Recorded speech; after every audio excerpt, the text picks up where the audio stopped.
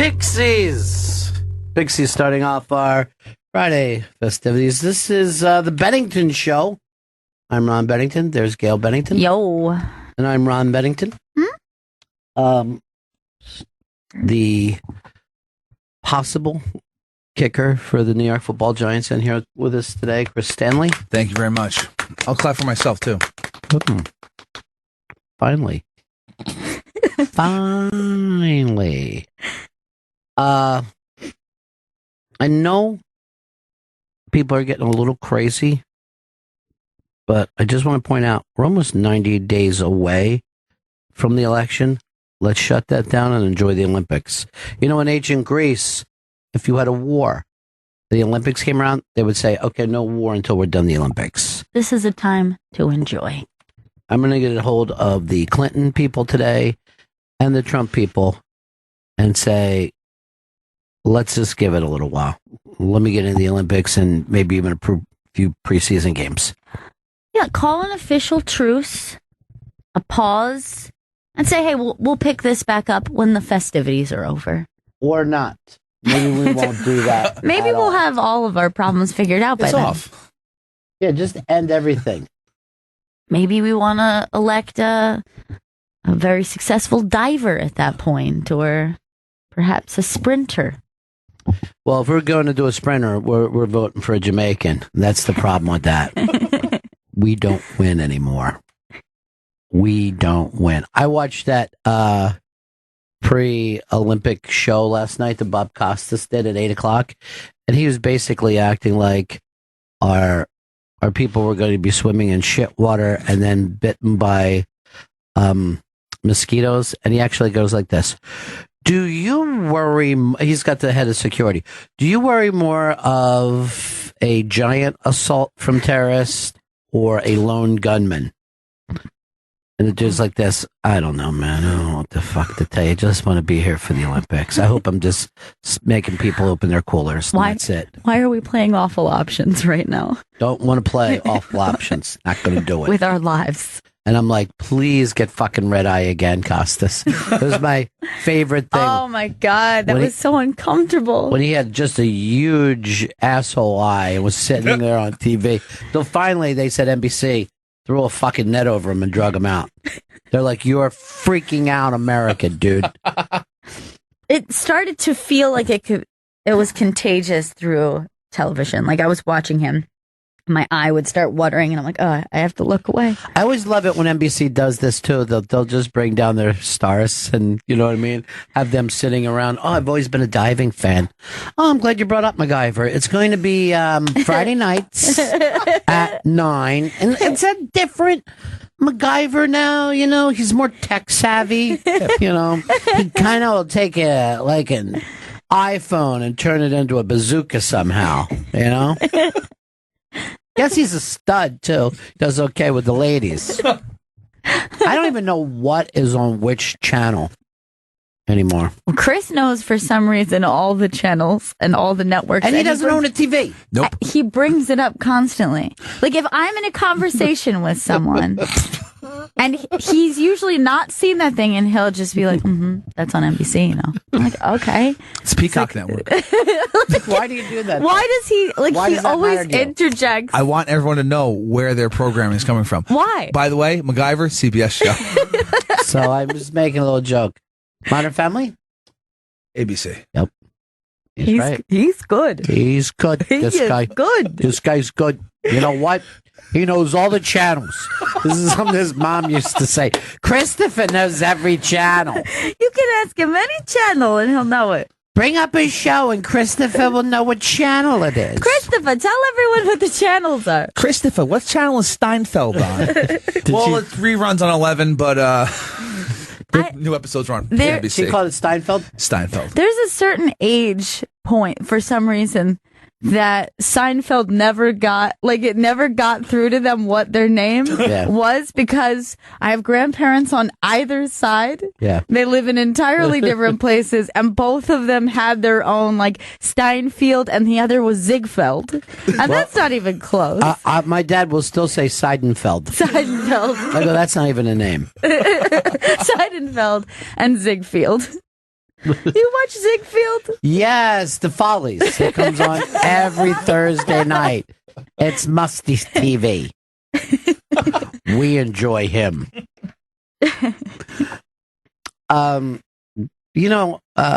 Ice Baby is outside performing today. And it's the I Love the 90s.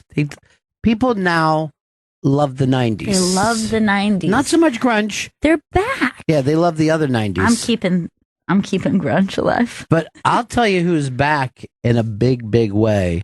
If you go over to the iBank today, and it's little Britney Spears, all grown up in a wet bikini. Britney's smoking. I know she went through a weird time. She is the comeback kid. I don't think that we have ever seen that kind of major pop star, complete fall from grace. Oh my God, she's insane. Meltdown. She's finding back. a role. She's back. She looks great. She's still doing her Vegas show, right? Can I tell you what it reminds me of? From the 90s? Bill Clinton. Really? Bill Clinton is back. He's in a wet bikini. But look at that girl. She's amazing. She's gorgeous. She's looking incredible. And very smart to wet the bikini down. It seems like we see so many dry bikini pics. Get in the water. Soak it. Splash around for a little while. I'm sick of dry cloth. See what's under there. Form fitting. Yes. Fit your form, Britney. Also, I think that beach hair can be very sexy. Hold on. Give me the background for beach hair. So this is, you've just gotten out of the water and they kind of end up in these kind of salty ringlets. Do you want It's a sexy look, I feel. Do you want seaweed in it? Do you want a piece of seaweed? Shell. Maybe just like a little starfish as an accent. That picture of her in the wet bikini might be the sexiest thing we've seen in quite some time. It's very sexy. I'm happy for her. She likes showing it off, which is nice. Go over to the Twitter. And let's see what this. Apparently, there's some youngsters paying homage to the show today. Let's check out these two rock and roll. First of all, Chris, who posted this? This is at Krista Mattis. At Krista Mattis. All right. Let's take a listen. It's the Bennington Day. Yay! What are those jitterbugs named? Did they put the name up? No names. All right, let me hear that again. It's the Bennington Day. Yay! I like the yay after. I think they were forced to say that. No, that was They're genuine. hostages. That was genuine. It's Double Bennington Day. Yay! Call up the suits, tell them that we've got the youth on our side. Those are founders. We're doing very well with the founder generation. You said you wanted this show to skew young. But these guys still have a bedtime, and they are digging it. Get those kids to see the Wet Britney pictures. All right. They're going to love it. I'll forward it over to them. They can't not enjoy it. Everyone does. I'm proud of her. Well, she's actually one of those people who did like a Bowie thing without meaning to. You know what I mean? Like she had all of her transitions, but it was never her idea. Right. It was just happening to her. Now your girl next door. Now you're sexy slut. It's Double Bennington Day. Yay! It's the Bennington Day. Yay! And who's our president? Barack Obama. I always like when you have to answer stuff like that. But But the great thing about that is the group knows to slow down in order to get everyone included. Barack Obama. Good, we're all on the same page. I like when you even have to do like a long one, like be a good citizen and be quiet in the halls. Or anytime children are made to say thank you in unison, it's always thank you. Thanks, Don. When we ate, when we were grabbing meals in Montreal, everybody would eat up good and then thank Don at the end of it. Thanks, Don. Thanks for the expense, Don. Because I'd be like this. What's everybody say to Don now? Thanks, Don. And that's how you know children mean it. Thank you, Mrs. Petitamange. It's the best kindergarten teacher name in the history. No, that woman was a saint. I think. I don't know. I got to imagine she's been going for a long, long time. She was elderly then. Oh, yes. I felt like all my teachers were elderly back then. But Miss Petitamange, I think, is like the most. It's like the most definitive kindergarten teacher. You're Petitamange over here. This is your new job now. You I've never heard the name again since. No, I just heard it once. Made up. I had to learn it when I was a little kid. It wasn't easy. Just tossing and turning at night. Hope I got my new teacher's name right. Can I call her Mrs. P? Because it sounds too much like PP. She's not going to do that. Her favorite Big Brother alliance. They're going to go to the end. No. You're living in a drunk dream world. Paul needs that cash. Oh, God, he and Vito won't talk about anything but Big Brother. That's why I didn't sleep last night. I was watching an endurance comp until fucking 2 a.m. You know why you didn't sleep last night? Guilt. That's what kept you from sleeping. Shame and guilt. A combination of the two. They might have played into it. So, we're on August 5th already. I don't know what time the kids start going back to school, but it's damn soon. It's very soon. It's August. Chris, don't you have a birthday in August? Oh, yeah. You have a birthday next week. 33. Is that Jesus' age? Well, it was one of the ages of Jesus. I mean, I guess that's the age he died at. It didn't stay that way. 33. That's Belushi's death age, too. Oh, shit. When you think of how much those guys accomplished and you haven't done shit. It's kind of embarrassing, right? I feel bad about myself now. Why now? Why wouldn't you have always felt bad about yourself? I don't know whether you guys have heard this story, but this new hotshot redhead Yankee, I can't think of his name off the bat. His name's Clint Clint Frazier. Can't hear you. His name is Clint Frazier. All right, that's, by the way, a pretty damn good baseball name. He is making a run at the Queen of S, Jen Selter. Really? Yeah. Yeah, on Twitter for the whole world to see. The first thing he did after he got traded from the Indians to the Yankees was he tweeted at her, "Now that we're both in New York, we should definitely hook up sometime." Oh, my God. And he says, I think it's only fair you let me take you on a date. This fucking redhead. You got to give him all the credit. Wait, look at this hashtag.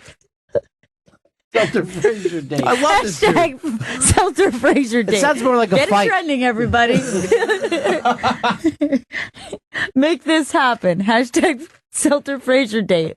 Now, apparently, she just wrote bedtime, much love to everyone. So she's not. But do you know how many tweets she must get? Now, I'll tell you something else about Jen Selter. For the people who aren't familiar with her, if we had a Miss Bum Bum in this country, Miss Bum Bum US, like they do in Brazil, she would be the reigning champion and would probably have another 10 years, ahead of her. It's got to be for someone who's never done anything else but take pictures of her butt, or belfies, as the newspapers call her. That's all she's done. And she's pretty famous for it. You gotta think that she is ready for a celebrity date. One of her biggest skills is putting on athletic wear and turning around. It's pretty much when she's at her best. And it's never not fascinating. Yeah, Let's be totally honest. Oh, yeah. She does it well. It's only Instagram. That's it. She just has a fucking ridiculous. She doesn't like making You're wrong, videos. my friend. Snapchats. Oh, Jesus. She Snapchats. And it sounds like she's on Twitter, too. Here's these days. Yeah. So, not only. Instagrams will put her over. Why are you angry? Why won't you just sit here and talk about this thing of does this guy have a shot? Let's get a good look at There him. he is. I mean, he looks like if East Side Dave Sure. could hit the long ball. You know what I mean? East Side Dave is a Punch and Judy hitter. There's no doubt about it. He's slapping. But he's got the long red hair. I worry about skin cancer for a fucking baseball player as it is. Yeah. Mike Schmidt got it. The hair is great. I think he definitely has that going for him. Because it's long? It's long, it's red, which is unique. He's got his own thing going. And I would agree, maybe the patchy color, like, of his skin. You know, he's got like skin. He's got like the t-shirt tan thing going. Well, that's a baseball tan. Yeah. You know what I mean? He's wearing his uniform. But this kid can rip, right? That's the story on him? He's a super big prospect. Like a lot of Yankee fans are pumped that they got this trade. But I think he has a shot. He's a fucking Yankee. I mean, in New York City, that's like the number one thing you can be. But let's play a little bit with the legend of Miss Selter, because here's the deal. If you follow her Instagram, and America does, these pictures are from all over. You will see her in New York City, in this neighborhood. You'll see her in Miami. You will see her in Korea, California. I don't know anything she does besides the butt pic, and she doesn't normally put them in magazines. You know what I mean? Like, Right. she doesn't. I don't know where the money comes in from, and she's never with a guy in any of these pictures. Never. So here's always been my theory. There's a guy taking these pictures. I imagine a agent / manager / beaufriend. You think this could be the work of her lover? A secret lover? Yes. I would think to myself that there's a industry beside this, that this gentleman is figuring out the business stuff, and all she has to do is work out. Because she always acts like she's going to be a workout expert, but she never puts out anything that There's no people can products, follow along with at home. You know, she always writes like a thing like, "Hey, your butt can be stronger if you work hard," but you know what I mean? Like, that's too general for the public. Yeah, I mean, I think that is she the type of person who takes any like product placement or anything like that? Yeah, she has products in her Instagrams at times. They all rep some kind of protein powder. Like, it's hard to imagine that pays the bill. Like, I imagine It seems like they'll get you a couple grand. Yeah. But like, it's not going to keep. it's not like a full-time gig. It doesn't Oh seem no, like. I know some fitness models who aren't on anywhere near her level, and they make enough money just putting up pictures of different like shaker cups and protein powders. Dude, can I tell you something? Those fucking girls that you know jerk guys off for cash. And they're just telling you they're selling fucking protein powder. They're fucking escorts, Vito. Yeah. They're fucking emptying ball sacks, Vito. That's the whores you know. No, I know so. I know the skank town that you hang out with. Now, I'm not saying there isn't some Instagram cash. I'm sure there is. But yeah, most of these are personal shots, like at home or in a hotel room. It's at not home, in a gym, or working out outside. Right. That's 99% of all of her fucking pictures. But what I'm saying is, these aren't photo shoots. This is not a professional photographer who's with her. This is her life. Oh yeah, and a lot of these. Somebody wrote into us. Kyle did. She's probably the worst person to hang out with. You have to take 100 pictures of her a day. Yeah, I think most guys would be willing to take 100 pictures of her a day. Couple snaps? Who cares? And she's like this, don't get too close to the mug either, you know? Keep it all You know how I like butt-centric. it. Keep it butt-centric. Everything below the head, please. I think Clint Frazier's got a real good shot. Baseball players have great legs. They know great workouts. They could do nice workout videos together. Look, I if they're don't- both focused on body, I don't see where the problem I'm is. telling you right now, I don't think she's on the market, my friend. There's no never, if she was, we would have seen like, here's my beau. You know what I mean? There's never any of that. It's always the lone butt. No one lives alone like that. This is a calculated goddamn move of her Instagram account to make sure she's never pictured with a dude. Like, I just went through fucking like 6 months of pictures. There's not one man in any one of them. The only other person in there is her mother. Because she hasn't met Clint Frazier yet.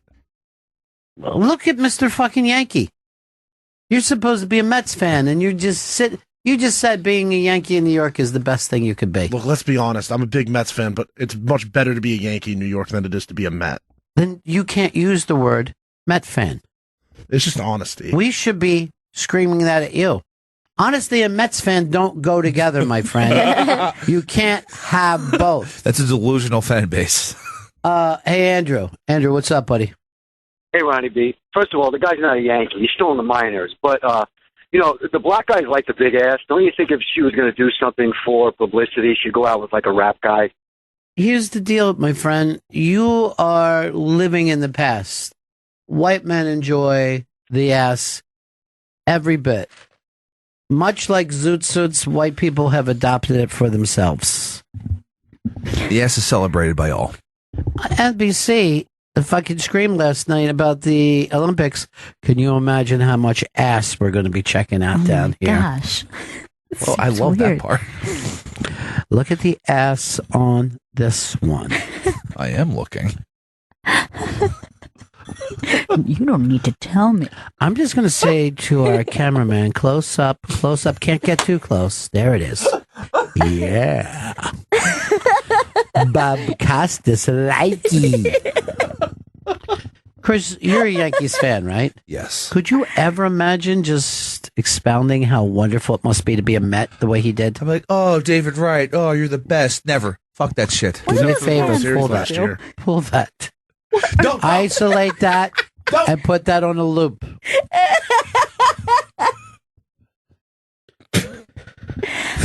That was not. Can I real tell you comment, something? yeah. That's the kind of mistake that could turn around an election. That could be it. Selter should just run. She'd fucking be a better. Her ass. My ass is ready to serve. At least as VP. Everyone can appreciate that ass. Like everyone I can. decided to take Jen Selter's ass as my vice president. No, we got something for the ladies out there. Yesterday, the cock shadow was making the rounds. Yes. And people are going on and on about the cock shadow. There are uncensored pics now. Let him up. Without the black box. Chris, Yes. try to put this up on the iBang without coming. For once in your life. Totally uncensored. For once in your life. I will try to keep it inside of me. For once in your life. There it is. The champion. Let's take a look at these.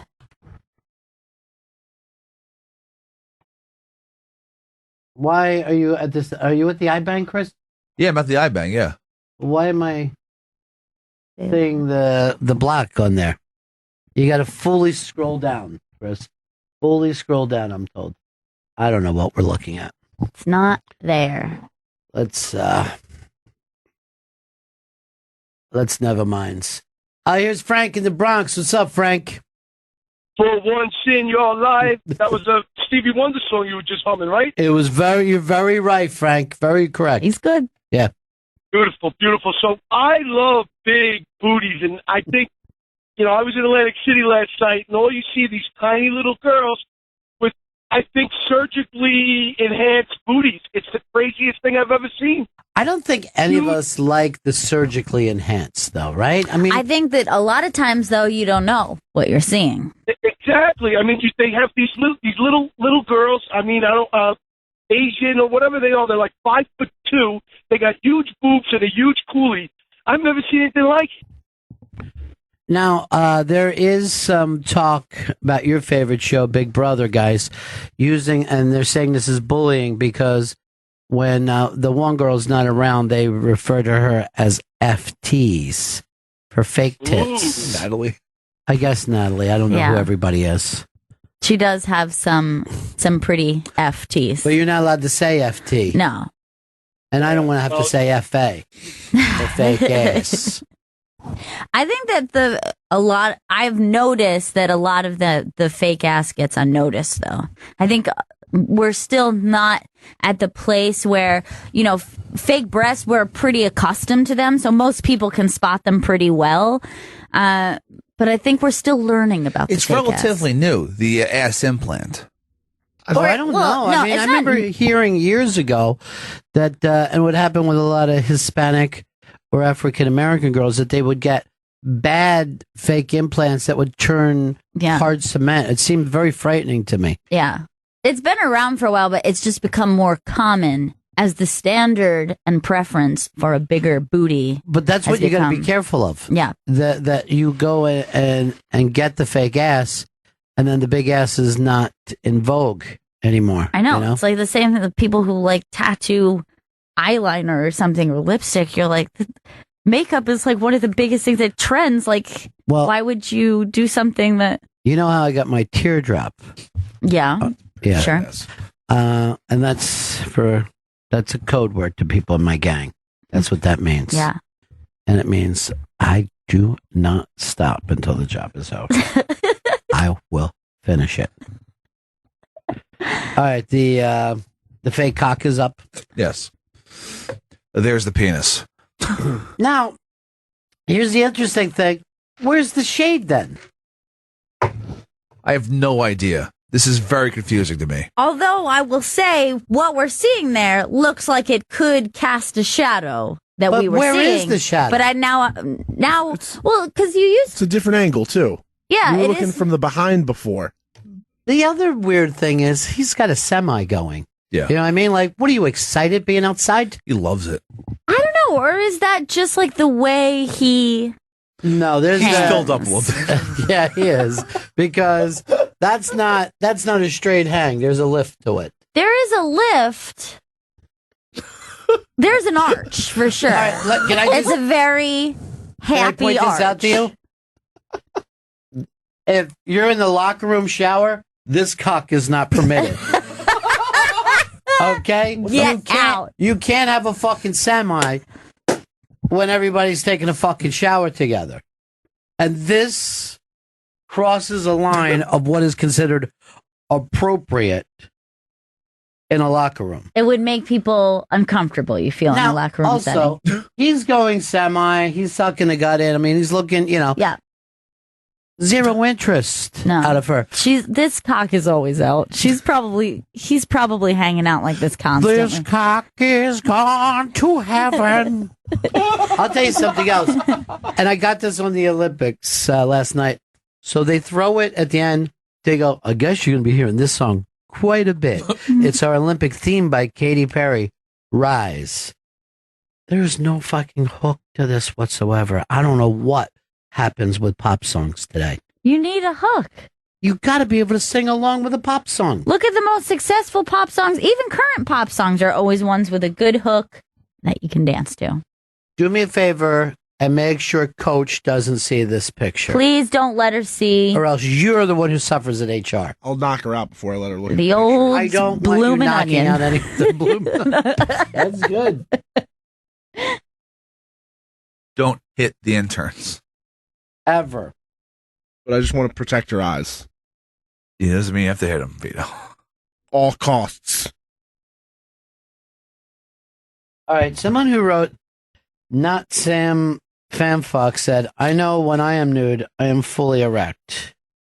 Every time. Every time. Pants come off, gets hard. Well, I mean, he might have just been keeping it in the sun and knowing that knowing that he was being photographed. Yeah, maybe that's what he's he is into. I'll tell you this, he's got the tight sack of an 8-year-old boy.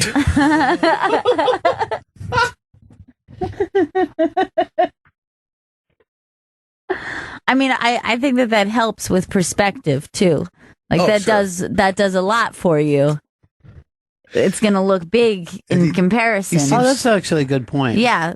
The smaller the balls, the more show you're giving. You know what I mean? We got all that without you giving that last line.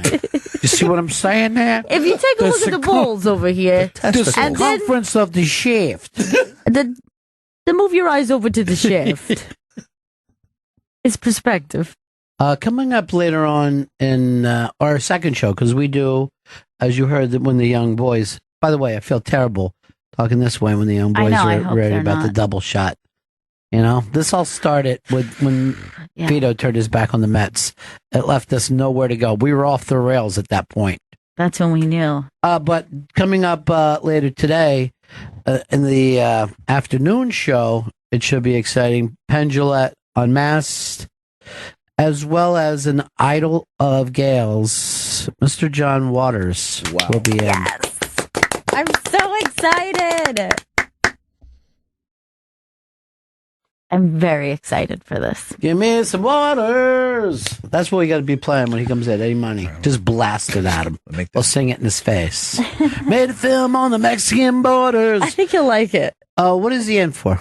Hairspray? What are they doing? Hairspray and virtual reality? No, he is in for this re-release and remastering of Multiple Maniacs, which is his second film. I think it was 1970, shot on 16 millimeter, and it's absolutely insane and crazy. Much like a lot of his early work, it's very similar to the tone of, say, Pink Flamingos or Female Trouble. It's very, very weird. I mean, this would be controversial films if they came out today. Absolutely. Can you imagine in 1970? No.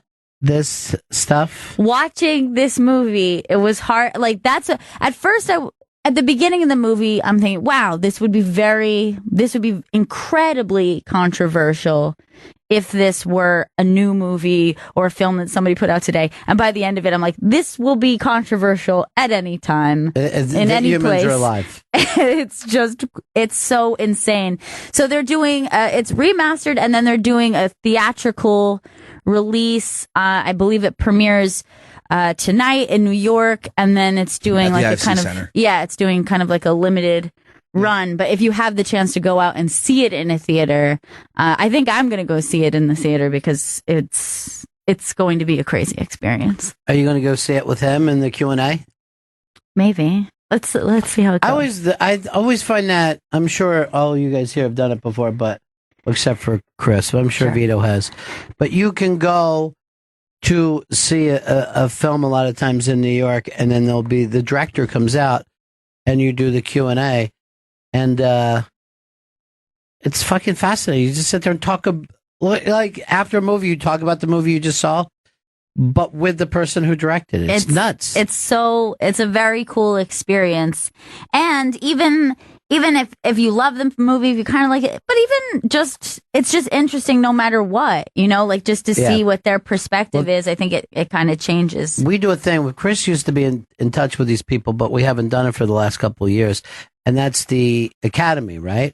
And they play old movies and sometimes bring out the cast to talk about it, or another director just to say why he loves this movie and then present.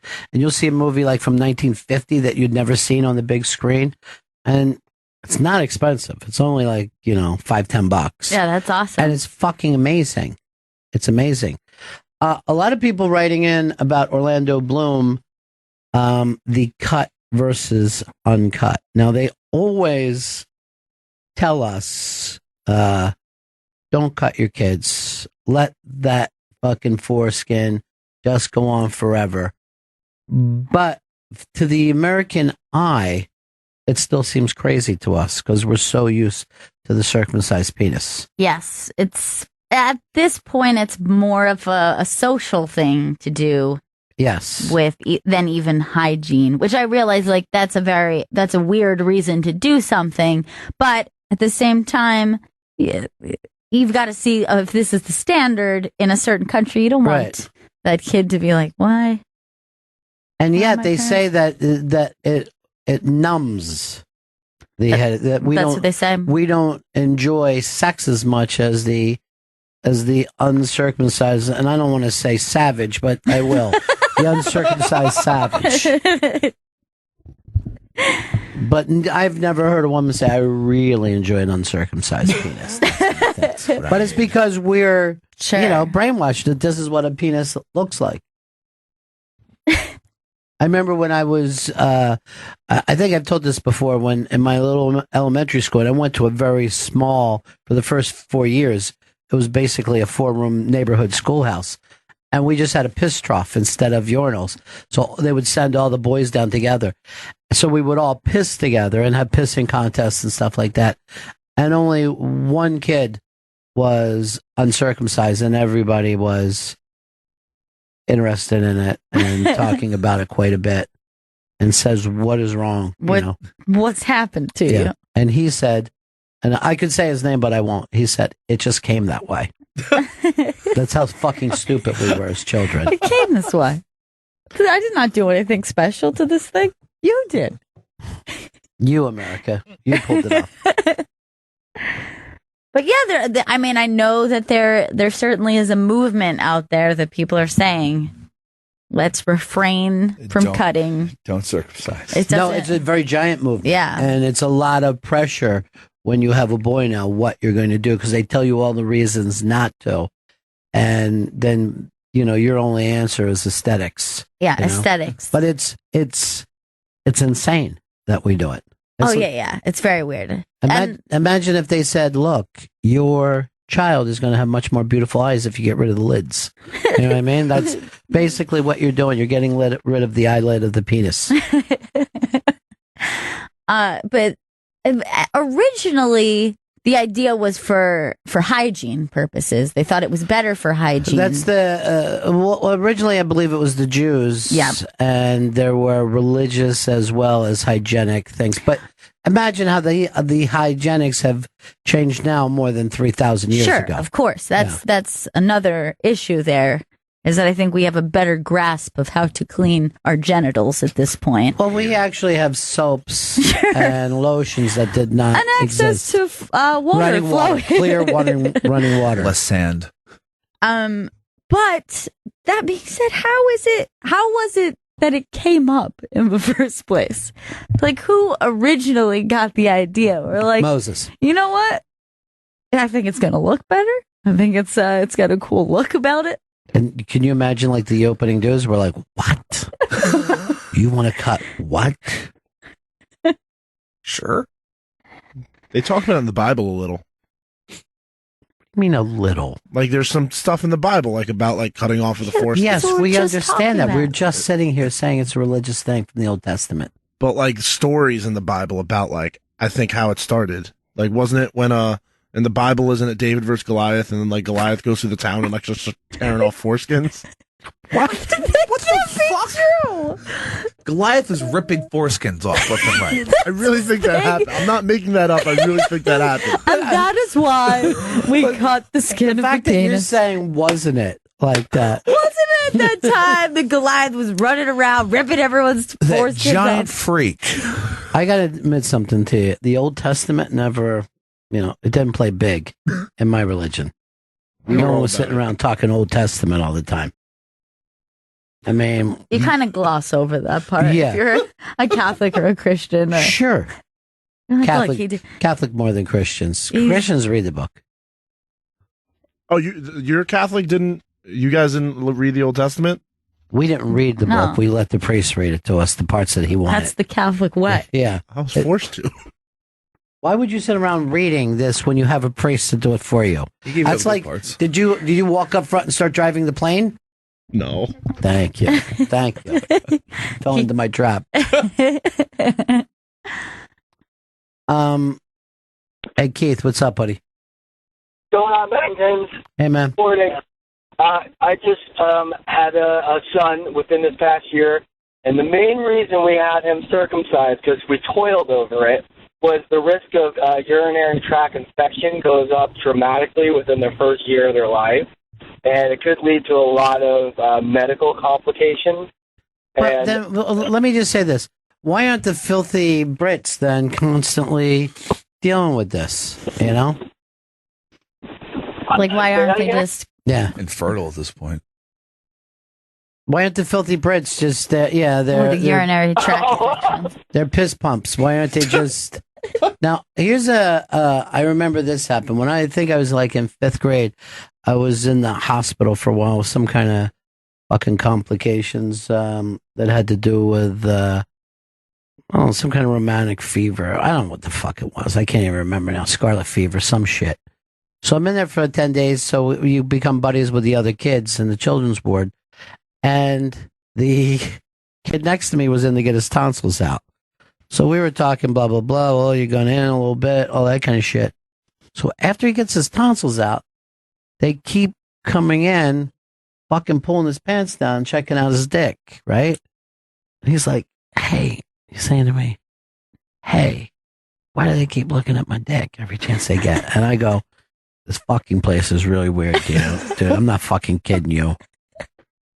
You know, they'll fucking stick a tube up your asshole here and fucking try to empty your guts. I've seen it. I don't know why they're into your dick. Just fucking chill and play it out. So later, I said to my mom, like I was fucking reporting a rape, I'm like, I gotta tell you something, man. They took out his tonsils, but they're constantly looking at his dick and shit. She said that he had something done, but they didn't want to scare him. And I'm like, don't want to scare him. They got his dick out half the fucking day. That's way scarier. Yeah, I know. And I think I was like a year or two older than this kid, so I felt superior. I go, you got to go to him with this, you know? Right. You got to tell him this fuck. So I think that they just did a circumcision while he was fucking knocked out. Really? Yeah.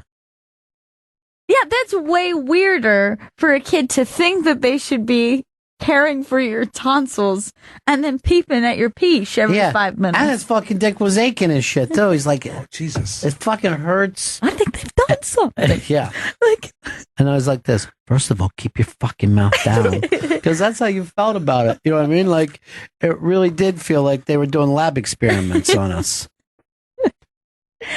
Yeah, it's a very weird thing that you don't tell kids what's going on with their health. You would never think to do that to an adult. Yeah. You're like, don't worry about what we're going to do to you.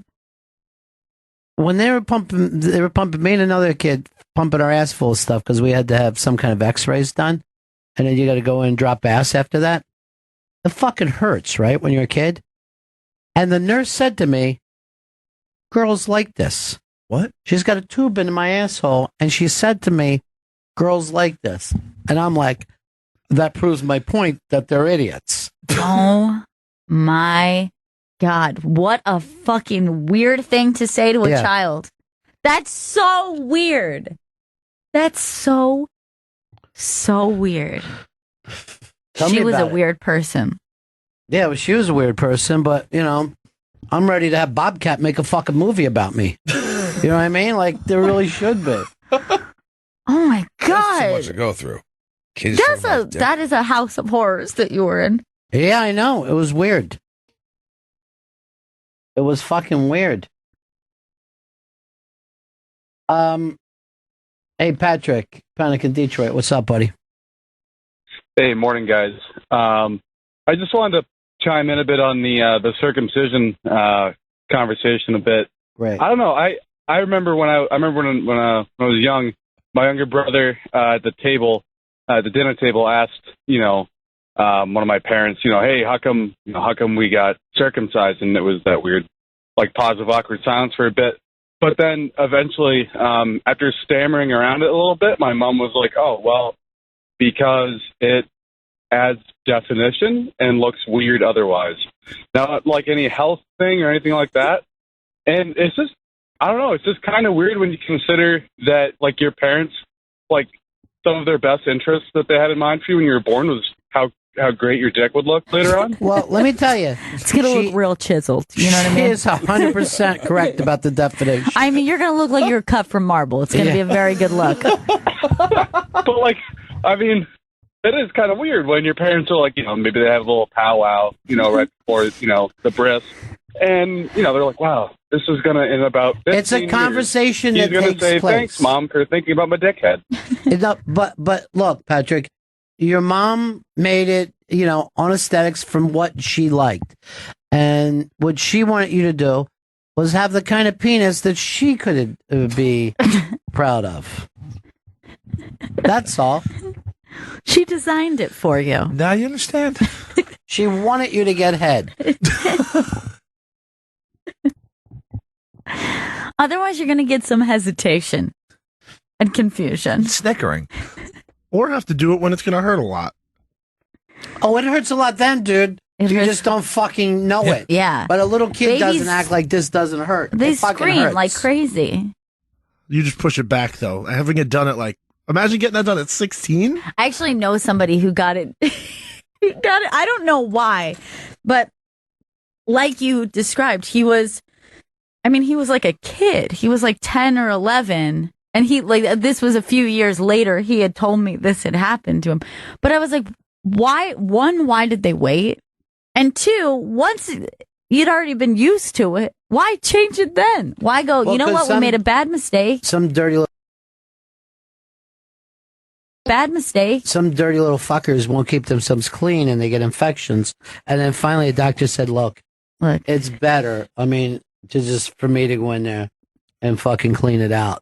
But this is funny. Like Vito said, imagine that at 16, as if you feel more pain at 16 than you do just a couple days old.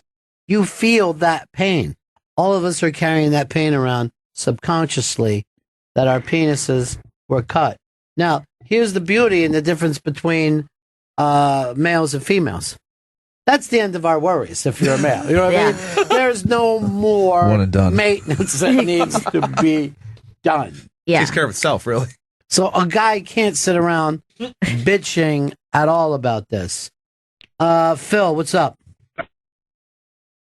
Phil. Hey, what's up, Ron? Hey, buddy. Hey. Hey, when I was in the Navy, I was like 19 or 20 years old. I worked with a guy. He was in his 50s and decided to get his unit circumcised at 50 years of age. So, this is a Navy ship. You couldn't walk 2 feet without seeing porn. And we used to leave it laying all over the guy's rack because you couldn't get hard or any of that kind of stuff. He ended up having to have it operated on 2 times after the initial operation. Because of you guys leaving porn around. That's that's horrific. All right, thanks. By the way, I don't know if there's a thing a guy could say that's better than when I was in the Navy. When I was in the Navy. Back when I was in the Navy. Oh, shit. We used to do this thing. It just, if you said you were in the Army or something, it doesn't have that same, you've seen the world. If I was in the Air Force, it doesn't seem the same. Like when you said when I was in the Navy, you're like, well, you've seen some shit, my friend.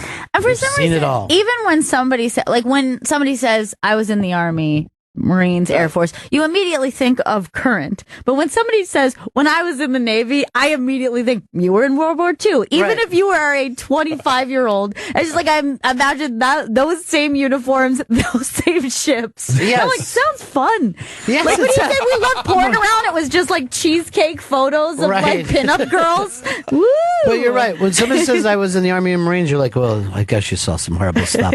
But when someone says I was in the Navy, you're like, well, I guess you've seen Singapore under a full moon, haven't you, my friend? I guess you got quite the late moon, haven't you, my friend?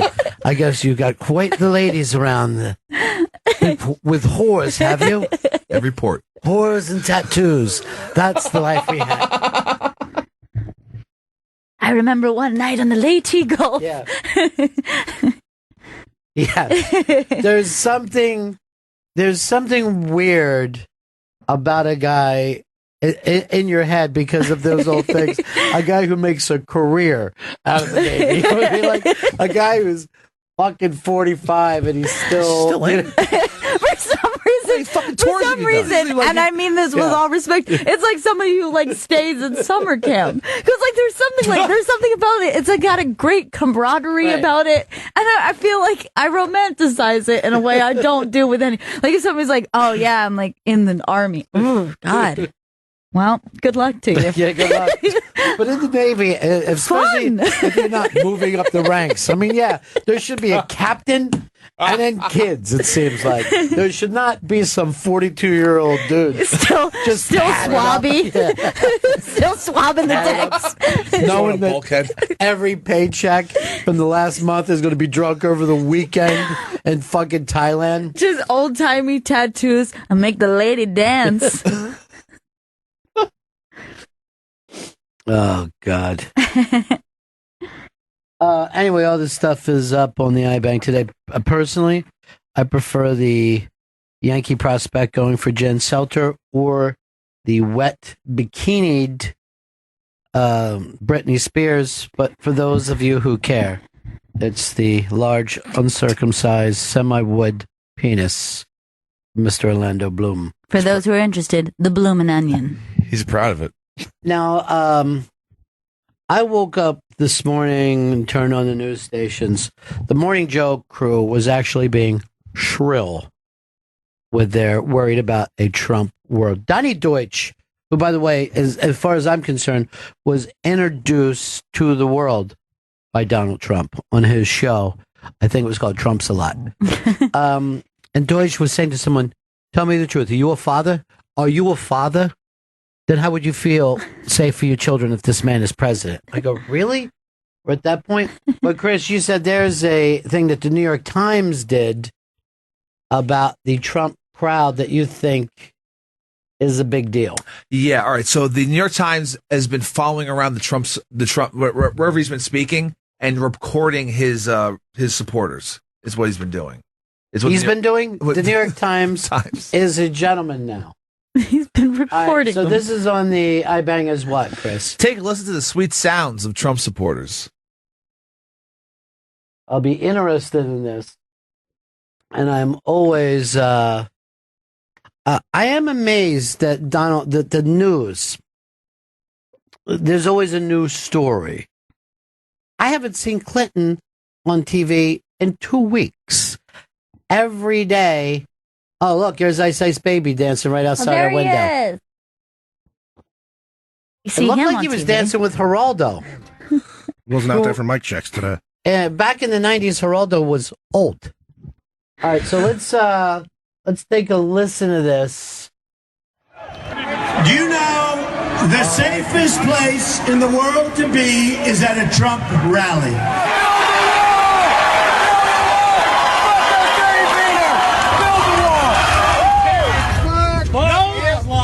Political correctness. Fuck political correctness. Amen. Build that wall. Yeah, I am. You're making me leave. All right, because I chose to be president. Fuck Islam. Fuck them. Fuck Islam. God bless Donald Trump. Thank you for not taking the shirt off. I did. Fucking A, baby. What's your problem with Trump? The Constitution says that religion is a right keep tabs on that. Muslim is not a religion, partner. It's an ideology. You don't come and talk about America when you're supporting Muslims. Good luck to you. Obama doesn't need a right. You can just go to the polls and vote for Donald Trump.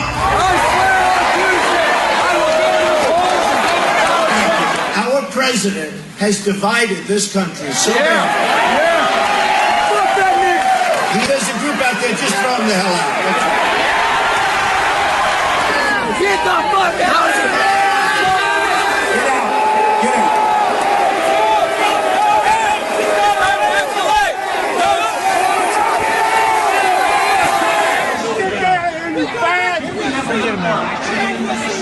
out. Get out of here, Paul! So I think we got the gist. They're trying to find the worst. I just want to say this, and to be totally serious for a moment. I want to hear from people who are voting for Donald Trump, because I'm not seeing that on TV. When I watch TV right now, it seems like, well, that's the kind of person that they're showing as a Trump backer. I want to hear from serious people, even if we only do this for a couple of minutes. 844 Rock God. 844 Rock God. And here's what I want to hear, quite honestly. The positive about Donald Trump. Not so much the negative or anti-Islam, anti-Mexican, anti-woman, whatever this stuff that gets shown. By the way, it seems like there's a lot younger people at a Trump rally than I expected. To seem like a lot of young people there. There was a pretty decent mix. Right. Like I feel like we saw people of all ages in that group, all with various degrees of, hate speech, and that was, some of them were young, some of them were like older biker dudes, some of them were just like middle-aged, young bros. Exactly. It was a mix. All right, so I only want to hear from people. I'm very serious about this because I don't feel like the positive Trump thing is being shown in the media.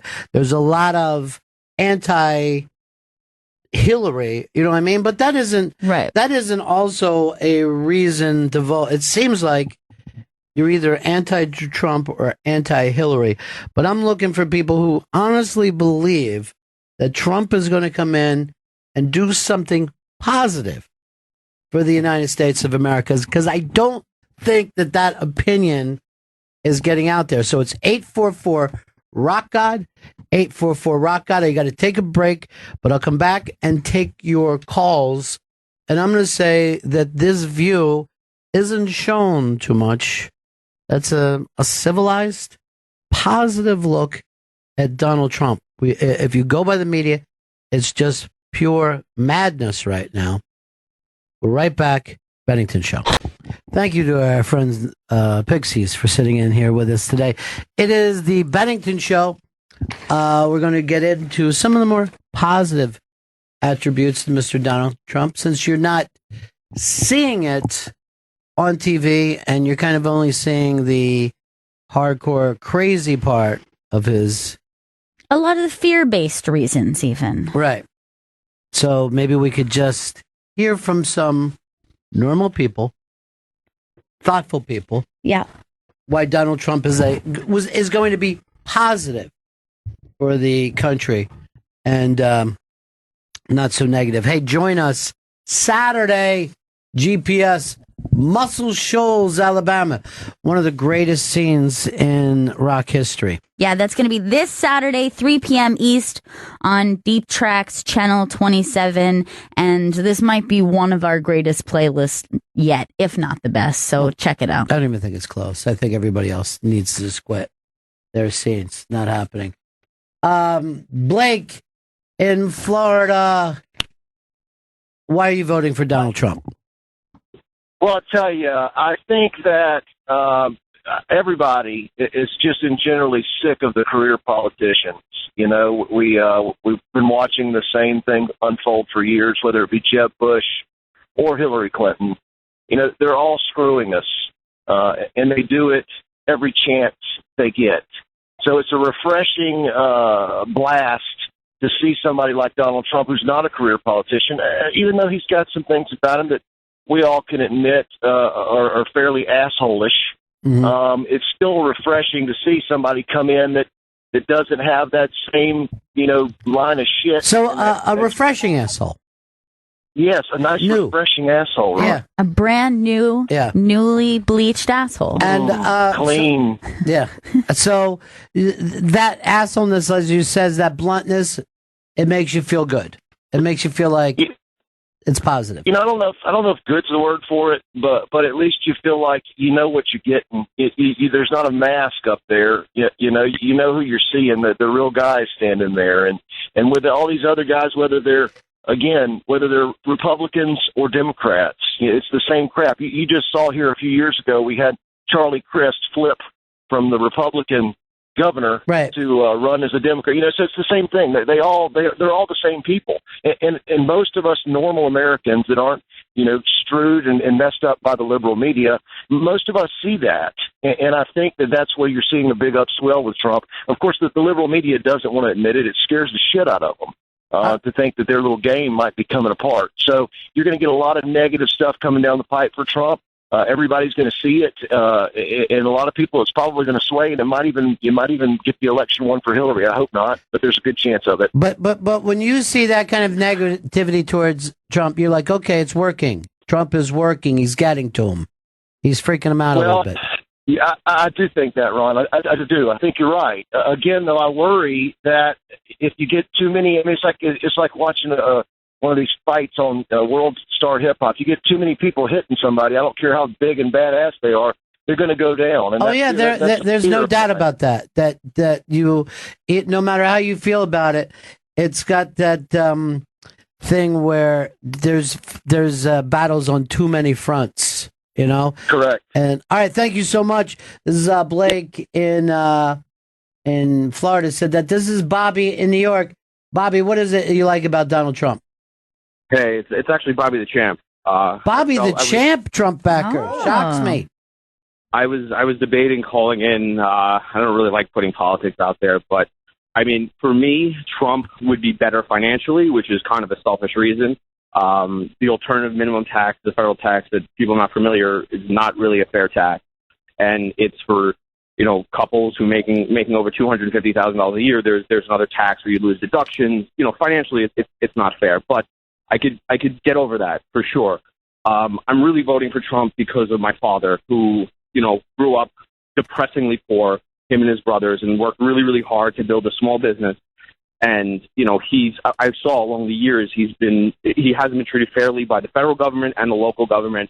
And, he gets excited about Trump because, he feels that it could be a change. It might not be, but he knows that going with Hillary is not a change. And, my debate to he's a racist or he's homophobic, I don't believe that because he's a New York businessman, and I don't think you could be afforded that. I think he's a liberal socially, and I think he's financially conservative.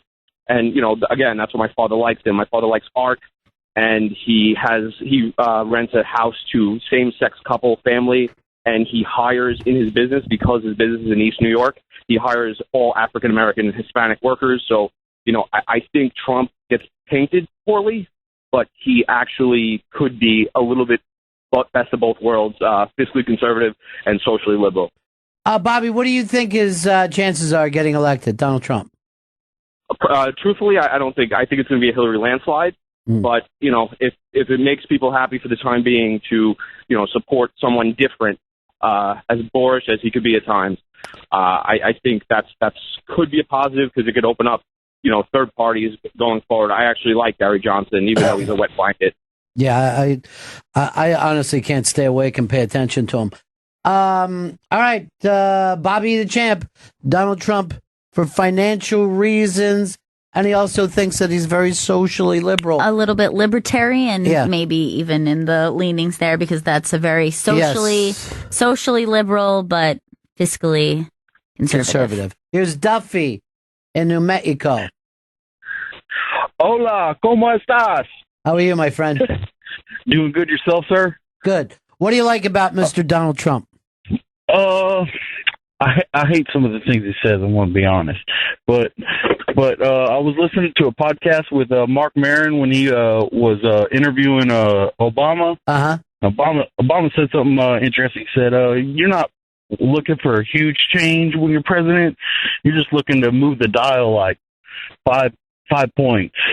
So I don't think he's going to get much stuff done if he does get in, because everybody hates him. But I do think he's going to start calling out these people that drag their feet and do nothing for the country and tell us one thing and accept money from special interests and lobbyists in the other hand. So you think that he'll tell us the truth about what Congress does? That's your thing. Not so much the truth, because they're all lying to us, but what they're going to call, he's going to call people out. All right. We need to, and then the other thing is our Supreme Court nominees. That's the big thing. If we get another liberal Supreme Court justice, it's going to screw us all. We need to have four conservatives and 4 liberals, and that 9th one needs to be kind of a middle of the road to where he can sway you don't really know where he's going to vote. You don't know what's going to happen there. It's going to be different every time. All right, Duffy, you're going for him because he's going to call people out and keep the Supreme Court balanced. This is the Bennington Show. It's a Friday. We were actually talking about this, that we're getting so frantic listening to this on TV that there's got to be some regular people voting for Donald Trump. Recently I was, when I was in Canada, talking to one of the people that I was going to end up interviewing, and this was off the air. And he says, I think it's going to be a landslide for Hillary. And I go, I don't know where you would get that from. He goes, I don't know one person voting for Donald Trump. And I go, well, I know plenty. I feel like we get in these bubbles, you know what I mean? And we get in these bubbles where it's just us and our friends, and you're not hearing other sides. I know plenty of people voting for Donald Trump, but, that thing that Chris just played, that can't be all the Trump people. They can't be just crazy racists. No, and that goes for every side. They're going to focus on whatever the negative thing is. There are people out there who must connect to something on a positive level. Here's Michael in PA. Yeah, I got a couple reasons. I agree with a few that your past caller just said. The Supreme Court reason, need more conservatives than liberals. The fact that he's planning on giving more money back to the lower class and middle class people towards taxes, and the fact that he wants to make sure that Social Security is all still there for everyone to get, which they earned and deserve. I want to just make sure it's low-income people, and he's going to take care of Social Security. Well, not the fact for low-income people. I mean, he's, if you're a single person and you're making $25,000, it's 0% that he's guaranteed, for like the bracket that you'll be getting more money back than what you put in. Same with middle class, and if a joint income, if it's $50,000, the two of you together are going to be receiving more money back at the end of the year than being robbed like you always are. The fact that he's calling out with the UN, and we're dishing out all this money for the defenses, for protecting and so forth, and then you got these other nations that aren't contributing, and they're leaving it all out to us, but then they expect to help when the time comes down to it. The fact that he's planning on doing more background checks for anybody, not just Muslims or anything like that come into the country, but the fact for everybody. This way, to try to make it safer, not because they're illegal from Mexico or anything like that, just to make the streets safe again. All right, thank you, my friend. So we're going to lower income, we're going to lower the taxes, making the streets safe, slowing down people coming into the country, and there was one more, right? Social Security. Social Security is going to be safe. Here is Brandon in Arkansas. How y'all doing? Hey, buddy. Hey, I'm pretty much voting for him because he represents chaos, and we need a heck of a lot of change going on right now, and he's probably going to tank everything into the dirt, and hopefully we can come up with a new system. Now, would you have voted for whoever the Republican nominee is, or you're just interested in the fact that he's different and it's chaos to you? I've never paid any attention to politics my entire life. I'm 31. It's all been crazy bullshit. He's the first person that's actually made me care about any of this. And I know a lot of it's all bought and paid for, and your vote means very little. But if he can somehow come in and just screw it all up royally, that might show people. But do you mean on purpose? Like you mean that he'll kind of shake the system up, and we'll get a new, better system? He's going to be absolutely horrific. And okay. All right. Well, we're going in a different direction, dude. We're just talking to people who are positive about Donald Trump. Here is David, California. Hey, what's going on, Ronnie B? Yeah. Ronnie B, it just feels like since '99, we've just been in this rut, and we can't seem to get out of it. But anyway, in the old days, we would get back like NASA. We'd get into NASA. Something great ahead of us that would challenge us. it seems like we've gotten away from that spirit. We've just been kind of just stagnant, just walking around in a haze. Like in California, we're short on water, right? Mm-hmm. The infrastructure here was designed for maybe 15 to 20 million people. Now we have all the snow up in the Sierra Nevada, and half of that water goes straight out into the bay. So what we need here is some great giant reservoirs to make up for the difference for all the people. We got 36 million people here now, Ron and Fez. Mm-hmm. And those kind of projects, we need to get back into that because we're stagnant. The country needs oil. We've got all the oil in the world. We can get into that. It's a lot of work. That type of stuff. To not be afraid to go forward. Going forward, helping out the nation in that way. Big projects. You want to see us with some big projects, and we tackle them, we defeat them, we're excited about them, and then we're proud of ourselves again. Okay, here is John, North Carolina. Hey, John. Hey, fellas, how y'all doing? Good. I want to talk about the positivity on Donald Trump. Ronnie, I'm not really old. I'm only 44 years old. Uh-huh. And I've heard a lot of the same things year after year, election cycle after election cycle from a lot of the career politicians. And I use that term definitively, like a Ted Kennedy or even a Lindsey Graham or some of these people that I have heard the term comprehensive immigration reform since the 90s. And they have literally almost done absolutely nothing. And I don't know why. All right. Thank you very much. Now, this is a very interesting thing. And I think the media misses out on the fact that Trump is an outsider is a turn on for a lot of people. But how many jobs do people look at it as a negative if you've picked it for a career? You know what I mean? Like, career politician it's got bad connotations to it. Career doctor would seem like a positive thing. Career military man, career police officer. There's very few jobs that it seemed as if, like, okay, this guy's got no experience, but now he's going to be our police commissioner. Everybody would be very weird about that. But now he's going to be our mayor. That's exciting. Yeah, it's exciting. It's interesting that, less experience of knowing the system ends up being a turn on. Like, I definitely understand with the idea of saying, I don't want somebody who's already made deals with, has already been corrupted in some way, who is just looking out for other politicians, doing favors. I totally get that. But I don't understand the ignorance to the way the system works and the way the game is played. Like, that's hard to imagine people seeing as a positive. First one, I totally understand. But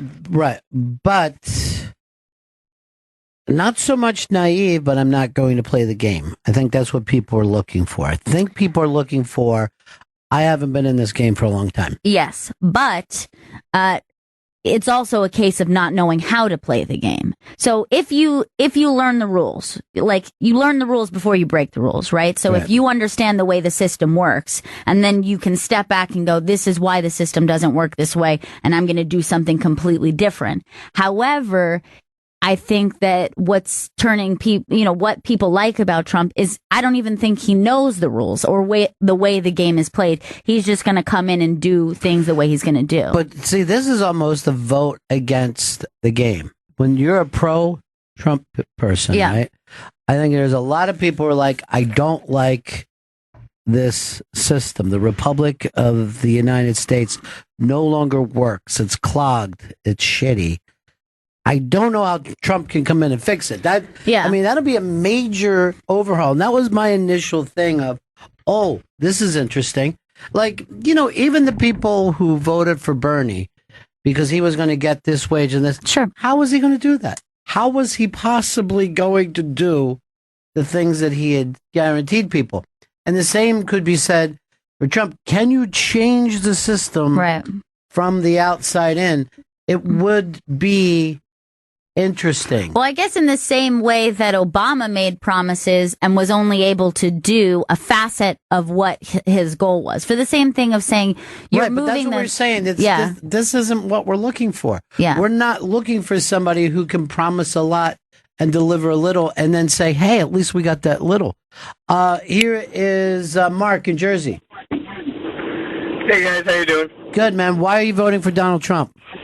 Oh, there's so many numerous reasons, but I just wanted to touch on what Gail just said, actually, and that's part of the big appeal about Trump is I think a lot of people believe he can get in there and shake things up. I mean, he's going to clear house. He's going to get rid of all the old names, like the attorney generals, and he's going to bring in all his people. Yes, he may be a buffoon, but he is talented at finding talent in people. Well, let's stop that for a second. The guys that he's been hanging around with, Newt Gingrich, Chris Christie, Pence. I mean, it does seem like there's some old names there. Well, yeah, but I think Christie is actually going to be a different type of attorney general than we've seen in the last 15, 20 years. I think he's going to be a really hard, maybe Nixon-esque type prosecutor and really nail people down, and he's not going to let stuff like this. What do you mean by Nixon-esque? Fiasco. Well, Nixon was a big time prosecutor for the government. He was very hard. Do you remember who he worked for? Well, yes, John McCarthy. but his record as a prosecutor is actually is a good record. Yes. Right. I mean, there's a difference between wins and losses and going after the correct people. but let me say this to you, Mark. So your thing is we're going to get a whole new way of running government with Donald Trump, right? Yeah, I'm hoping that we would lose a lot of the red tape and we would just stop the BS and start making progress and putting America first. I like a lot of his ideas of, limiting our involvement overseas and having good relationships with them, but not necessarily dumping money and putting our bodies over there for unnecessary reasons and fighting wars and causing conflicts that we don't really need to. All right, thank you very much, my friend. So some interesting things coming out, and like you said, a lot of these people are very pro-libertarian. Yeah, that's what it's sounding like. That's where the lean is. It's like the exact thing with people saying people who have been party Republicans who might not show up to vote because they don't feel connected to Trump. You're also gaining people who might have never shown up for any party. I will say this, in the last, let's say, couple weeks where Trump has had a lot of trouble, a very good portion of it, I would say a majority of it, comes from the Republican Party itself. I was watching people on, I'm trying to think of what the MSNBC show is that comes on like at 6 o'clock, the two real political guys. I think it's the only show worth watching from a sports election point of view. But they were just bringing on Republican after Republican after Republican. It was ripping Trump last night. And I'm like, I've never seen that in my life. I've never seen the party or Republican Party officials rip the candidate. Yeah, it's completely it completely divided that party. But as I said, I think that they're also gaining attention from people who never felt interested, or maybe never felt like a politician spoke in a way that they could understand or connect to. So it'll be interesting to see the numbers of considering the drop-offs and the gains that he'll be getting. Here's Rob in Pittsburgh. Hey, guys. How you doing? Cool. Hey, I think the biggest reason for voting for Trump is capitalism. And I know that he's not going to change things as much as he may say or the people may want, but capitalism really is a beautiful thing. And if you leave capitalism to business can solve most of these social issues that people are having. Well, give me one. And Well, I mean, take any social issue that could be happening. Well, let's say the whole poor neighborhoods. Yeah. It's tied. To me, honestly, if I could come up with that thing, then I could probably be a millionaire, is what my thought is. No, why I would say, we need to lower the corporate tax rate and we need to promote business in this country is that if people are given a chance to profit from solving social issues and all of these things, I don't even necessarily pay attention to a lot of social issues, but I know that if a lot of people could solve these issues and find a way that business could profit from it, that would automatically take a lot of red tape out of it because business would be in it. It wouldn't be government involvement. I will give you an example of what he's talking about. When I was younger, the pollution issue was a very big issue. And of course, now it's come into, global warming, stuff like that. But the green technologies, the stocks in that have really risen in the last couple of years. And the point is, if you can make changing the Earth's atmosphere or cleaning the water into a profit for people, they will do it faster and stronger than they would if it was just the right thing to do. Right. So I think that's where you're going with this, Rob. As long as you can find a profit in these issues, people will throw money into it and work on it. Exactly. And you know what? What I came up for was corporate taxes, but right now, America has the highest corporate tax in the world.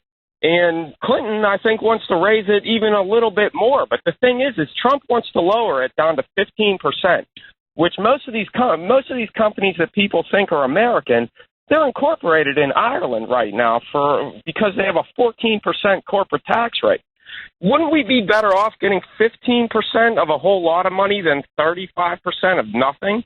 If you start promoting people into actually starting companies, and that's something that I've thought, like, I'm a small businessman now, and I'd like to be a bigger businessman, but the thing is if Clinton gets in office, and for me to actually start a corporation and issue shares and things like that, where's my incentive to do that? When I'm already, as a small businessman now, paying way too much taxes, why would I want to incorporate, go out on a limb, put all my money and all my effort on the line to just have it taken away? If we would be better off if we need to put more things in the hands of the people. And we need to trust the government less to be doing these things for us. And to me, Trump is an attitude where he promotes that capitalism, and he promotes people going out and working for themselves, being held accountable for their own personal actions. And that to me is a great reason to vote for Trump. I don't necessarily like everything he says, and I see that he's kind of stupid, but to me, that's kind of honesty to me. He's honest. A billionaire, and it's hard to say, when you're honest, you're more likely to get criticized. I appreciate it, Rob. We got a lot of other people, though, but you made some really interesting observations. 844 Rock God, 844 Rock God. This was just to take a little bit of time, slow it down a little bit, and hear from people that actually like Trump and why they like Trump. Line 2, I'm having trouble reading this name, Chris. Can you say it? Lorley? Lorley. Looks like Lorley to me. Lorley. Is that a name? No, Marley. Marley. I'm so glad. Yeah. Yes. Why do I like Trump? I like Trump because I want him to be a pebble in a pond, meaning I want him to start the ripple to change everything in Washington. I like the fact that he's not politically correct. We are drowning in political correctness. Well, let's stop at that one, because I'm always interested when that comes up. What is the political correctness that he will change? What will we be able to say? I don't think he can change it. I think he just brings a point to that we're over the edge, like these whiny people on these campuses demanding their free space or their safe space. We need to get back to, I should be able to say whatever I want. And you know what? All right, well, let's just stop there, Marley. What do you need to say that you can't say now because of these kids in college? Oh, it's not just the kids in college. Well, anybody. What would you like to say? I'd like to tell them to get your panties out of a wad and grow up. But what would you yourself, what aren't you getting to say or I getting to say? What can't we say because of political correctness? Let's see, you can't say get off welfare and get a job. Quit having children that you can't afford. You can say those things. No, you can't, because then you're going to be labeled a racist.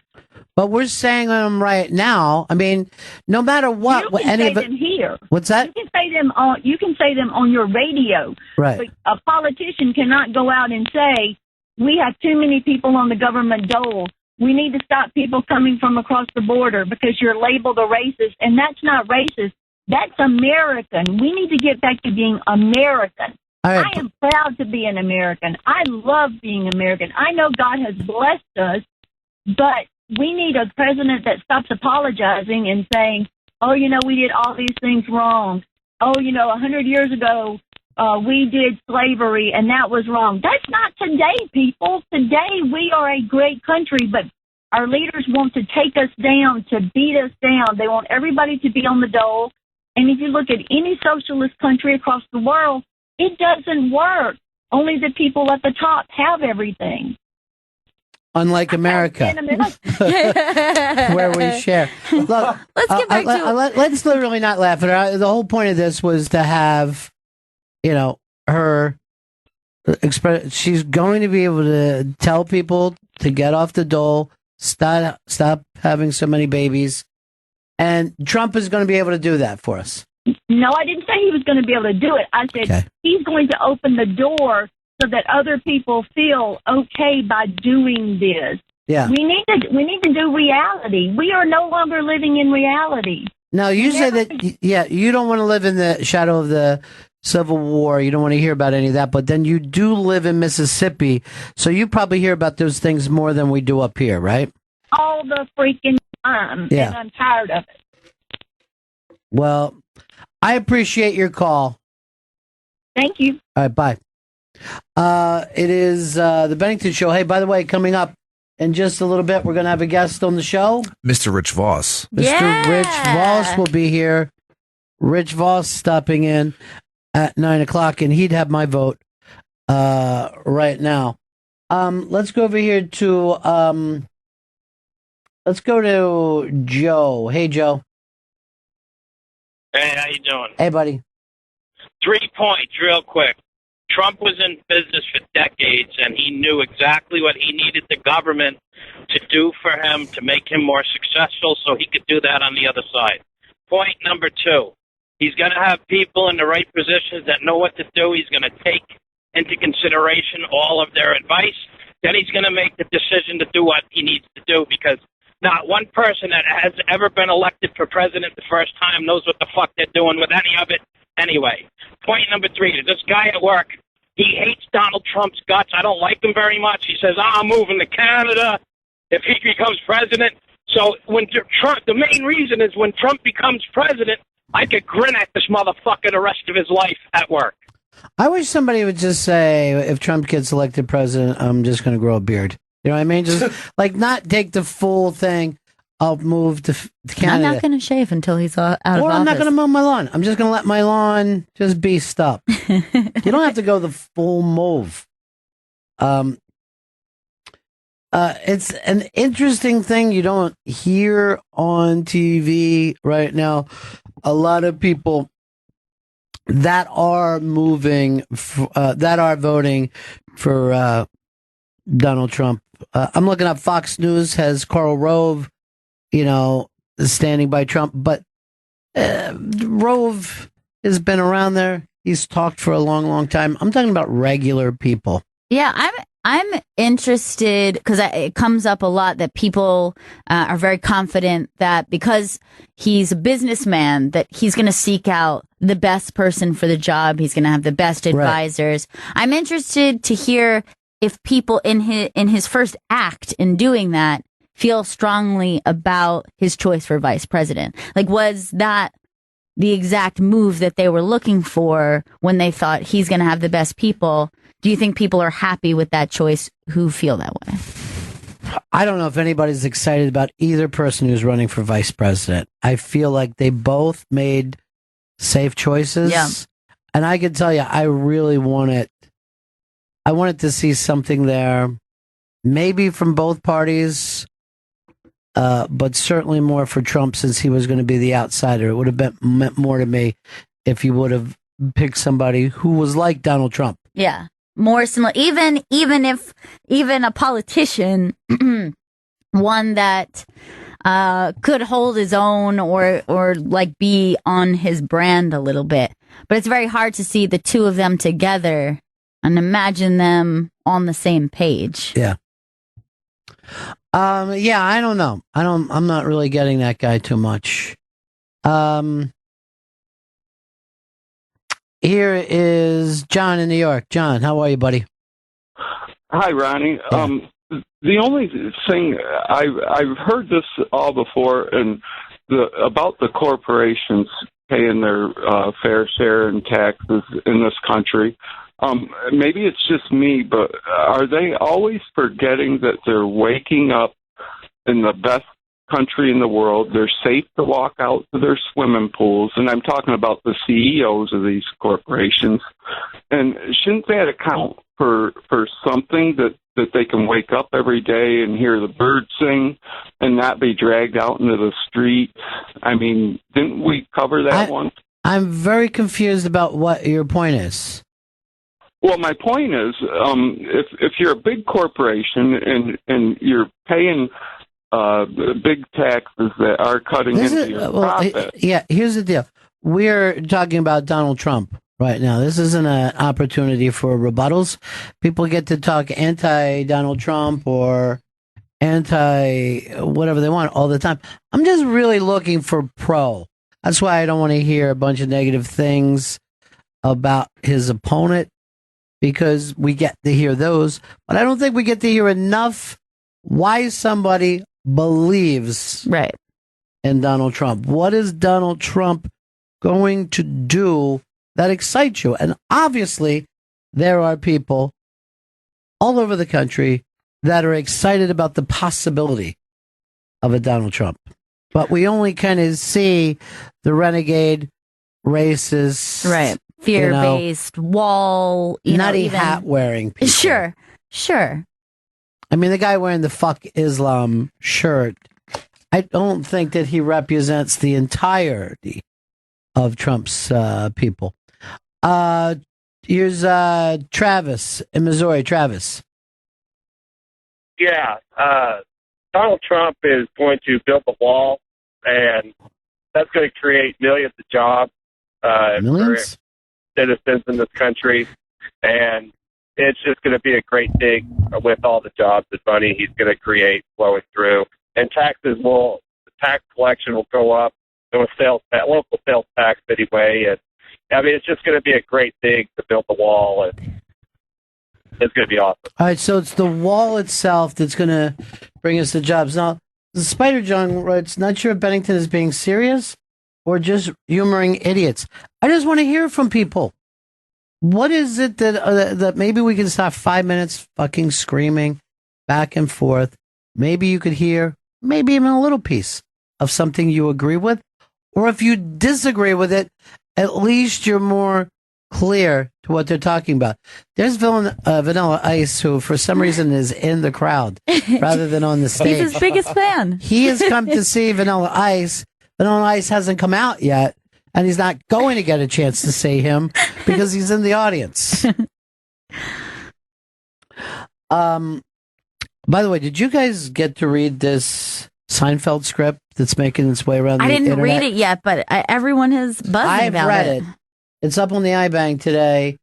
It is the amazing thing of the internet, like one of those things that's going around. I read it kind of cringy. I don't know if I'm the perfect person to aim 9/11 humor at. There were things in there that were funny, and there were things like, for me, are always going to be too soon. You know what I mean? But it was very well written. What is the backstory of this script? The backstory is George is faking being the thing. that he was a hero, and that Kramer, he said, remember my friend, blah, blah, blah. That's the guy who was leading, and Seinfeld said to him, you mean the guy who basically cut someone's neck with a box cutter? And he's going, not a box cutter, Jerry, my box cutter. So and you didn't read this at all, Chris? I heard about it. Read it. I'm reading it, and I'm like, oh boy. Oh, well, that's okay. Well written, But I think for certain of us that were living in New York, I don't know whether we're ever going to feel that it's funny. I would love to hear what the Seinfeld crew has to, but this is going everywhere around the internet. It's definitely one of those things, like there is a rare moment where somebody can crack into something and really find something funny in that subject matter. But I would say a whole script might be very difficult to pull off. Sean McCarthy, our buddy from the Comics Comic, interviewed the guy. And the guy said, I was helping someone write a sketch a few months back and told him it needed to be an exercise in bad taste. Like, imagine if there was a 9/11 episode of Seinfeld, and then he goes, oh, wait a minute. And one after it. But it's written so much like a Seinfeld episode, you could swear right. It was It feels very real. And I sat and read it last night, and I was actually saying, I don't think I'm going to make it through this. Like, oh, yes, I can see that this is clever. But, you know what I mean? Like, there was a couple firemen, first responders things. I'm like, oh, I don't know. But again, I remember being a kid and watching Hogan's Heroes and not feeling slightly offended by it. And I'm sure to a lot of people. That was not. Yeah. By the way, now there's a young kid who asked Mike Pence if he's finally softening up on some of Donald Trump's stuff. And he's becoming a hero. He's the latest guy that's making all the news. It's a giant Trump button on him. He loves Trump, this kid. He's a sixth grader. They're so cute when they're little. It's always funny when little kids are really involved in politics. Any kid with a strange interest is funny, but politics especially. Well, it's very funny that any child would choose either party as being their own. You're really not old enough yet to fall into this. Right there, there's Ice. He's out there. He's finally back on the stage. Finally. Yeah. Just him, a drummer, and a DJ. He travels light. There's Ice doing his hit. Got to give him all the credit in the world. He's taking that song, They're loving it. Rich Voss is going to be in just a second. We're going to break here. Right back with you. Matter of fact, Rich Voss has a new album, 141 IQ, now available on iTunes. Right back with Rich Voss. This is Bennington. Back. Oh, no bumper? There was a bumper. I had the room down. Oh, you got to bring the room up so we can hear it in here. Hey, this is the Bennington Show. Rich Voss just walked in. How are you doing, buddy? I couldn't be any better. Is that right? Here's the deal. Yeah. I don't want to attack somebody I don't know because maybe there's something mentally wrong with them. Maybe they have Asperger's. Maybe they're obsessive compulsive. So I don't want to, it's like when you're on stage and you go after somebody, and then you realize, they walk out all crooked and stuff and you feel bad. So let's say we won't use anybody in particular because I don't know that person. When I walked upstairs, I was greeted in the hallway. Wait, you walked all the way up the steps? Yeah, I'm trying to stay fit. I walked up 36th floor. Yeah. As a matter of fact, I forgot a pen downstairs. So I went back down to get the pen, and I walked up again. And I was greeted by a kind young gentleman that said, sit here. And I said, okay, I'll sit here, but I have to go to the bathroom. And the bathroom downstairs was closed. Yeah. So I started walking upstairs. He said, "Where are you going?" I said, "Already you're getting on my nerves. I'm going to the bathroom." And then he was giving me information on Sirius. And I said, I kind of have a little knowledge of Sirius. I come in on Tuesday nights, not saying that we're breaking any numbers, but we do okay. Sure. We do what we have to do to fill 2 hours. Yeah. And then he said, "Wait here." And I kind of wanted to move towards here. I said, "I'm going to get coffee." Yeah. He said, "Okay, go up there and make a left." And I go, "Oh, thank you. I know where it is." Because I kind of come here once a week. Not saying we're breaking any numbers again.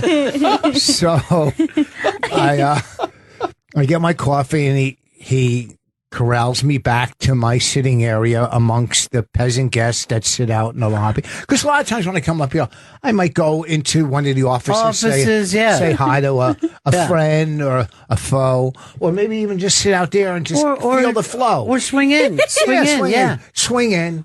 But the SS guard was not going to let me. But then he said it's time to go down, and he was walking me down, and he was giving me the history of the Ron Bennington show, not knowing that I've known you for 30 years. Okay. And then we just had an unmasked. He told me with Penn Jillette. And I said, I don't like him. I don't even know him. I just said that. Yeah. And then he gave me another name, and I said, I don't know him. And then he walked me in with more information. And then he told me his whole college history and everything, and he's going to UConn. He can't wait to be a Husky. Okay. And then I go, "Well, you're going to make a fine Husky." I go, obviously he didn't. I go, "Do you play basketball?" He goes, "Well, I did in the Pee Wee League, and now we're going back to his upbringing." And a fine young gentleman. Yeah. I could tell a hard worker. He is probably the best thing that's happened to us this summer. Bring Spencer Berger over to you sure his first name isn't Ass? No. Spencer. Yes. How did it go from your point of view today? I think it went well. I mean, I was tiny bit nervous, but you know what? I'm getting a lot of experience. What were you nervous about? I don't know. I mean, I just didn't want to say much, though, but like I was... First of all, I think you bring a lot of enthusiasm to the game. I know Rachel Feinstein last week loved you. Yeah, she did. You got to remember, Rich is a comedian, yes. So he's always going to find something to talk about. No, absolutely. I heard after Rachel met him, sewed up her pussy. That's not true. Oh, she didn't. That did not happen. No. You're That's right what I heard. about that, Spencer. Or maybe had it stapled. Yeah. That's Rich's humor again. That's Rich's humor. Hey, I like it. Oh, wow. Nice. Well, if you can get a Husky on your side. Yeah. You know, you get a Husky pulling for you. I'm telling you, next you're closing deal with Bears. By the way, you got the new album out, right? New album that came out today. Yeah. Right here, Rich Voss, 141 IQ. Sirius had it for a year. Yeah. And my contract, they still have it for a couple, but exclusivity. Right. I can now put it on iTunes. By this morning, it's already at number 2. Could be at number 1. Sweet. Nice. Let's look. And that's without any advertisement on iTunes. I don't know why they're not promoting it. Maybe there was a glitch, or maybe I missed something. But it's not even being. It's not under the $5.99. It's not under featured. Yeah. And I think maybe they overlooked it, or just the disrespect I'm getting in the business. Right. But it's at number 2. And it's really funny. I'll let you play a track if you want later. Just one track. Sure, really just one track, and that's it. We'll break out one of them. After the next commercial, and then we'll just come back with a track like it was music. You know what I mean? Yeah. It'd be very, very sweet that way. Now, it's number 2 with a bullet. I'd love to get this thing to number 1 today, though. That would be unbelievable. Oh, yeah. The last one I had was number 1 for like 45 minutes. And, I took a picture of it. They don't know how long it was. They don't know. 1. Yeah. But I could have hung around like Dark Side of the Moon. I mean, you could say, if I could say my CD went to number 1. Yeah. This is the fourth. I'm working on the fifth one now. Sweet. And I think 5 CDs is good enough for a career. I mean, I'll do more. Right. But I think 5. The first one was good. Second one, I don't know. Maybe third one, still empty inside. Right. You love it. Yeah. And this one is good. I mean, listen, I'm no, Gallagher, but still, his CDs are great if you have a good vision. Yeah, you have to sit there and imagine what he's breaking. But that is a really interesting concept of like how many is enough because, well, let's face it, I don't think Kinnison put out 5 CDs in his life. I don't think. It's because he died at 12. Yeah, but I try to figure, I mean, if Carlin put out a lot more. Yeah, so did Klein. But yeah. How many did Hicks put out? Hicks was like 4, maybe. Yeah. So I think you've beat him now and beat him bad. Yeah, I think DeRosa puts one out every month. Yeah. I think 5, there isn't a lot, compared to music, Chicago was up to 27, and they were real original when it came to their titles. I guess with comedy, you keep growing and growing. You can see the progression in a CD or in material or in someone finding their voice as you go on. And very few other arts can you say that about. You can't say, 30 years into their career, Paul McCartney was better than he was 5 years into his career. Yeah, because it kind of all blends in with music. Oh God, what was I going to say about the comedy? Now I completely. Let Spencer come in and help you. Let Spencer come in, show you around a little bit, clear your mind. It's your guide today. God, what was I going to say? And it was very important. And this is the oldness kicking in with me. It's got to be something. Let's think. Is it about? We were talking about. Yeah, is it the thing? Is something to do with Trump? No. Was it something to do with? That's my opening on my new CD. Yeah. I have to put it out before November because I have a Trump joke. Yeah. I have to put it out before November because it's already recorded, so it has to come out. I'll give you a little hint what the joke is. Yeah. You've heard it. People have heard it live. I said if Trump wins. Well, I'm going to Mexico and selling catapults. Just flying Mexicans one after another. No wall too high for the Rich Voss catapult. So, I don't know what I was going to say about something though. Was it about hepatitis C or something? Was it orange juice? Oh God! Was something like about monkey? Dish. Do you know, well, it doesn't matter because I won't remember. I hate myself. Have you ever been on the internet and you go, I'm going to go to this site, and then 2 seconds later you go, where was I going? Does that happen? Yeah. Well, you're young. Yes. Yeah, but I also do weird. I find my cell phone in the fridge sometimes. I do weird things. Oh, you will actually do almost stroke victim stuff. Yep.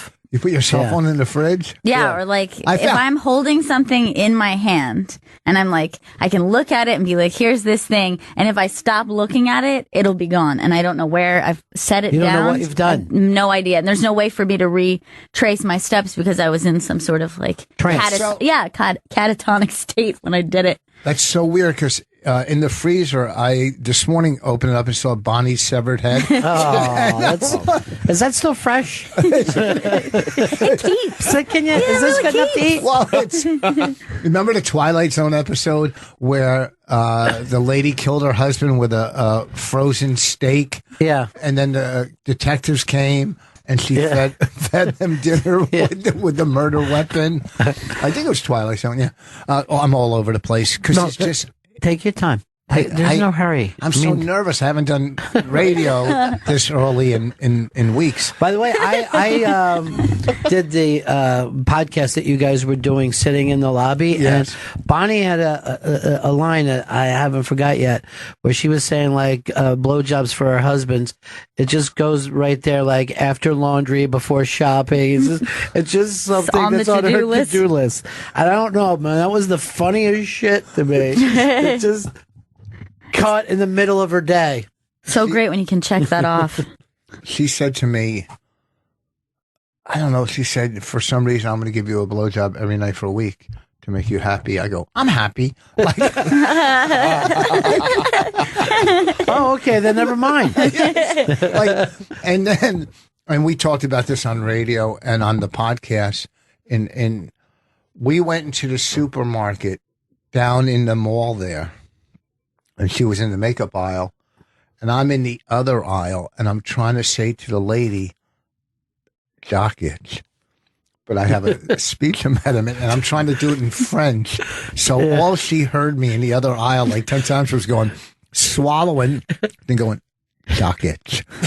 I kept hearing jock itch. Yeah. And then I started pointing to my boss, jock itch. And I started doing it in like a French accent. And she says she's just in the other aisle.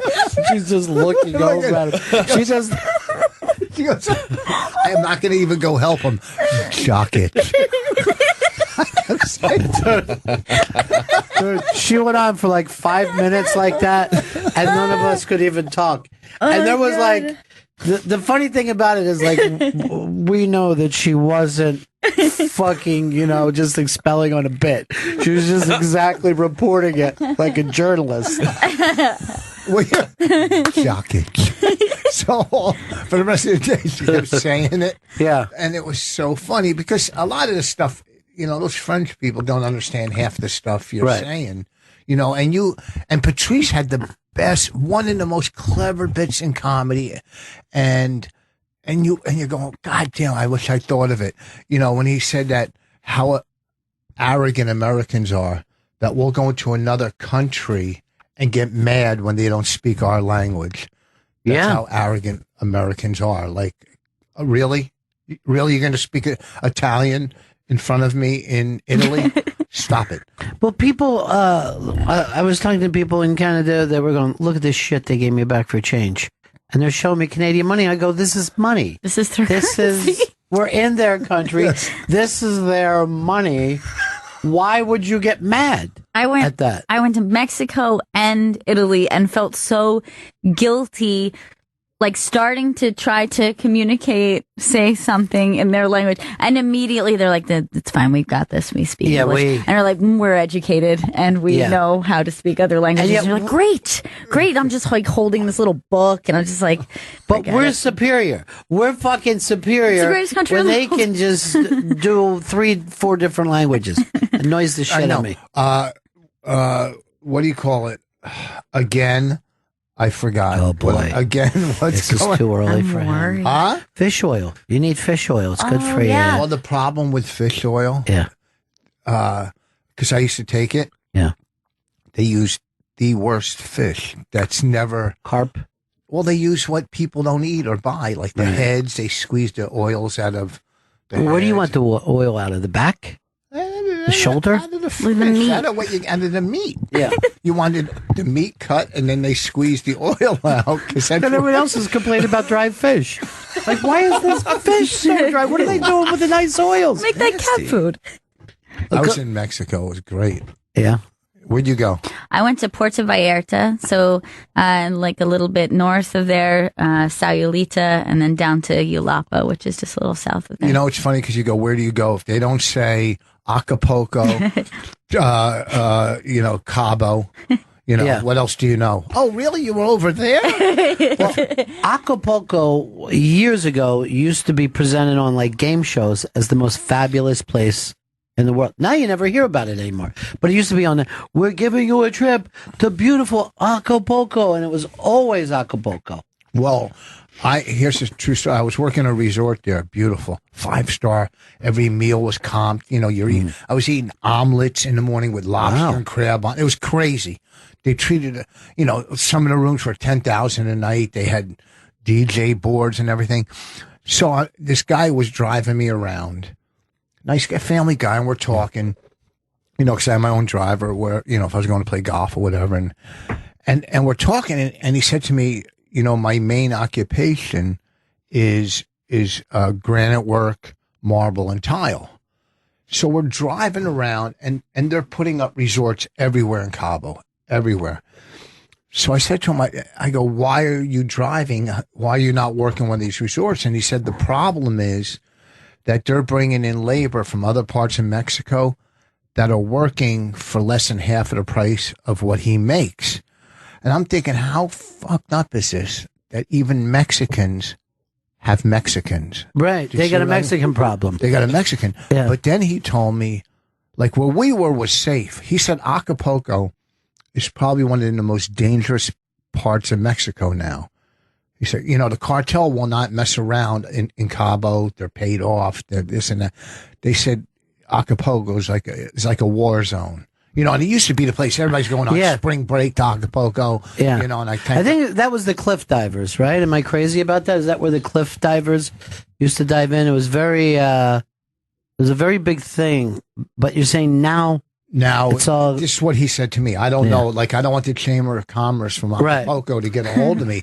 I'm only going by what I was told, that not a safe area. Yeah, but now everyone's like, oh, too many Mexicans. You know what I mean? It used to be so nice. Now it's filled with Mexicans. If you go 5 miles outside of Cabo, people, I'm not lying, you can look out into the desert. People live in shacks that are built, I mean, with anything. They're, you know, whatever. Like you built a fort when you were a kid. Yes.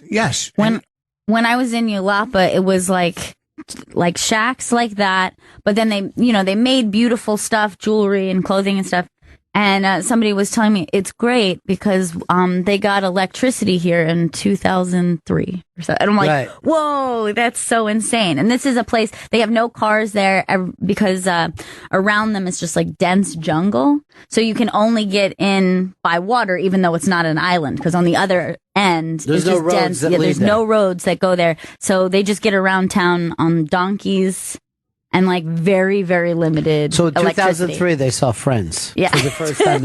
Come in, you got to see this. This is These great. 6 kids, they're friendly, but they're not banging each other. Those areas are scary because I was playing golf there, and if you hit your ball off the fairway, you don't know if there's snakes there. Right. There's, it's not worth. I'm not an old You're man. just dropping another ball. I'll take the This penalty ball shot. is off the fairway. Yeah. That ball is gone. That ball is history. Okay? If a kid wanders off, see you later. Okay? It was a pleasure knowing you. We'll keep the puppy. Rich Voss's album 141 IQ is now available on iTunes. Here is Dutch in Connecticut. Hey, Dutch. Hey, good morning, Bennington. Hey, man. Hey, Annie. Good morning. Nothing. Oh, hey. I get nothing from her. Hey. I know. You got to think. Annie, yes, from got yesterday, it. yeah. Yes, it was a callback. It's a callback. I'm trying to help you out. You wanted to embrace it. What do you got, Rich, I Dutch? just wanted to tell you, I don't want to stroke your ego any more than is necessary, but I did download on iTunes, and I'd say it was really, really good. But I am calling into question your 140 IQ based on this morning's performance. It's 141. No, listen, it has nothing to do with IQ. And thank you for purchase, for buying it, and thank you for saying nice things. You should also get Still Empty Inside. Very good. But what I'm saying is it's 141 IQ, and this has nothing to do with it. I'm just a little absent-minded this morning, and a little out of it because I'm a little nervous what this intern put me through, because I thought I was walking into like the Taj Mahal and the way I'm a little off guard right now. Yeah. But I'll get it back together. But thank you for downloading it. Some people downloaded, some people just bought it from a little booth in the Village Underground when we were selling that, which I laughed for 2 years over that one too. Let me check him back with Spencer, see how Rich might have thought that he got too much information today. Spencer, how did you feel that the walk came down here? I thought it was a little bit of a beating, but you know what? I think I did everything in my power to make sure that he was comfortable and that he was okay. But it's nice to know that he wanted you to be comfortable and okay. That's really good. It's nice that now he takes his helium after we meet. Yeah. To make me uncomfortable. To make me comfortable, you sit here. Look, I'm more comfortable in a dentist office waiting room. Okay, ready for a root canal. It's like I thought he was going to put his hands out, like I couldn't walk around him and put cones down. Were you worried he was going to come down too soon, or what concerned you, Spencer? I thought he was going to come in here a little earlier. I just wasn't sure, though. But you know what? Now I know. And now I know what it is. Now, what is it? Now I know that I think he'll be able to understand me if the next time I see him, and that I won't say another word. No. Spencer, can I tell you something? Yeah. The beauty of you, and my favorite thing about you is you're 100% Spencer. Yep. You know what I mean? I always keep my 100% high there. They're beautiful. Beautiful. Spencer is a guy, if we asked, he runs. He's not a walker at all. In here, he's Pete Rose. If he takes 4 balls, he runs to first base. Well, that's what. Do you send him out for breakfast ever? Well, we send him for different things, right? Yeah, we've sent him out for bagels before. Yeah. Now, the other one, that coach, she barely moves. Oh, God. She Who's can't get that? to a mic. Have her come on. This is our. She's not in the booth right now. Oh, where's she at? She's loading something for me. Oh my God! What? Your car with stuff you stole from here? The interns and producers just robbed this place blind. I think he got mad at me in Montreal because we were talking, me, him, and Norton, and we're having. And then I said to him, real, excited, I go, "Do you got my number?" And he said no, and I went good and walked away. And I think he kept laughing and really loudly as he walked like 10 feet away. Did you get your feelings hurt? A little, because his laughter was so loud. I want to point something out to you. You're not an equal with him. That's the thing. For 5 seconds, I felt like one. Yeah. But Norton laughed even louder. Sure. So it made me laugh. And, and then there was, like, these fans, like, we're walking through one of the, and these fans, they're like crazy. They talk, and because they know your life, you put it out there, right? They know, and they're talking and talking. I had to say to a guy, "Look, I got cancer. I'm in a hurry. I don't have time." Right. And Norton was talking and Norton is the most unsocial human being, and he's talking to him like, is he losing his fan base? Is something wrong with Norton? No, I think he. I ran into him when he first got there. He was a little disconnected. He was a little off. And then, he's like, I don't know what's going on with me, blah, blah, blah. But people are coming up, Jimmy, I love you. I love you. And he's like, thanks, man. I could just see that it was starting to be like medicine for him from a disconnected. Because he told me even like when he got up, it was 12 hours before. He's like, I got here 12 hours ago. You're the first person I talked to. Yeah, his first 12 hours, he was just, Well, it's hard to talk when you have something in your mouth in the room. See, that's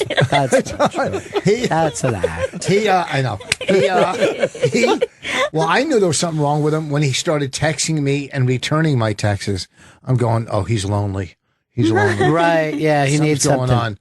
Well, he's not in LA now. Does anybody know what he's up to? Is he doing TV? Where's he? LA. I saw him on Twitter. He had a problem with his seat. His airplane seat was too hard, and he was bitching at the airline company while he was flying out. For somebody who's such a B celebrity, C, he really complains a lot. All right, he left a hotel I heard because he didn't like the pillows. You jackass! You didn't like the pillows. Sleep on yourself. Sleep on your man tits. You don't like the pillows. He's, but I think he's having trouble getting physically comfortable places. Yeah, in his own skin. Maybe a flotation tank is what he needs. Just to lie there. Yeah. 2 inches of salt water. In alone with his own isolation. alone with his own thoughts. But you were doing so many shows up there. You and I did Big J show, and then you went right into Ari Shaffir's show after. Well, Big J show was so much fun. It was hilarious. You were a killer as always. So funny. Thank you. I mean, it was just a lot of fun because it was so the lineup was so versatile. From Andy Kindler to those 3 animals. The wave. The wave. It was very funny when I think that they work for that show, that Battle Roast show. Roast Battle, yeah. And so Twitter was attacking the shit out of them. And it was only like 12 hours after we saw them bring in Ladder on stage. And then it went downhill from there. It really did. It was just so much fun because Jay and I have a good chemistry, I think, when we're doing crowd work together, because I was the first doing it. And He's so good at it. Yeah. He's so good at crowd work. But he does it so differently than you, too, which is really interesting. But then I think, though, maybe it's a 10 at a time, but he really took it to, he's organized it better than you did. You know what I mean? Like, he's like, oh, this is an organized show that can be done here or there. You were just like, this is what I do. Yeah. It didn't occur to you that it was special. What, you mean that night? No, I mean in life. And like from a business point of view, he's like put the spot like this is a certain type of show. Oh, yeah. Well, Bonnie used to always say to me, you got to do a video, a crowd work video. And years ago, I said, I don't feel like doing it because I know I could do it. I don't want to do it. And sometimes it doesn't really come off well unless you're in the room. Right. If you're in the room, it comes off 100% better. Yeah, because there's a danger as well. Yeah, there's a step back from that excitement. Yeah, because you're laughing, but there's also an element of like nervous laughter. Like that guy's getting it, but I feel like it could be me. Yeah, it could be me, or I could be next. Yeah. And I think Todd Barry did a crowd work video, but Yes, he did. Yeah. But I think he did it over a couple shows. Yeah. So to me, to make a crowd work video, I'd have to force the crowd work. And to me, crowd work can't be forced. It's got to come naturally. If something comes up, I mean, I got 1,000 stories. If something comes up in that moment, then I'll do some crowd work. If not, I'll do material. And I'm trying to do more material now. Like on my next CD, I'm taking out as much crowd work as I'm keeping one thing in where this guy, on the next one, he was sitting there and I go, "You're not having fun?" He goes, "Nah, you're not really interesting." And I go, "Well, I'm not a chemistry teacher and I'm not a CEO at Apple. So I don't know how interesting." The fact that he didn't say I wasn't funny didn't bother me. Yeah. I wasn't interested. I go, "I'm not interesting." I go, "Well, the show's been going 40 minutes. I've been to movies that I didn't like. If I had a meal sent to me and I didn't like, I send it back. So at what point did you think I would become interesting?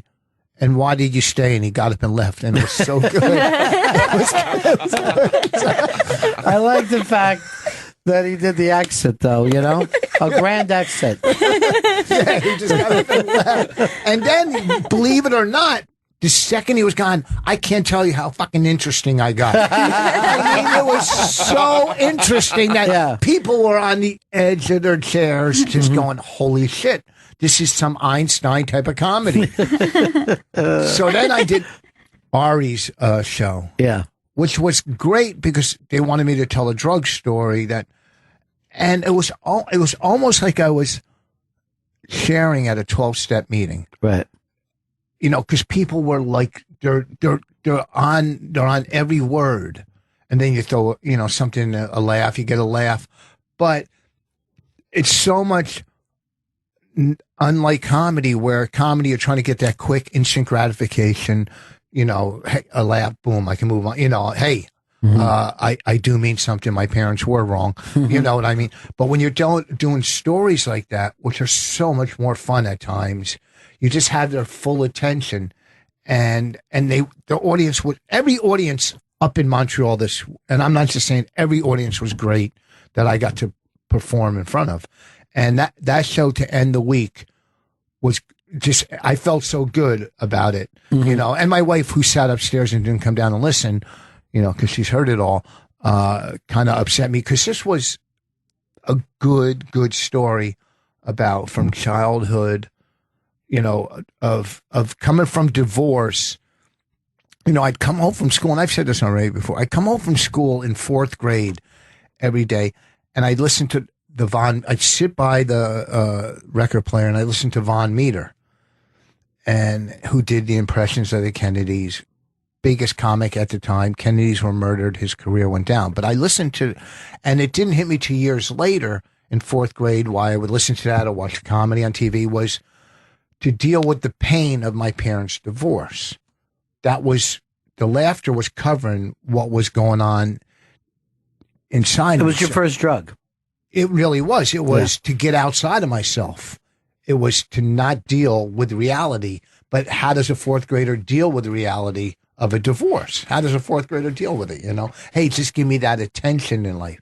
So it went from there, from the attention I didn't get, which I think I deserved as a fourth grader, to working my way into negative attention throughout life, which negative is, to drugs, to the story, to sobriety. So when I got to tell that on stage, and not even plan, I just went up, right? Because it's my life. How you don't have to sit and plan it. It was the best time I had on stage there. I think, Well, I mean, because you have this crazy backstory. Have you ever thought of like a one-man show where you do more than just your comedy, but you kind of blend all that stuff? Yeah, but I'm lazy. No, Yeah. Yeah, at some point, that's going to probably be my next thing. Yeah. Is to do something like that. I mean, it's probably been done a million times with it. Titus used to do it, Louis Anderson, all the drugs. But everybody's story is unique. I agree. And so I think I will. That after I put out the next CD, that's what I'm going to work on. But it's also hard because, I have to go on the road to make a living. Right. Support my. And you can't do that stuff in a comedy club. No, you cannot. It cannot. It doesn't belong there, really. No. But at the same time, as soon as you take it out of the comedy club, for some reason, it becomes like the papers are like, "Oh, I'm ready to do a review on this," and they're not going to show up at the cellar and do a review on you. Yeah. But if you moved to a small black box theater that was even smaller, people are like, "Oh, this is fascinating. Let's write this up for the Sunday fucking Times." Yeah. The Spalding Gray of comedy. You are the Spalding Gray of comedy right Maybe now. I'll throw myself off a bridge. But well, I think he went off the ferry. Staten Island ferry. Yeah. Did. Oh, it was a ferry? After watching Big Fish. The movie? Big Fish? He went to go see the movie Big Fish. This is what I have read. That's what he was doing just before. And then was on the that set. Fred Armisen show, Documentary Now or whatever, they're going to be doing a Spalding Gray parody this year. I was reading I think it was Vulture, maybe AV Club, one of the two, I get them confused. But he came in and said, "Look, I got a problem with you guys. You did stuff on bad Christmas songs and you put Paul McCartney in there." He goes, "It's like a perfect song." And that started the whole thing. And they're like, "It's kind of a cheesy song." He goes, "Can you sing it right now?" That means it's a great song. And he thinks if there's any song that you can sing years later, it's a great song. And I'm like, how many commercials? Yeah, then jingles would be. Yeah. Just amazing amount of jingles I can remember from when I was a kid. Did Paul McCartney invent Merry Christmas? No, it's simply having a wonderful Christmas time. That was his, as you call it, invention. But 141 IQ, I want to, pump that out there. Chris is supposed to be the guy who plugs, but iTunes, Chris?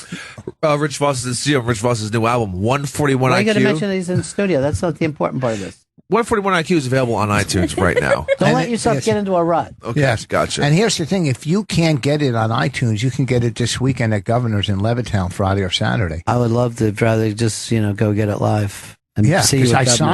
signed it. I told the people, the first 100,000 buyers, I will thank personally. Do you number each one of them? 1, 2. That would be excellent. But don't you think the idea of him doing a woman? I would absolutely love it. I think that it would I be think I'm so gonna do it. fantastic. But I don't want it to all be drugs. It'll be obviously my life. It'll be your life. Yeah.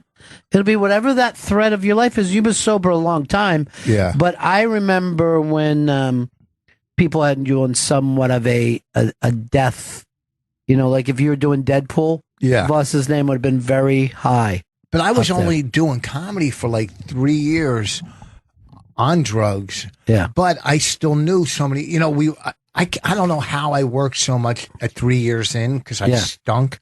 But also, too, who I talked about in the story, Bastille used to take me everywhere. Yeah. Because he was a heroin addict, I was a crack addict. And, we just blended well. And when I first started, I booked a couple one-nighters in Jersey, and then other guys that book one-nighters like Selman and Dennis Ross and all these people, I would let them do mine and I would do theirs. But I was hiring people. I was booking this one-nighter I would host them, and I had Mulrooney close. Mm-hmm. John Mulrooney came in, and he brought it. He goes, "Can I bring my own opening act?" I go, "Yeah." So I get there, and his opening act goes, "I don't know if you know who I am, but I work Catch a Rising Star. I just want you to know that." I go, "Well, good. You're getting $60 tonight." And it was Richard Jenny, Mm-hmm. and Mulrooney brought Jenny to open for him. You know, so these were the big acts I was getting back then. Right. So, and then you got to know, and then I would go on the road within 3 years, you know, doing hosting work. Sandy DePerno would hire me. Yeah. I'd go to Texas, do the Good Humor bars. And I was really determined to do stand-up at any cost. I remember going to Norfolk or Virginia Beach, hosting for a week for $125. That's what you got back then, $125 to host. But I got on stage all around the country when other comics' route was to go into. I didn't know that you could go to New York and hone your act or become better. But even then, at 7 or 10 minutes, I was on the road doing 20, 25. And then when I got to headline, within 3 years, you know, I was shitty as hell. Right. At the comic strip in Fort Lauderdale, Gary Grant, One Nighters, and Week Upper Deck. I headline. I could tell you, clubs like the Upper Deck in Jersey, this and that. Ray Romano Middle, I closed. I worked Freddie's, Chris Rock Middle, I closed. I worked in Nantucket, Dennis Leary Middle, I closed. And they're all doing better. All of them. So back then, you didn't know. Adam Sandler opened for me. But I stunk. But I was good enough. Well, you were like that thing. You had that ability to do stuff other than material. You know, anything could happen if you were on stage. There was all kinds of crazy shit that would go down.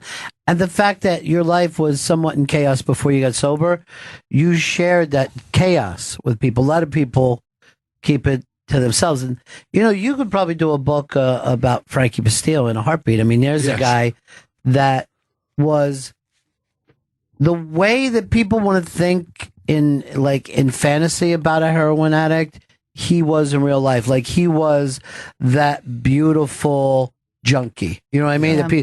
That hip is fucking has books that he's, you know, Kerouac, and, you know, he fit into that whole romantic thing that you don't normally run into. He was like junkie. Tom Waits. Yes. Tom Waits. Tom Waits of heroin. Yeah. For a comic, or like a Keith Richards. I mean, he worked the stage. He worked, you know. Yeah. You know, I mean, I did shows with him, and he was just out of his mind, you know, booting up in the bathroom before he went on. You know, we were in Texas in Lubbock, and he didn't like how he was treated for some reason, and he put all the lawn furniture in the pool at the hotel. All the lawn, like he was like a rock star. Right. You know, and I'm just, okay, I'll throw in the chair. But one chair, and that's it. I'm done. I remember he used to call you Panther Boy. Yeah. And every time I talked to him, he'd be like, hey man, I saw Panther Boy. He's got his shit together, you know. And he would like wear like a little leather beret, and he'd be smoking shades at night and shit, you know. And like he was literally, I don't know whether someone wrote it or brought him up on stage as Lenny Bruce Springsteen, but there was that thing, man. He was. People used to be always. There was always someone taking care of him, right? Yes. Whether it was a girl or some open micer that he took on the road. He always took open micers, and it's funny because I don't know. How do you remember He was Grimm's Dimsley, and I was Panther Boy. I can't even remember that. You remember he called me Panther. Grimm's Dimsley, Adventures of Grimm's Dimsley, and but he would find open micers. I remember Lord Corrette opened for him. Yes. Even Jordan. Who did the Jordan Brady? I think worked with him. Mark Maron also has stories about him. Really? Yeah. So he would find these guys to drive him around the country, but he would teach them. Right. He taught me. He told me. You know what was hacky, what was not. He gave me some bits. He helped me out a lot. Yeah, he had a very purity about what was right and what was wrong. You know what I mean? But there was, remember that movie that came out a couple years ago, Llewyn Davis? He reminded me of that dude in the back seat that was like, in jazz, we play all the notes. You know what I mean? Like, if he saw somebody, a young guy that was doing something that was cheap or hacky, he would come over and go, look, man, I know you know what this, and then he would lay out why they shouldn't do it. He wouldn't let me say I'm a comic. He said, "You're a comedian. You're not a comic. That's a comic. That's in the newspaper." Right. I mean, he did. He was, you know, good or bad. He did help. He did help people. I mean, he was a heroin addict, so he was a great manipulator. Yeah. You know, and this is the story I heard, and I'm pretty sure it's true because Sandy DePerna told me. His dad died. And then 2 days later, he passed away. So the sister had him cremated and didn't want to do a funeral and just threw him in the dad's casket, too, when they buried the dad. So, like, now through fucking eternity, the dad has to deal with him. Put him in the coffin, I mean. Right. You know, at the funeral under the pillow or something and buried, you know, it's like 2 for 1. And that's what I heard when he passed away. You know, he helped put me in the right direction in comedy. You know, it's weird that a full-blown heroin addict steered a crack addict for comedy in the right direction, you know, to find out who I was, find my voice. He did say you'll never make it because you have a speech impediment, but little as he know, I sent 2 kids to college. But he did help a lot, and he helped a lot of people, and he also fucking screwed a lot of people. Yeah. I mean, there's not, like I said, like, you know, and the same people will feel the same, everybody will feel the same way about any addict. There's plenty of people with bad stories. But to me, the important thing is you got the stories. Like, you have these unique stories. Those stories are, to me, amazing. What's coming up next, Opie's? Accelerated. I never remember the name of that show. It's all this stuff. Rich Voss's album 141 IQ, available now in iTunes, and we got GPS. This Saturday, 3 p.m. 3 p.m. East. That's Deep Tracks Channel 27, and that's going to be Muscle Shoals, Alabama. By the way, get Barney to help you put some of these stories down. She knows how to write a book. She's brilliant. Listen, so far what I've read of that book, it's great. It's fantastic. Her book is fantastic, and I think you got a book in you, which is completely different kind of stories. They want me to write a book, but just to sell the idea, it's just so much. It's work. It's actual I need work. a ghostwriter. Yeah, I do. They say they get me one. Yeah, you know, because my book's going to be all 4-letter words, you know, with just periods and commas. And I'll have somebody else put those in. Rich, great to see you. One of the best acts out there. Incredibly funny. His album 141 IQ, available now on iTunes. We'll see you back in a couple hours. But back over on Raw Dog, and again, GPS on Saturday. That's it. See you in 2 hours. Ladies and gentlemen, the evening is over. We hope you all enjoyed yourselves, and we'll see you all again in 1974. Good evening! Leonard Cohen. It's the Bennington Show. I'm Ron Bennington. There's Gail Bennington. Yo. And I'm Ron Bennington. Is it redundant? I gotta fix that post. Fix it in post, so when people go to the on-demand just won't work. And that way, got it. They won't see that little mistake. That's how we like to do it. We got that note sent to us that the muse of this song passed away this week. Marianne herself passed away this week, and I believe actually that her funeral is today. Yeah. They said right before she passed away, they read her a letter from Leonard Cohen. Heartbreaking. But that's, what more would you want out of life? I want a song written about me. Yeah. So long, Ron. So long, Ron. I just, sometimes I think being the muse is a better thing than being the artist, you know, because people can create stuff, but how do you have the kind of personality that makes people create? Well, the muse seems less tortured. The artist gets tortured. Okay, I like that. And the muse just kind of lives. Well, I blame all the artists around me because I think I'm a perfect muse, but the artist just can't come out with the work that I need done. You know, I blame the artist, and that's going to be the name of the book that someone's going to write for me because I'm a muse and I don't write myself. I'm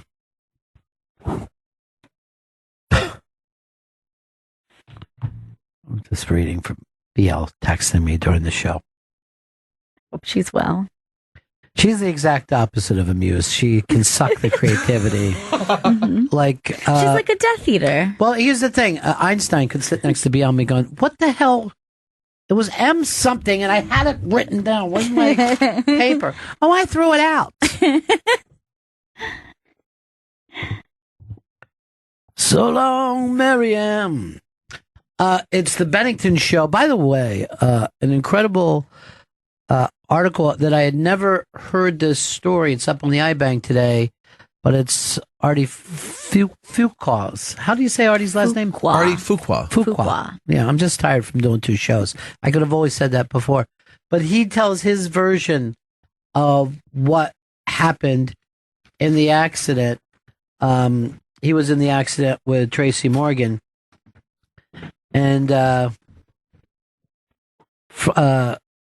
brain thing, even if it's temporary brain damage, it's still really scary. Yeah, that's terrifying because your brain is you more than any other physical part of your body. You're connected to it. So if you feel like something is affecting your brain, there's this fear of like losing yourself.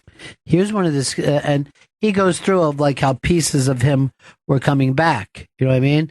And they had to keep him away from the stage for a while. Like he wanted to go to the stage before like, it was time. Yeah, and like people were like blocking him at the cell. Or like, no, you're not going up, because they knew he wasn't at his full. It's a fascinating story. But I read Steve Wozniak's book, right?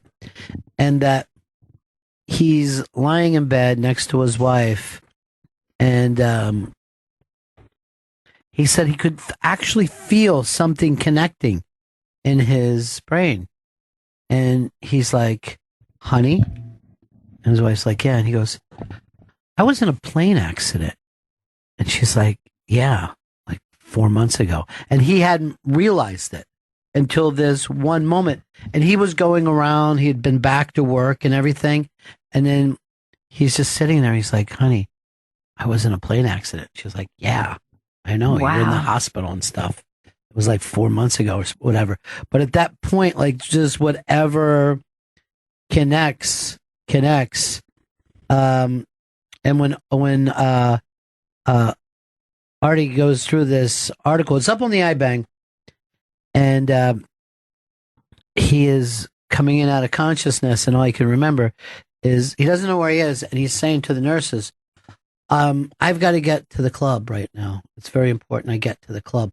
Like he just felt like he was late for a gig. Right. All the time. Wow. That's very surreal. Very strange. But luckily he's doing really well. Plus his backstory is just fascinating. These are fascinating. Gorgeous photos of him up as well. They're just gorgeous. Well, that one there, the black and white one. I love that one. Stunning. And it's amazing, like the way that it's like the room is kind of spinning around him. Right. And the stars, it's very, a little bit symbolic, don't you think? That's Phil Provencio who took these pictures. If you look at this one, this looks like it could have been taken in the 1960s. Yeah. He looks like a retired boxer. But if you go up top, it looks like lower. It looks like 1943, you know, like a jazz musician or something. Yeah, you keep going to the wrong picture for whatever reason. This looks more like the 80s. Yeah, that does look like a... And I love that picture too, man. It's just something about colors him. incredible. Yeah, him being in his element. But yeah, he seems very captured in all these. He's a very, very unique performer. But make sure you check that out. He was one of the guys that was in the accident with Tracy Morgan, and he actually said, "Tracy, keep my name out of the papers. Don't bring me up as being in on the accident," because he didn't want people asking him a bunch of questions. He didn't want people saying, "Hey, are you getting money?" You know, because of his background. I mean, you could read the stuff that he had to walk in and out of like a lot of rough neighborhoods. And if anybody, you know, that might have been part of it. Sure. Anyway, very, very interesting article up on the iBank today. And Phil's crushing it with that column. There's something about photography and words together like that that just kills. Chris, you said you had something you want us to talk about today. Okay, this is a mysterious blue ball of energy. Seems What? to Stop it with the every day with you. It's Area 51. This is Siberia, not Area 51. But still, you know what I'm talking about. You're always thinking there's some alien life form. Mysterious blue ball of energy. Yeah. It was captured on video in Siberia. You know what else was captured on video? What's that? E.T., but it didn't happen. This is without a film crew. Now look at this fucking fireball. They're labeling a fireball. I'm calling it a blue ball of energy. Wow. It looks like the sun coming up. It ain't the sun though, Ron. All right. Let me just have my It's like, first instinct. yeah. It does look like almost like a blue sunrise. It is very strange looking. And Does it perspective rise? wise, It's moving to the right. How? It was. Now it stopped. Bullshit. But why would a fire be a ball? yeah, that's very weird. Why isn't it spreading like a regular, what do you call fire? Because I'm going to say it's an alien spacecraft. Whoa, so it just blew, like swelled and went red for a second and back to blue. All right, I'm writing a poem about this. What rhymes with Photoshop? There is no Photoshopping here. They don't have Photoshop in Siberia. Well, yes, they have Photoshop anywhere, but why would a fire roll in a perfect circle? Because it's not a fire. It's something else. They say it's a fire, right? In the video, they label it fireball. See it in the comments if anybody knows what it is. Vito, what's your theory? I don't believe it at all because why is this guy making it seem like it's so difficult to film? Like he's using this shaky camera work, and I feel like that's something. There's something up with That's that. often a trick of these. Yeah, Chris does that No, never. a lot with Photoshop. Did you put this up? Yes, I put this up. This is mine. People are saying it's Goku from Dragon Ball Z. I say I don't want to hear silliness. I want to hear somebody who's in the know. Some people are saying this isn't. By the way, Trump admitted he made a mistake over the Iran video when he said he saw the video of the stuff being taken out. Yeah. And then he backed it up again. No, I'm just reading. Rare reversal. Trump admits that he did not see the Iran video. What was he confused about? What did he think he was seeing? Like, what was he Maybe watching? a lot of times he heard his story and then he said he saw it. Like that time that he said he saw the Arabs dancing around. Yeah, he said he saw thousands. Where was that, Jersey City? He said in Jersey, thousands of... But I had gotten calls like that post 9/11 on the air where people like, did you see those things? And I remember listening to O&A and someone called them. I was listening to their show and someone said there were people and might have even been on 9/11 or maybe it was 9/12. I can never remember back there. And I remember thinking, wow, that's fucked up. But then hearing, no, that was just a rumor that people were saying. Yeah, they were just And spreading. I'm sure Trump, being in New York at the time, heard the that same rumor. Just like there was like the thing where people were saying like their cab driver told them not to go down there. There was like a lot of that stuff that happened right after. I remember People- hearing stuff. Did you know that not a single Jew was downtown? I'm like, really? And then, of course, Strange. not really. They all called out of work that day. Yeah, I know. Yeah. The city couldn't run like that. Doesn't make any sense. All right. So Dad- what's your Dad always, when he goes by, tries to give me 3 waves, so I'll call him in. He's like, if you don't get it by the third wave, just keep moving. Yeah. The comment section believes it's a downed electrical wire. Okay, that would make a little more sense. And then it's spinning. Interesting. You Yeah. know, the It's like wire itself is spinning. Flipping like this. Yeah. And then it knocked did out- kind of swell what is it when like a transformer blows up? Yes. It does that same exact thing where it's like kind of color. it kind of swells for a moment like that. It looks like a UFO landing. Chris, If you've ever that's seen all it is. It's just fine, Chris. I don't worry about it. trust this at all. It Go to sounds like sleep, someone's Chris. putting- Chris, Everything's get to fine. sleep. By the way, I noticed Up them steps. when we came in here this morning, he was perfectly fine, and then you started to seem like you're getting sick. Yeah, I feel like I'm getting like the sniffles or something. I don't know what the hell's going on. I didn't sleep last night. I was watching that endurance competition on Big Brother. I know, you kept texting. I would hear my text, bing, bing. Tonight on Big Brother. And I was just like, James dropped out. There's this guy, why is he writing that to me? They're down to 2, Ron. It's down to Natalie. I have to keep away from the text if I start 15 minutes late. I noticed that you're never in on his text, and neither is Hard Rock Johnny, and neither is Vito. Really? It ends up being me and Chris on a party text. Bashing Davon mostly. By the way, Fez told me for you to get some sounder to say spoiler, because you're ruining the season for him. He's got to get the feeds. That's what he's got to do. So long, Marianne. I think I probably could have wrote a song like that. I knew You think somebody so? named Marianne. Yeah, why didn't you put 2 and 2 together? Well, because I tried to do So Long, Marianne Grizz, and it was too long of a That thing. was too long. Yeah, I mean, Marianne already has enough syllables. I didn't know. At the time, I didn't know. Let's not judge me and just, support me. One thing I expect on Big Brother is my roommates to support me. You got to have a ride or die. I want to. I'm going to call in.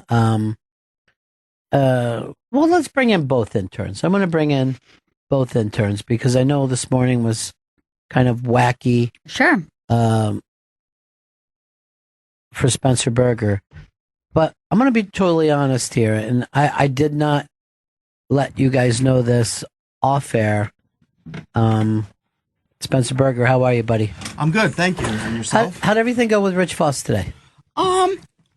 Afterwards, everything went smoothly again. Let me tell you this, and I'm very honest about it. You do your thing. Yeah. Not everybody is as cynical as Rich Voss. Not everybody. Yeah. Last week, Rachel Feinstein loved it, but Rich doesn't know how to. Like you heard him talk about Norton. He loves Norton, but he always says bad things about him. Wow. That's how comedians are. Yes. They bust each other's balls. Yes. They always There's do. Razzin and Ribbon. Razzin and Ribbon is what they do. That's how you know you're a buddy. My favorite song ever is Razzin' Ribbon in the Sky by a blind person, Stevie Wonder. All right. I want everyone to judge this. No. I want everyone to judge her. I don't know whether I was lied to by Coach, but she came in and said to me yesterday, I've grown 2.5 inches this summer. I said my mom thought I grew 2.5. Now, Coach, how old are you? I'm 22. 22. Girls stop growing it by the age, I think 18. I would think 13. I think boys go 18. Some are even in college and they're still growing. Yeah. I've never heard it with a young lady. But I said to her, I thought you looked even smaller than, I asked her if she's eating enough.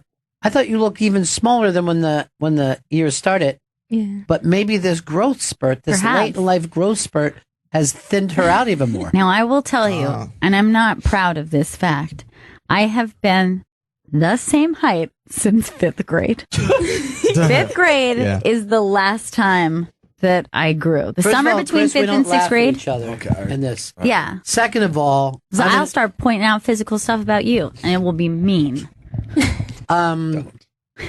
This is another thing, and I'm going to take total blame here. We had the kids when we were very young, and I used to keep Gail in a bread box, and I don't think it gave her the room to I'm like a goldfish. grow. I'm like a goldfish. You are like a goldfish. She adjusted. Yes, she got into her little world, and that was the end of it. The other thing is, it was extra to get legs, so I didn't have the money. Did not pay for them. Yeah. There's no way that she's growing 2.5 inches during the summer in her 22nd year. Also, 2.5 inches for a short person is a crazy It is a amount of lot. height. Yeah. That's a Short lot. people got no reason. That's mean-spirited. It is. You know, there's parts of your brain that don't finish developing till 25, I think. So I believe, I remain hopeful that I have grown. Well, here's the thing. Your brain isn't moving your head up 2.5 inches. Your brain is not like Jiffy Pop popping up the top of it. By the way, do you young people know what Jiffy Pop is? It sounds like soda. So It's I just popcorn, picture soda. where you would You know- cook it over a fire. And Have you ever seen that, it's close. Spencer? Jiffy Pop? I don't think so. Does that make you feel That old? makes me feel old. It's Well, weird, you're a baby right? boomer. I'm Generation Y. You're a We're baby boomer, boomers. Chris. We're a couple of boomers in here with our Jiffy Pop. In my day, we had a band called Sniffin' the Tears.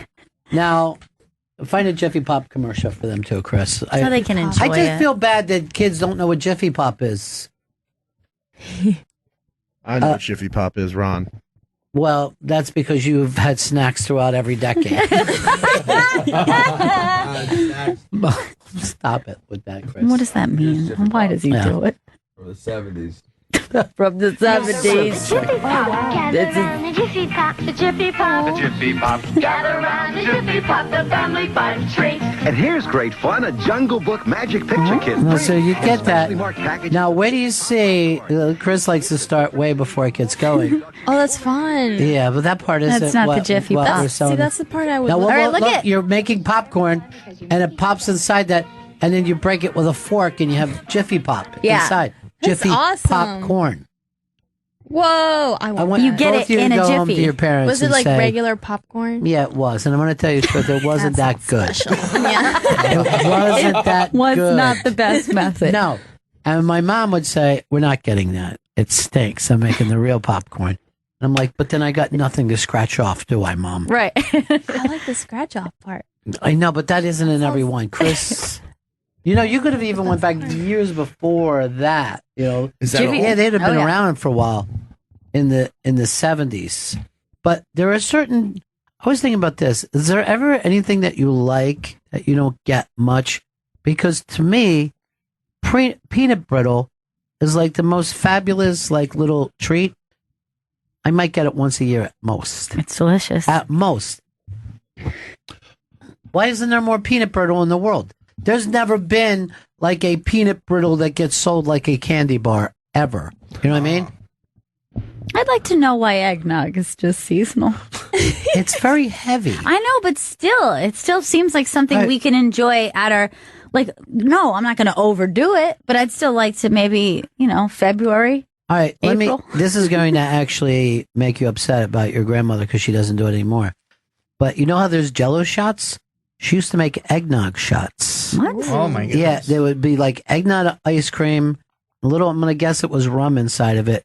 It would come in this little thing. You'd shoot it, and we all loved it. And they would say, "Kids, that's enough of the eggnog shots. We're saving them for a party." And we would get knee wobbling. We love the eggnog shots so much. And I definitely am not getting up for school tomorrow, Mom. Too many eggnog shots. Eggnog shot. Stop it. But eggnog shot. But eggnog, would you want an eggnog in the summer? No. It's a wintry thing. I think an eggnog in, say, a smoothie form, right? So it's almost like a frozen eggnog Hold situation. on. You genius best. Eggnog smoothies. I am taking this to Shark Tank immediately. Are you ready for Christmas year round? So let's say if you're smoothie enough to get your eggnog on. Chris? Yes. Special treat. There should be more. RC Cola. What? I've always That's felt available year round. I've always felt that RC Cola. Oh well, if it's not available. Malamars. Malamars should be available all year round. Aren't Mel? No, when are they're Malamars? seasonal. No, they're No, not. they're seasonal. They are? They're a seasonal Maybe I'm treat. confused about what a Malamar is. Yeah, I might be. Malma, they're like s'mores. Oh. Well, why are they so seasonal? No, I'm pretty sure you can get them. 100%. They're known for being seasonal. People get really excited when they come back to stores. Where? What season? Christmas season, like winter. Winter Malamars go back into the stores. Why? Winter was warm. Why is that winter gets the best food and drinks? Well, I'm like, okay, here's what I'm being told. Oh, man. The Malamars are not shelf stable. They think it's too hot in the summer, but there's air conditioner. I mean, you're not selling Malamars in the hot August sun. You can refrigerate them. They look like I they don't would be like a good Malamar. frozen. I'll just put that out. Okay. Is You I know don't why? that The cookie part. It's No. gross. Do you know why? I like the cookie part. You know why? Marshmallow is a gross thing to come out of that. Oh, by the way, remember when you said you didn't like mints? Some listener goes, well, then what about Girl Scout cookies? Okay, my friends, what we were talking about was the York peppermint patty, which the ratio to mint to chocolate is very incorrect. To me, it tastes like a little tiny drop of chocolate on your toothpaste. A Girl Scout cookie that's mostly chocolatey flavor with a mint accent. But it is refreshing and fantastic. A Girl Scout cookie, like the thin mint? Yeah. It is refreshing, I would but it's say the this. right amount of mint. And I hope this doesn't come across the wrong way. Okay. I would kill a Girl Scout to take a case of Thin Mints off. Is that your favorite one?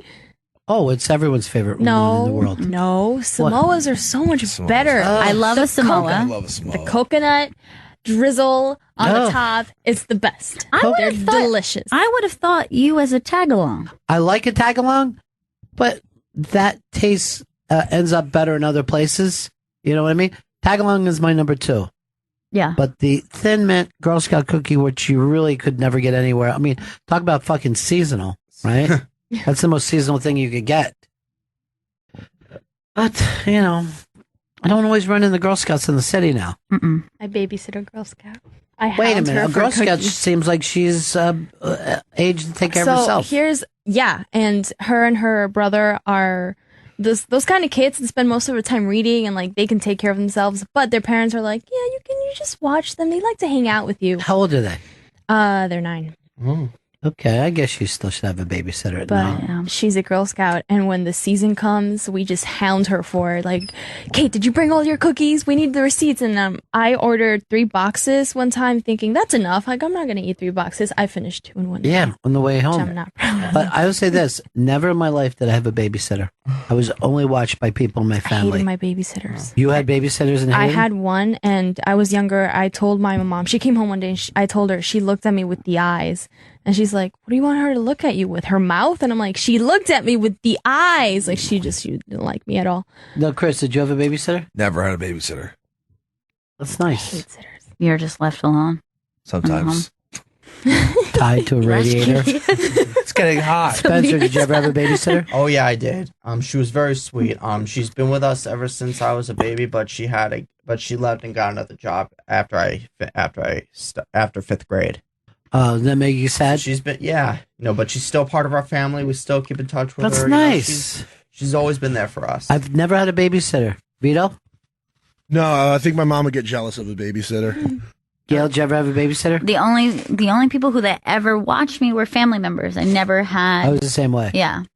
So I had, aunts and uncles and people to like watch me, but I never had an outside stranger. Stranger danger. That's Yeah. what you were worried about. Looking at you with the eyes. Yeah.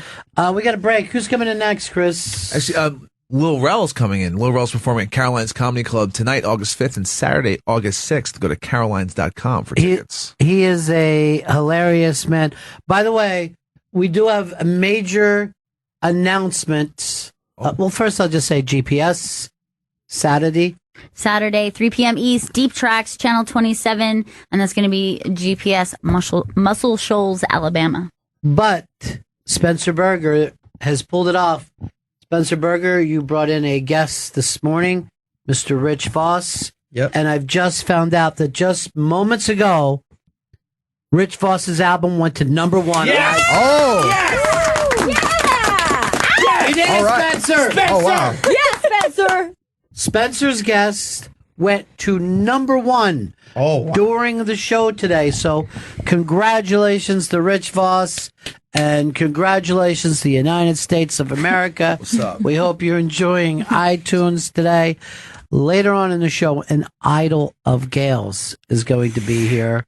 Mr. John Waters is coming in, and I am so excited. John Waters, of course, the underground filmmaker, an American icon.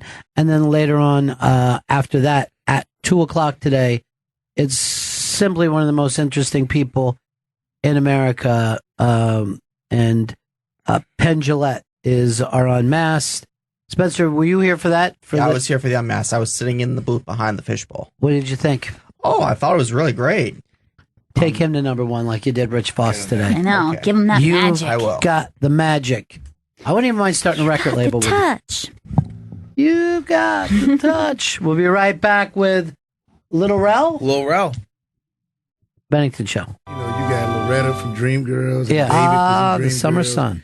Gerard Gives us hours and actually hours of really light sing, for which evening is kinda baseball weird. cookouts. Like I remember walking those set like AC building will knock you right off your lawn chair. SWV SelectBlinds.com Gerard Carmichael as the answer. bailing it out. Blinds and shades that block out sunlight. Tiffany, we Keep your sang home for cool. fun, so Keep the it furniture just only from made fading. sense. Like the original And if you like theme to sleep song, in on we couldn't weekends get or clear. comfortably watch the game or movie, blackout shades can make it like a And Gerard came up with motionless this idea and with the studio moonless knocked night out and in there. ended up being like Every product comes I don't know, it just felt like 100% it's a cordless classic to protect sitcom. those Right, kids. right. It's like a 70s sound almost into it. And the time it takes to mow a Right. size out. The last time we had a You can show hang that blinds like because Full House Party, SelectBlinds.com last song I walks you remember through how was- to measure. Select, song matched the even shit. install what your song new never window made sense coverings. was the- you can was hang the a picture. Seinfeld You can hang song from blinds at me. SelectBlinds.com. Yeah, that doesn't ever feel like Seinfeld. They don't seem like there's some kind of jazzy bass sample swatches It's so weird of that the room for a darkening while that blinds became a thing or just to shades do of that your weird choice. instrumental. Absolutely I like singing free. songs. Like those songwriters who was writing for shows, I feel bad for them. There's no place for them no more. Well, I always like a song that will explain the show. The Brady Bunch explain that Gilligan's Island. You just come in. Oh, I got it. Yeah, you I actually understand now. don't ever have to have seen a previous Gilligan's Yes. Island You episode. don't have to shoot a pilot if your song explains what everything is going on. The origin story is right there. But you're right. It's almost like the songs now are 15 seconds. When back then you would get a 2-3 minute song every week. And the funny thing is, that's the things that you love when you're a kid. When you know the song. That's top 40 radio, Tio, I mean, when you you're a think little about kid. Silver Spoons. Yeah. I think about like those songs. You remember the shows because of the songs. Yeah. I don't know. That's funny that you say that. Like that's what I want a song deal. I don't want no. Little Rel in with us, and this has been a big year for you, right? There's a lot happening, and now Variety is pushing the people to watch. Well, yeah. Well, I made it in 2012. Yeah, but then they let me host a show this year, which I think was my ideal because when I made the list, they didn't have a show for us to do, which I thought was weird. I'm like, yeah. Y'all don't want to see why we made the list? Yeah. But then it was dope to host it this year, and a lot of my friends was on the list, and it was actually one of the best shows in Montreal. Man, I love hosting, so it was so much fun. Yeah, Montreal, good time for you? You hear my voice? Yeah. Yeah. This is me recovering from Montreal. Yeah. It was, I think it's like the Comedy All-Star Weekend. Yeah, it is. Yeah. I know the last show that we saw up there was that goddamn Comedy Jam. I did it the first night. It's so crazy. I love that show. Like I love, because I always surprise the crowd. I mean, I'm black. I got a Jesus piece on. You're expecting hip hop. Yeah. You don't expect me to sing a song from the Rocky IV soundtrack. It's one of the greatest soundtracks ever made. Which goes back to my music thing. I like when music match the movies. They just don't do that no more. Well, there's two ways to do a good soundtrack. First of all, you'd have to have, just some composer do the things. Star Wars has done that, Rocky. But then there's that other thing where you go in and you pick certain songs that are perfect for the movie.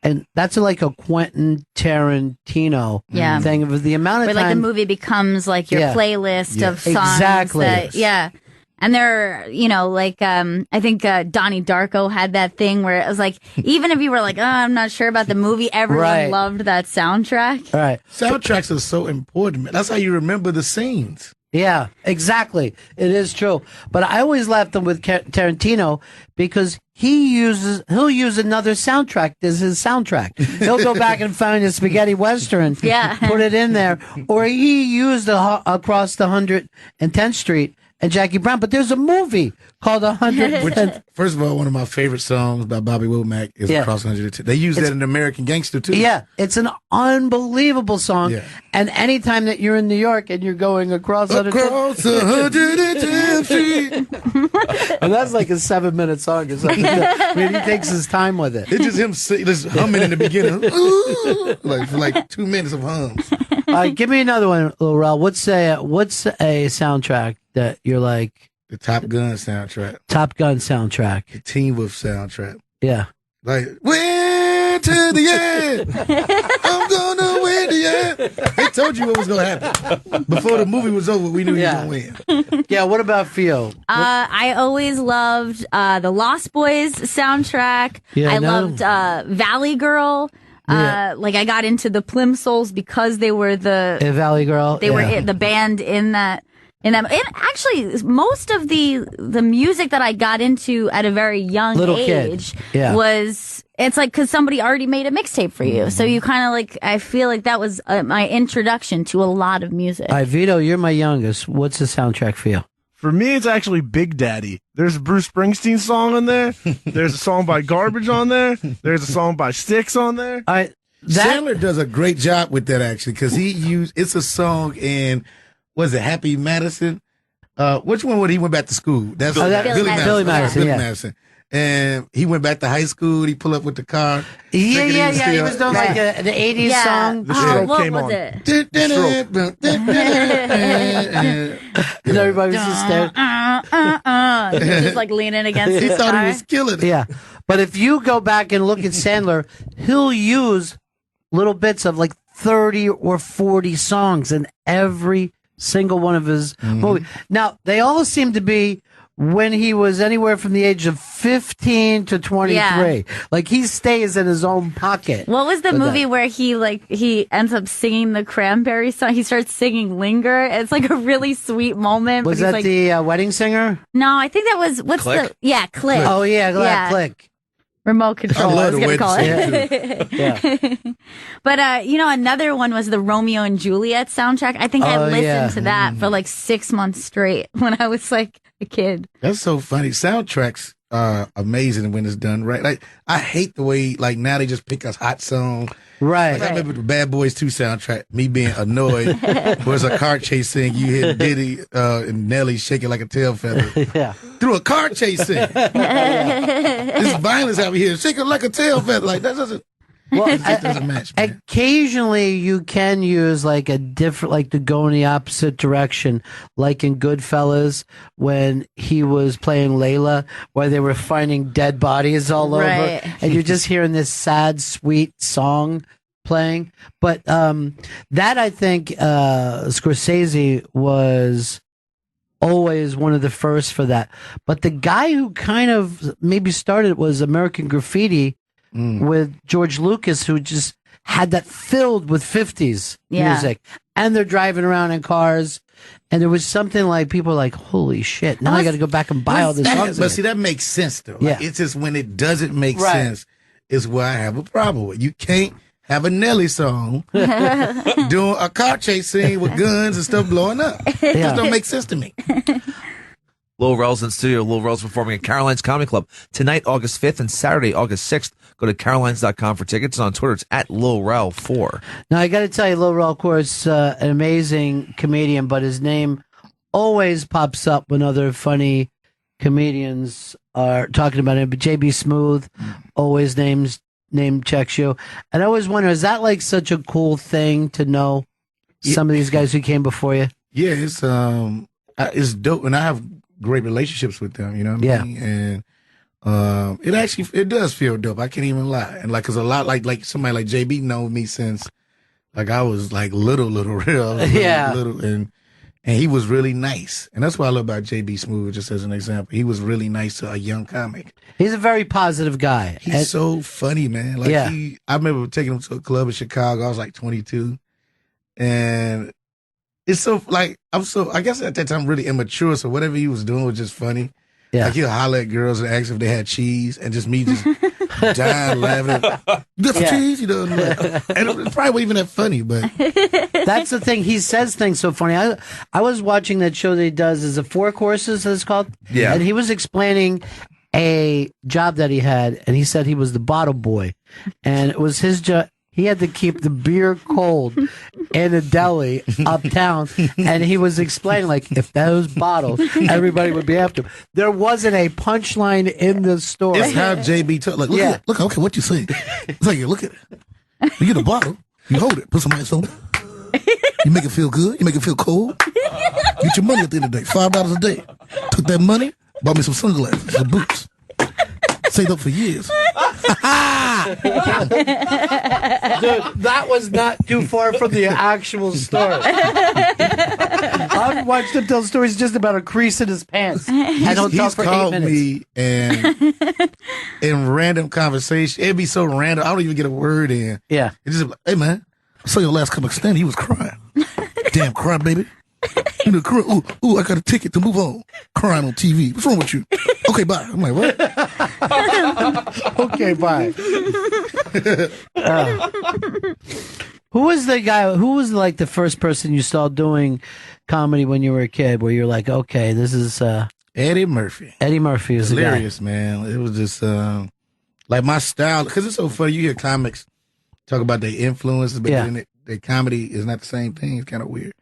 But with Eddie, storytelling and character work and acting out the jokes is a big reason why I do this, because of like insanely watching him and then being a fan of In Living Color. And then, you know, once you discover Richard Pryor. Because this is the thing about it. You almost, when you're young, you discover Richard Pryor. Yes. Because you want to know who's Eddie influence. You're like, Richard Pryor. And that's when you jump into Richard Pryor, actually after whoever you look up to, you know what I mean? Unless you grew up in that era.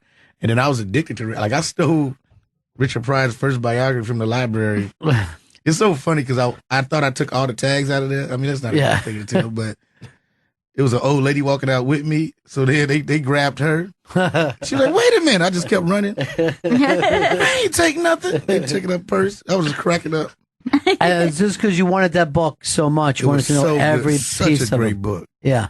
Pryor, Life Convictions and Other Life Sentences is, I like how they had the jokes that matched the real stories. Yeah. And, I mean, Richard was such a genius, man. And, you know, it was funny. I was compared, like, everybody's talking about Beyonce's Lemonade. And I liked it because I like her honesty and she was open and all that stuff. But I said it reminded me of a Richard Pryor album because absolutely, he's always been just very just open and honest and just laid it all out there. And that's what it felt like. Yeah, that's the funny thing about Pryor is like that kind of thing didn't exist before them because, you know, people went up to tell jokes, to entertain people. They were creative in that way. But Pryor told something out of his life. Mm-hmm. And for me, of course, it's not a similar life. It's not a similar background. So how did that turn around and touch me, make me laugh, but also identify with him? It's really almost magical. It's magical because it didn't just influence comedy. Yeah. I mean, hip hop, just music.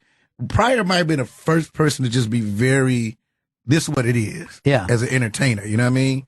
And that's why any entertainer that's just open and like through music or whatever, that's who I'm mostly a fan of, the ones that's not trying to hide who they are. Right. But Richard really did it first. Which is probably why so many comics cite him as their biggest influence or like that's their guy, even if it sounds nothing like their style. It's like more about individuality or boldness.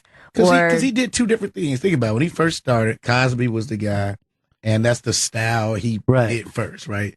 And then I think as all comics do, because I think we all do that in the beginning, we kind of, whoever we're a fan of, you kind of like that person. You can't help it, right? And then once you figure out your voice, it's almost a switch goes off where you like, forget this, you know, whatever, I'm going to do it this way. And I think that's what happened with, you know, like even with Eddie Murphy. You could tell he wanted to be Richard Pryor. He wanted to be Richard Pryor. He had it. And he was so young when he started being recorded. That's the thing about Murphy. He probably, like most people, didn't get to that point for years later. But when he did that bit where Cosby was mad at Murphy and called him up, and then he called Pryor, it's one of it's one of the funniest things that you'll ever hear. But the impressions are so next level, and I think there's no way for young people to understand how big Eddie Murphy was. We can't compare. I know we try to we look at Kevin Hart and where he is, and people do, but I'm like, nah. It was a whole nother It's only a few comics that had that to me. I think Andrew Dice Clay had that rock star type of thing going on. Steve Martin was like nobody talks about that with Steve Martin because he's one of the greatest comics of all time, really, because I've never seen somebody stay relevant the whole time. And every movie he's in, every character, like that's one of my favorite comedians, actually, Steve Martin. And that's because I love his acting too. You know, as he moves on in life, those are the characters he pick up. You know what I mean? Father of the Bride is like, I got a daughter, and like I even more love that movie now. Like, damn it! Oh, I can't wait to deal with this someday. Yeah. Murphy was like so big though that people couldn't even believe that they were seeing him. A friend of mine was with him once, and they went to the Caribbean, and he said, by the time they got there, you turned on the TV, and everybody was just like, Eddie Murphy is here, and people were running to find out. You know what I mean? Like Kevin Hart, everybody's glad to see, right? Yeah. But people aren't fainting. Well, this is the funny thing about the 80s and 90s. I feel like if we think about the stars that were still alive, right? Yeah. From the new stars, the old, it was so many. That was a time where people were just fainting over everybody. You had Eddie Murphy, you had Michael Jackson. Like if you went to an after party, like I think about the parties I go to now. And if I walked there and I saw Michael Jackson, Eddie Murphy, Prince, Whitney Houston, Bruce Springsteen, like just chilling. Yeah, that's true. You know what I mean? It was like, what?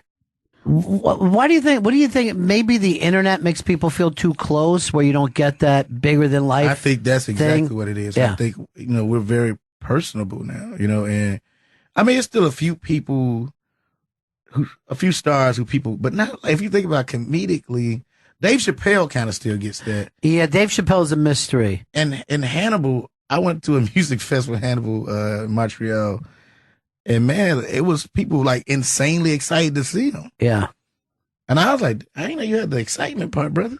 Yeah, right. People faint when they see Chappelle. Well, the thing is that Hannibal, I think that he kind of put a hole in Cosby's boat, but then did not even try to build upon it. Like most people would have kept going on TV. Yeah. Right, He's like, doing hey, interviews I said what on I it. said. I said it as a joke, and that's it. And he let everybody else. And that almost added to this mystique about him that he didn't try to. But, here's something else that was different from the 80s. I think we liked our stars to be big and weird. We wanted them to have crazy Elvis-type lifestyles. You didn't want Sam Kinison or Dice Clay to be normal people. Right. Now, everyone...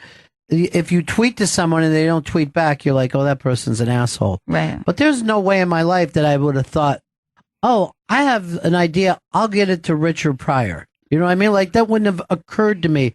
Oh, let's see if John Belushi likes my idea. But now regular people think everyone should interact with him all the time. Or like that your opinion on their work matters. Is going to matter to that person. And to say like, hey, big fan of this show that you did, but this. Yeah, right. We Like, have too why many the- critics now. Yeah, Why everybody's do you a think critic. you do that? It's certain things we used to didn't know. Yeah. And it's like, look, if you a maniac and you watching stuff and you got some crazy, say it to your family. Now they can tweet it at you. And I think, because you can't see them do it, right? People even more ballsy about doing stuff like that. That's the one thing else I don't like about the internet, and especially when it comes to comedy. It helps comedy in a way, but it still hurts. It hurts that when they can't come to the club when they used to have to go to the club to see you. Right. You know what I mean? Right. Like which is, I guess everybody's, like Chappelle has it at his shows where he got some switch he can turn on that makes your phone not work or something, which is I mean, it's dope and frightening at the same time that even exists. Yeah, I know. But it is stuff like that because you have to do that now. You know, and it's kind of sad, actually. Well, there's so many. Chris Rock has problems with that. Like, you know, even and the seller has paid attention to it, but he takes a while to get that piece to where he wants to get it before he shows it. He wants to keep working on it. You don't go and find out the Patriots playbook. You know what I mean? You can't say, look, they're running a new play this Saturday. This, you know, it's crazy to think that people think it's okay just to start taping someone when they're working this stuff out. That's where I have a problem with it. Like, it takes away from the workout. Right. You know, some stuff you got to bum for a little bit for it because, and then if they already recording and put it on YouTube, I joke that's not ready yet. It's annoying. But here's the deal too. If you're at a concert and you have this thing up in front of you, you're not at the concert anymore. You know what I mean? Like that takes it out of that thing that sometimes can magically turn a show into something special. And there's something really distracting about that too, because even if you're conscious and you're like, I'm not going to, let's say, film this show or watch this concert through a screen, the people ahead of you do it, and you automatically like your eye keeps going to it. So it's like even when other people around you are doing it, it can mess with your own experience. That's why, like, I mean, the only time it's not that bad as I went to see Beyonce. Took a date to go see, you know, the concert. And I mean, everybody's doing it. I mean, that's what it is. But with music, it ain't that bad, I guess, because, you know, you can still. It just stops that moment. But it's what it is now. It's just. Yeah. With comedy, I always believe comedy is more, because we don't have a band playing, so people having small talk. Right. We hear everything. Yeah. You know what I mean? We see everything. Like when it's music playing, you know, somebody get to a fight and you don't even know. You're still doing your thing. You know? I know, but there's sometimes in music, and I always think I've seen Parliament Funkadelic to me was the group that, because they're on stage sometimes and off, and then you look over, a guy that you were sitting next to is on the stage and he's dancing, and then the guy with the umbrellas in the crowd. Like, there becomes this thing that you're never going to find anywhere else. And, you know, a reggae show, after a certain time of getting into it, sooner or later, then all of a sudden it becomes this weird high that you can't experience anywhere else, but you can't tape that. It doesn't make sense to go, I'm trying to capture that moment. And that's more of an American thing, too, when you think about it. Like, I remember going to Reggae Sunfest. Yeah. And everybody was just dancing. Right, because they know it's supposed to be this thing that takes you to this spot, you know? Like, that's why that music was invented. That's why they like the weed so much, because you're almost like dancing around like Apaches around a fire until everybody gets into a trance. You dancing around, get your grind on. Yeah. It ain't nobody looking back at you. She just feeling it. You know? And it's a good time. Yeah. Lil Rel's in studio. Lil Rel's performing at Caroline's Comedy Club tonight, August 5th, and Saturday, August 6th. Go to carolines.com for tickets, and on Twitter it's at LilRel4. So you got the acting going the same time as the stand-up. Yeah. Is it a different muscle that you're working when you... Yeah. I mean, I guess it depends on what it is in a way, because like doing the Carmichael show, because we have a live studio audience. Yeah. Being a stand-up is the best thing that could ever happen with that, just because, you know, I got my timing is what it is. It's a natural timing to it.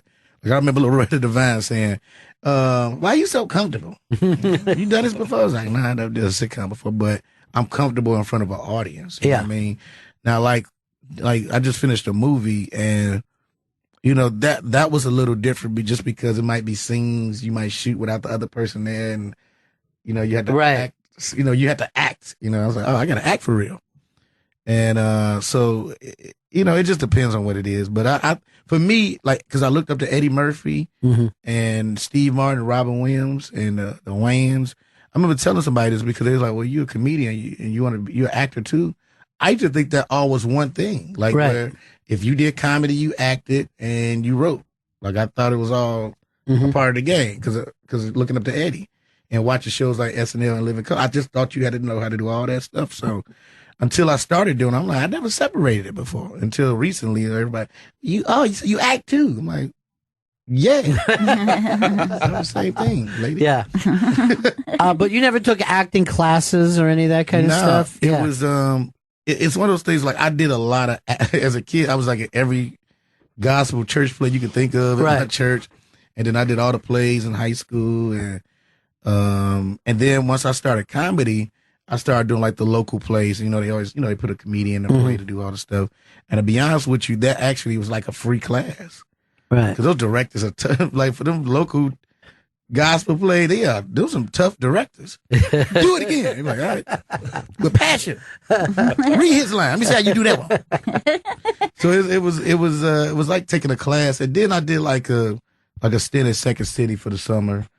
And that was dope. I took an improv class, and that actually helped a lot. It helped me the way I like to milk jokes and act it out. It made it a lot better because a lot of the comedians don't give the improvers a lot of props, but their acting ability, right? Sure. Not just freestyling a joke, but like to deal with a group of people and to learn to listen to each other. That's a big key to being a successful actor. You learn that from improv classes. Well, that's where it's always funny, but Bill Murray and Belushi and those guys came out of that background and not stand. A lot of people will just say, people go, Bill Murray is the funniest comedian who ever lived, but you've never seen him just standing alone telling jokes. All his comedy gets told through movies. I mean, he's amazing. I mean, you look at Will Ferrell. Will, to me, had, out of anybody, Will Ferrell and Chris Farley just had that Belushi, right, and Murray, like that feel, like that just natural feel, man. Like the, who's gonna surprise you? That's funny. Is Blake Griffin. Well, he's doing stand up, yeah, and he's really like, if you're a basketball fan, his set, I was dying laughing. Like, oh, this is the realest. Isn't that funny, though, that you could become this NBA player and thinking, I still want to try comedy? And you're like, what are you talking about? Because we can't do that. Yeah. We go with it like, I'm going to go to Summer League. I was telling Blake that, too. I'm like, man. I remember all of us laughing at the festival, like, yeah, he's great. And it was like, oh, man. So you can start selling out arenas next year and getting all this money. Well, it's funny because Shaq just took that comedy tour out the last couple of times. There's a connection. I did a Shaq comedy tour, but see, Shaq can't. He's not funny like right. I'm gonna tell you something. If Shaq had Blake's stand-up skills, Shaq will host all the Comedy All-Stars. Is that right? I promise you, he would, because Blake was legit.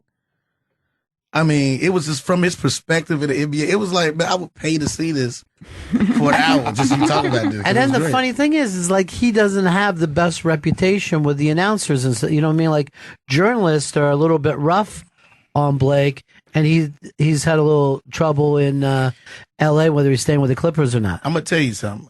I called my little brother because he know how I feel about Blake Griffin. I was like, I mean, I'm a fan, but he tend to flop and do all this stuff. Right.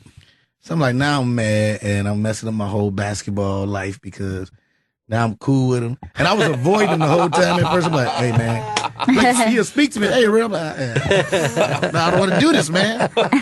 So now I got to support you. So you flopping and doing all this crazy stuff. I got to act like it ain't happening now.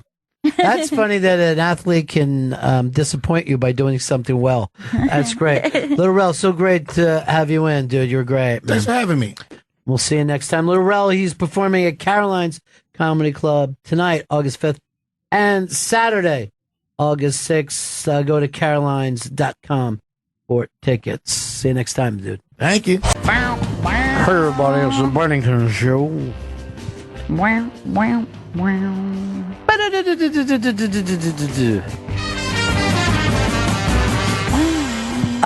GPS. Saturday, 3 p.m. East on D-Trax Channel 27, GPS Muscle Shoals, Alabama. This can't be true. They're saying that as of right now, Clinton is beating Trump in red state Georgia. That can't stay like that. So early to Democrat make calls. Ever won Georgia. I know. It's so early to make calls like that. It's going to happen. It's going to go back and forth. There's been times he's been up. There's been times that it looks like she was just crushing. There's times he inches up.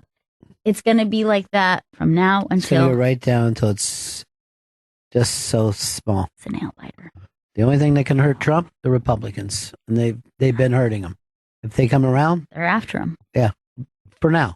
Maybe he makes a couple concessions. He promises to give them all the money and power. Maybe that'll work. Let me just say this.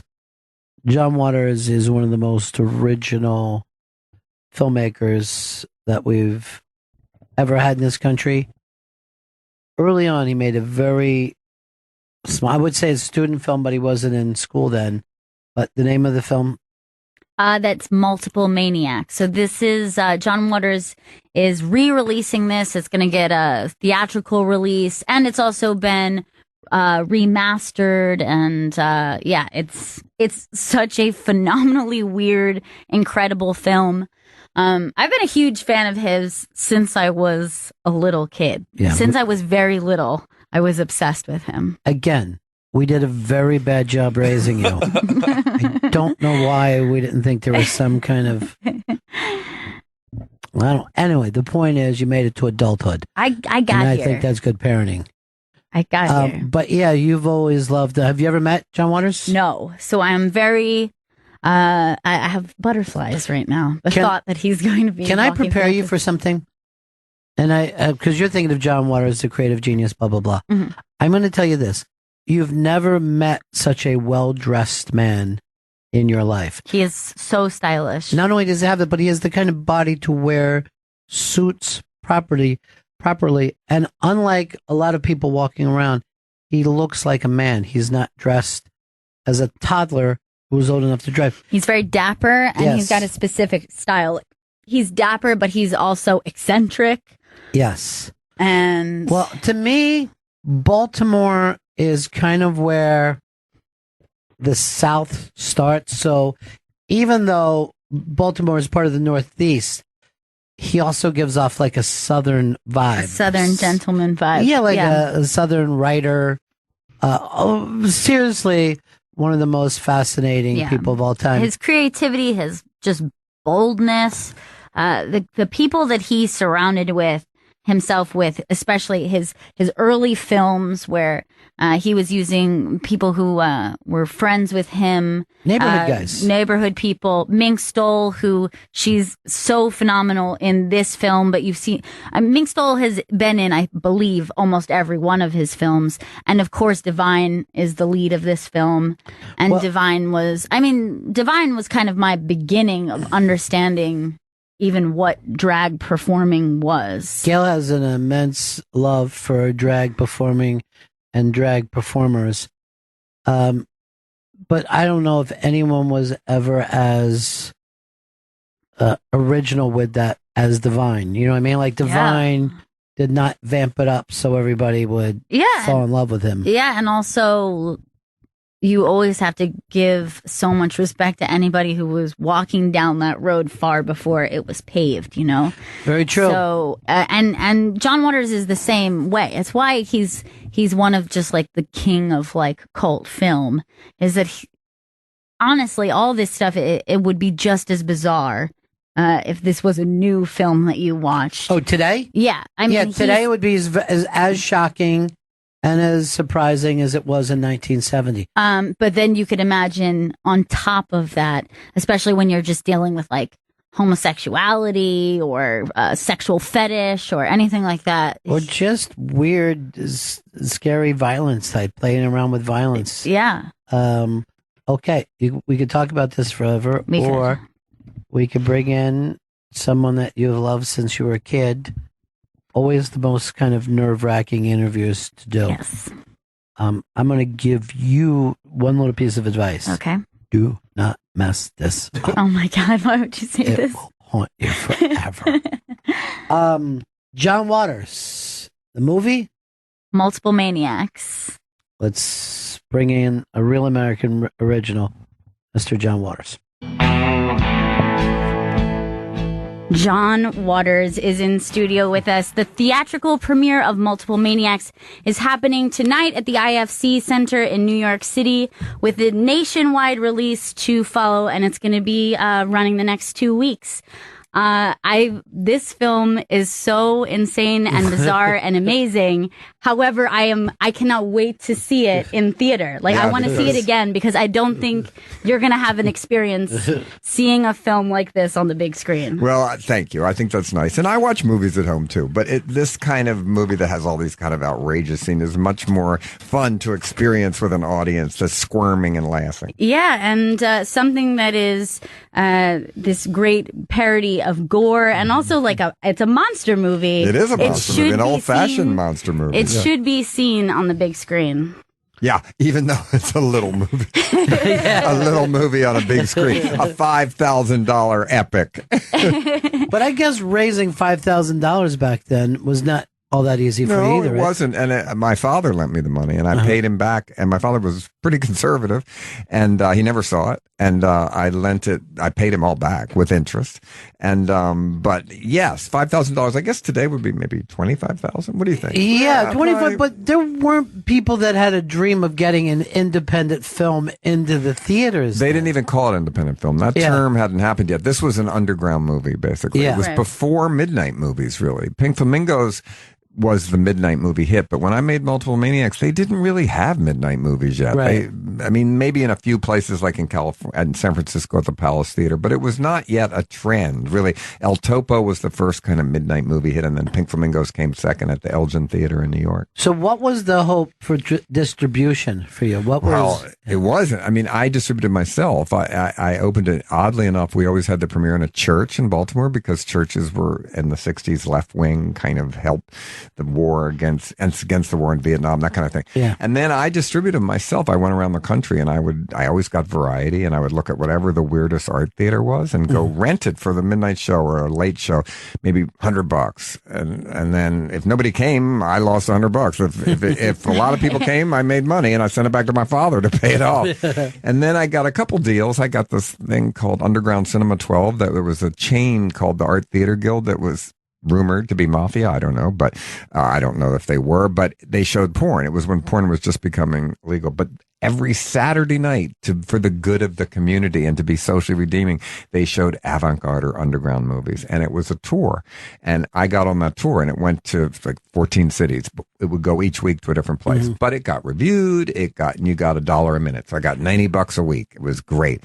And the tour, first time it went on was a success, and it came back again. They booked it again. So that was a big help. Well, people probably don't realize that a movie could stay out for a while. Sure, there was no video or anything, and there was no second run. So Pink Flamingos played 10 years at the at the New Art Theater in L.A. at midnight, at least one day a week. That's what they call legs. And many art movies you'd see like 33rd week, 34th week. Now you're lucky if a movie plays 3 weeks, even if it's a hit. Sure. Yeah.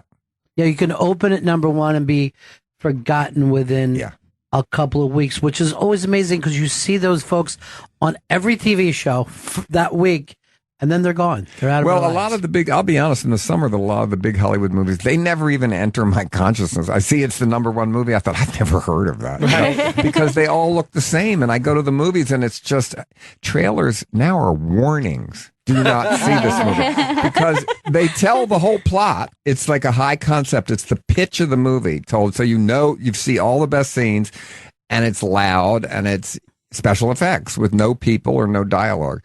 And I'm wrong. People want to see those movies in a mall and stadium seating, which I don't get stadium seating unless Ben-Hur is playing. Right. To me, I like an old school revival house, an art theater. But it's true. I don't care how people see movies. They see it on their cell phones. Fine with me. But this kind of film, like Multiple Maniacs, seeing it with a live audience is more fun because it's kind of group madness when we made the movie and group madness in the theater when they watch it. Yeah, it seemed so much when you made it. Watching it, it looks like so much fun. There's just this kind of tone underneath it where you can kind of see Divine's face and Minkstall's face, and they look like they're having an absolute blast. Well, Mink said we just went for it. And the thing was, it was really hard. It wasn't fun, actually, because there would be 20-hour days. There'd be days when whole footage didn't come out because I didn't know what I was doing. I didn't have a crew. I had me and one Teamster that probably illegally took the camera away. I don't know, from some TV station. Well, he didn't, but the guy I rented it from hooked up. I never asked him if the TV station knew they were lending me the equipment or not. But so fun in hindsight, you look back on it. I mean, I've been sending the people that are alive all the reviews, and they're just amazed because the reviews are very intellectual now because they're seeing the movie in a context of a time capsule, basically, from something 40 years ago. So now the reviews have been, all been wonderful so far, and they were all terrible when it came out, but we used the terrible reviews to help. Is that a bizarre thing to experience, somebody stepping back and looking at it with that kind of eye, particularly scenes, and I would never want to give it away because, again, to see this in a theater and experience other people reacting to it, but taking a look at, say, a scene that involves the Stations of the Cross, perhaps would be strange to step back. One review said it could only be thought of as the Passion of the Christ on Quaaludes. That scene still is pretty shocking. And even when I was watching, I thought, what was I thinking about? But I guess it was the theatrical Catholicism that I grew up in, taken to the underground, really. Yeah. And in a way, the first rebellion I ever did, my mother told me when I was in church, and they made us stand up and take the Legion of Decency pred, where you wouldn't see movies that were condemned. And I refused to do it when I was 8 years old. My mother said, what do you mean you're not going to do it? I said, I'm not doing that. And the nuns used to read us the movies we'd go to hell to see. So it was all kind of a joke on that. It was, what couldn't you do anymore? What, softcore pornography and horror had gone about as far as it could, and porno had not quite become legal yet, but it was a year away. And so we were just trying to push it. What don't they have a law about yet that no one except us would want to do? And that's the religious scene. And that's the ending of Pink Flamingos, where she eats a dog turd. I mean, basically, why would you do that? No one copied it. Even though a movie was a hit, why would you do it again? Same way I hitchhiked across the country for a book. Why would I do it again? Once you did it, it's kind of been done. Well, I think there's something that is so great, too, is you can hear that the accents were stronger years ago than they are now. Yeah. Oh, I know Devon says Neil. And I hate it. Later in my career, when I had lots of Hollywood actors, they all wanted to give me a Baltimore accent. And I said, please don't. I had them then. I couldn't. I had no choice but to have them in the beginning. I don't want them now. Well, for us, we have family. Chesapeake Bay. Exactly. So you can hear it. So it's a very familiar sound. And I think that's honestly, it was a big draw for me watching your movies when I was a kid, because there was these people who were speaking like my family, and hearing someone say, I fucking love you so much I could shit. I know. That's especially lovely line. Yeah. Look at these kids. Look at them. Look at their fucking ugly kids. I know. Like, it's so great. I know. The best thing happened to me recently. I have to tell you a story like that. I was in the supermarket and I was checking out, and it was just a normal girl that was, I think, fill-in and everything. And she was looking. I just had a normal steak, and she said, "Were you excited?" I said, "About what?" And she said, "Eating that steak." And I said, well, to be honest, I don't really know. I hadn't thought that emotion was not sweeping me over here in the line. She said, I like food. And I thought, this is the most bizarre thing. Am I excited? And so when I cooked it, I kept starting to laugh and think, aha, I'm going to eat this later. So little things that can happen every day really can inspire you for dialogue. It is, but you stayed in that part of the world. Of course, you're born and raised there. I still live there. Yeah. Yeah, and that city is changing all the time. Well, it's the only city left that's cheap enough to be bohemian. You can still live there cheap.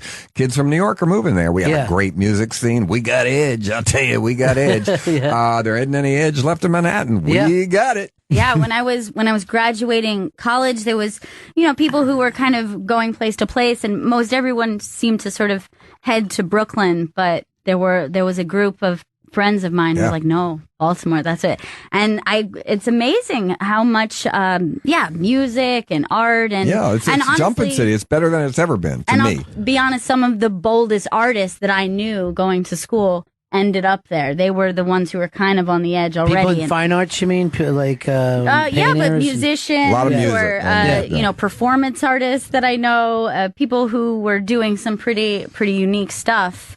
It's a good city. I like it more than ever. Yeah. I love the fact that it used to be kids would graduate from college and they would go to New York or LA, but now they're like, where can we move in mass and kind of start our own scene? You don't have to move to New York or LA anymore because everything's online. They're exposed to everything. They can see every movie. They know everything that's going on. When I was young, you almost had to. You couldn't see anything. But now everywhere is cool. And everywhere is expensive. Right. I mean, each city, the parts that used to be bad neighborhoods are being redone to be expensive. So it's really weird, except Detroit. And even there's places that are expensive. The problem is Detroit's not near anything, really. Where Baltimore certainly is. Well, Baltimore, you're close to at least 4 or 5 major markets that you can get to. You can get on the Bolt bus for $10, you know, nonstop. So, it's a good city to live in, and I find the humor there is still pretty great. That nobody's impressed there. It's not a trendy city, and people have a good sense of humor, definitely. Yeah, I love it too because it's that thing where that Philly accent and the Southern accent kind of bang up. And so do those two sensibilities. Like people, like you said, in Philly or Baltimore, don't expect to win. Don't, you know. Well, the only thing about Philly is I like the people in Philadelphia that say, I never go to New York. I hate the people that say, well, I'm in New York most of the time. Please. But I like people in Philadelphia that say, I hate it, never go there. That I'm impressed by. I swear to God, I thought New York and Philly were the same size until I was in my 20s. Really? And then, like, people were like, you got everything here, you don't need to go up there. And then I went up and I went, okay, it's a lot bigger. Yeah, it's bigger. This is not the same.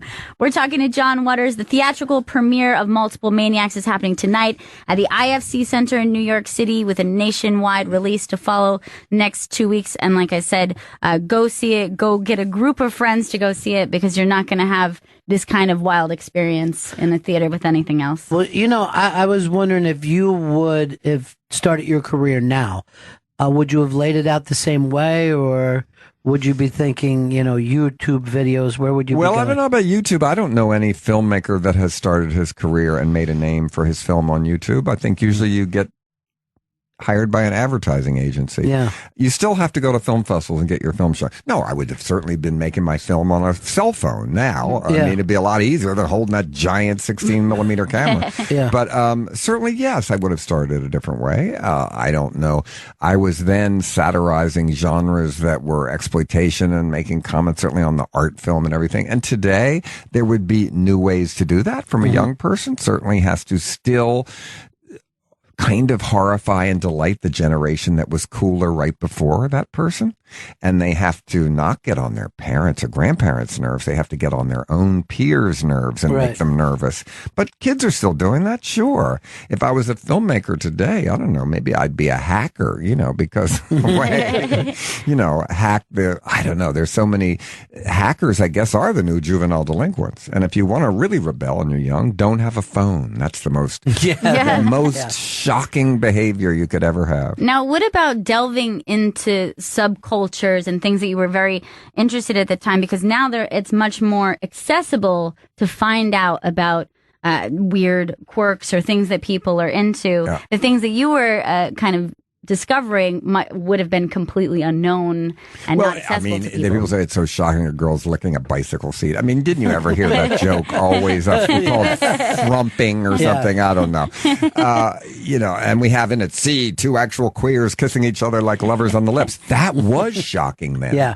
Today it's on television. Right. You know? And the biggest, most ridiculous joke that does not work today in Multiple Maniacs is they're going around at the Cavalcade of Perversion, and one of them is selling hamburgers for $1. And that was super expensive. It was a joke how expensive it was.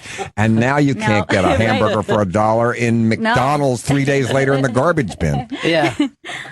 there's this great moment where everyone's kind of commenting on what weird thing that they're seeing, and there's this kind of hub, and you're like, oh, look at her, and then you just hear someone in the back go, oh, look at her cunt. It's like, that is Sue Lowe. She will be in the audience tomorrow night. Is that right? And she went on to play Mole in Desperate Living. That's the same person. Yeah, that's nice. And then she says, give me them rings, cunt. That's a pretty line, a pretty ad-lib line. Well, I remember being young and hearing about these films long before you could see them. And I think that's what we were talking about. Something comes and then goes. But this really came and went. Yeah. With Pink Flamingos, even, I remember hearing about it for years before I was going to get the opportunity. And people would be wrong about the way they explained it. I remember Divine, the first time I was told, was a hermaphrodite. You know what I mean? Divine wasn't even transgender or anything. Yeah. Just Divine put on those clothes. He didn't walk around in drag ever. That never was. That was just a. No, when we made movies and when he did recordings and when he was paid, it was his career. But he lived as a man. He had no desire to be a woman at all. It was too hot. He's a fat person. He said, "Oh, get this shit off. It's so hot, sweating all the time." His wigs got shorter and shorter because of the sweat. We even had a sweat mopper he had that looked like a powder puff, but it was really to mop the sweat. What was it like for you and your crew to find out that you were becoming these legends, though? Well, believe me, that was not something that happened overnight in any way. My career is like a slow growth stock. It goes up and down and hopefully comes out a little at the end. I don't know. Nothing happened overnight, believe me. Nothing did, except Hairspray the musical. That did happen. But that overnight. That took a year in development and everything. But there were a few, my career, the main things that ever changed it is when Pink Flamingos became a hit in New York, my life changed. And when Hairspray won the Tony Award, my life changed. And probably when my book Role Models hit the New York Times bestseller list, my life changed. Those were three things that made in my career. But there were certainly low points. I mean, Desperate Living took 30 years to make back its $65,000 budget. My Dirty Shame and Cecil B. DeMille were not success at the box office. Crybaby failed on Broadway. So, I've had equal bombs and hits, certainly. But, when you're saying Hairspray became big in New York, nothing that wasn't New York at that time was accepted until, you know what I'm saying? Well, they come from out of town as... My films, the early films like Multiple Maniacs, and all, they played last in New York. They played everywhere first. They played Baltimore, Provincetown, L.A., San Francisco. They played here last. Multiple Maniacs never showed in New York until Pink Flamingos became a hit, and then it showed afterwards briefly. But no, New York was very chauvinistic about their underground film scene, and I knew it, and I came up all the time, and it was Jonas Mekas and the Bridge Theater and Jack Smith and all that. But the people that booked it did not, if you came from Baltimore, they just wouldn't even look at it. Yeah, that is one of the things about New York is they have always felt like you have to live here or else you're not doing. I don't think anymore, though, really. It's just everywhere is international. It doesn't matter. When I go do my spoken word show, I can be in Paris or Iowa and the kids are the same. Yeah. Yeah, they all look cool.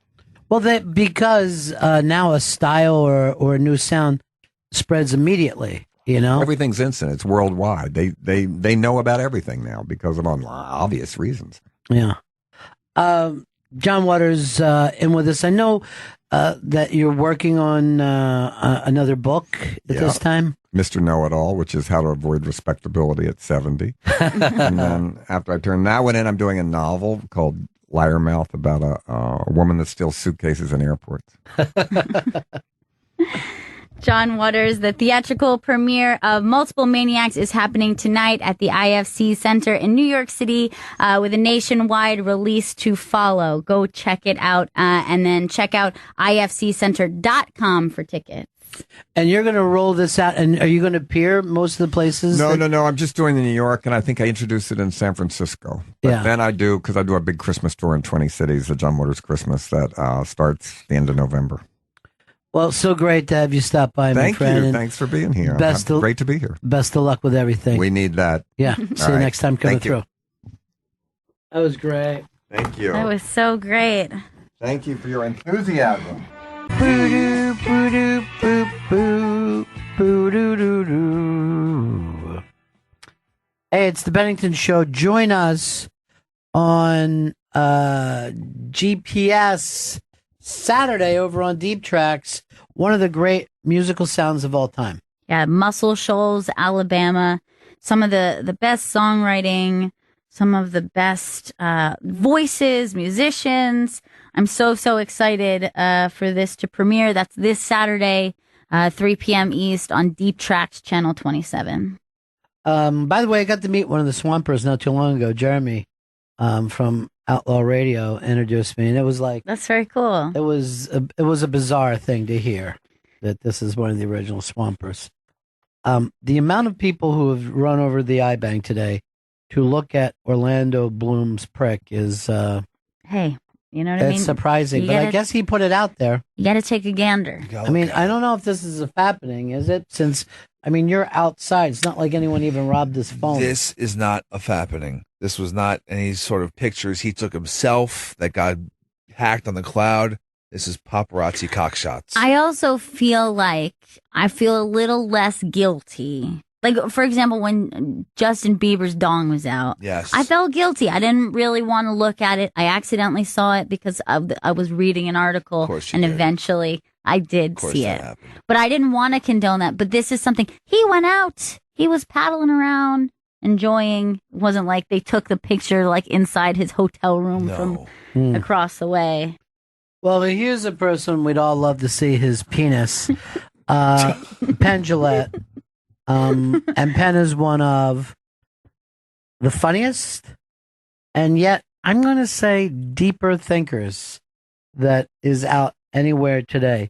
He is, I can't say anything more than I love when people, sometimes you'll hear their point of view and it'll change your mind, but other times it won't change your mind, but you can understand how somebody would think that way. Yeah. And I think that's always, we did that thing earlier today. Just tell us some reasons that people are voting for Trump that are, in your opinion, positive. I've gotten people write to me who said I should have yelled back at people or what. No, we got to listen to each other. We also have a lot of opportunity to do that kind of thing. But what's great about Penn, and this interview is phenomenal, and it's such a great unmask, but what's great about him is you can also see that he's able to examine himself as well. So even when he's talking about something that you disagree with or something, you can see that he's able to step back and look at his own opinions and go, well, maybe what I thought a while ago was not that exact way. His book, Presto, is out. It's about his weight loss. He lost 100 pounds, over 100 pounds, about 110. And quite frankly, the first 2 weeks he ate nothing but potatoes. So most people aren't going to think that's something for them. But he goes by step explaining, and I find it fascinating. He goes potatoes into like vegetable stews, but he lost 85 pounds in like half a year. Wow, he also said one of the keys, and he tells you the experts or people behind this, do not exercise until you hit your target weight. No one ever believes in that. Well, yeah. I mean, what ends up happening is that you end up building muscle on top of your weight, and then you end up getting discouraged, right? Like there's that thing where just like, I don't know how it all works. I'm just saying this is, Presto, it's there if you want to read it. I also want to say a quick congratulations to the man with the #1 comedy album in the country right now, the fantastic and multi-talented Rich Voss, who, by the way, he was unbelievable talking about some of the stories today. Right? I loved those stories. I could listen to that for hours. I could listen to a lived life, somebody who could explain their life and times. I hope he does either a book or a show like a stage show. But anyway, Penn Jillette, Penn and Teller. I don't know if anyone has stayed at the top the way Penn and Teller have for so many years, but it's phenomenal to see. And then Penn Jillette is so interesting in so many other ways. So this is Unmasked. Oh, let's give out something after the thing too. We've got signed book. Here's what we have. We have signed books, but we also, Chris did something interesting. he put Spencer Berger on this, and he said, "Find me something." Spencer Berger came back, so we have a deck of playing cards. Oh, that's the coolest. Yeah, so you can get signed by Penn Jillette playing cards. First responders. What is his thing, Chris? At Penn Jillette. At Penn Jillette for the first responders. Do I break or I throw it right into it? We're going right into it. We're going straight to Unmasked with Penn Jillette.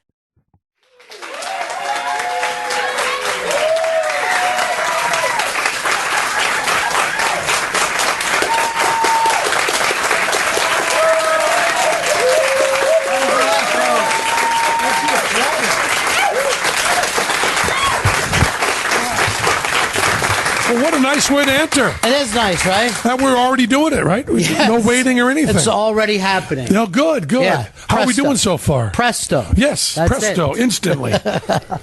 So the book is out, and I think this probably would surprise anyone that you would write this book, anyone who's ever known you in your life. Yeah, right? I would think so. Yeah. It surprised me, that's for sure.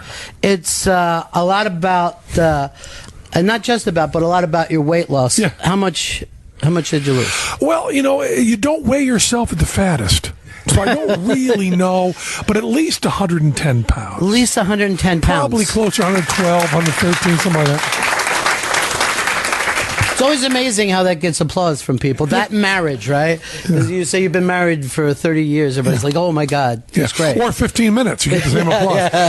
You get no advantage from the time. But when you lose 110 pounds, right? How does that change your personality? Well, you know your what? life? This is something that I'm embarrassed about, because I, as you know, am a hardcore atheist, and more important than that, I'm a materialist. And I would never have thought myself as someone who believed in a mind-brain separation. There's no homunculus that exists that controls this machine. And yet, the way I was surprised by my mood changes shows that I thought there was some me outside of me. It shows there was some superstitious, because as I lost the weight, I got happier. You got happier. And more pleasant and clearer.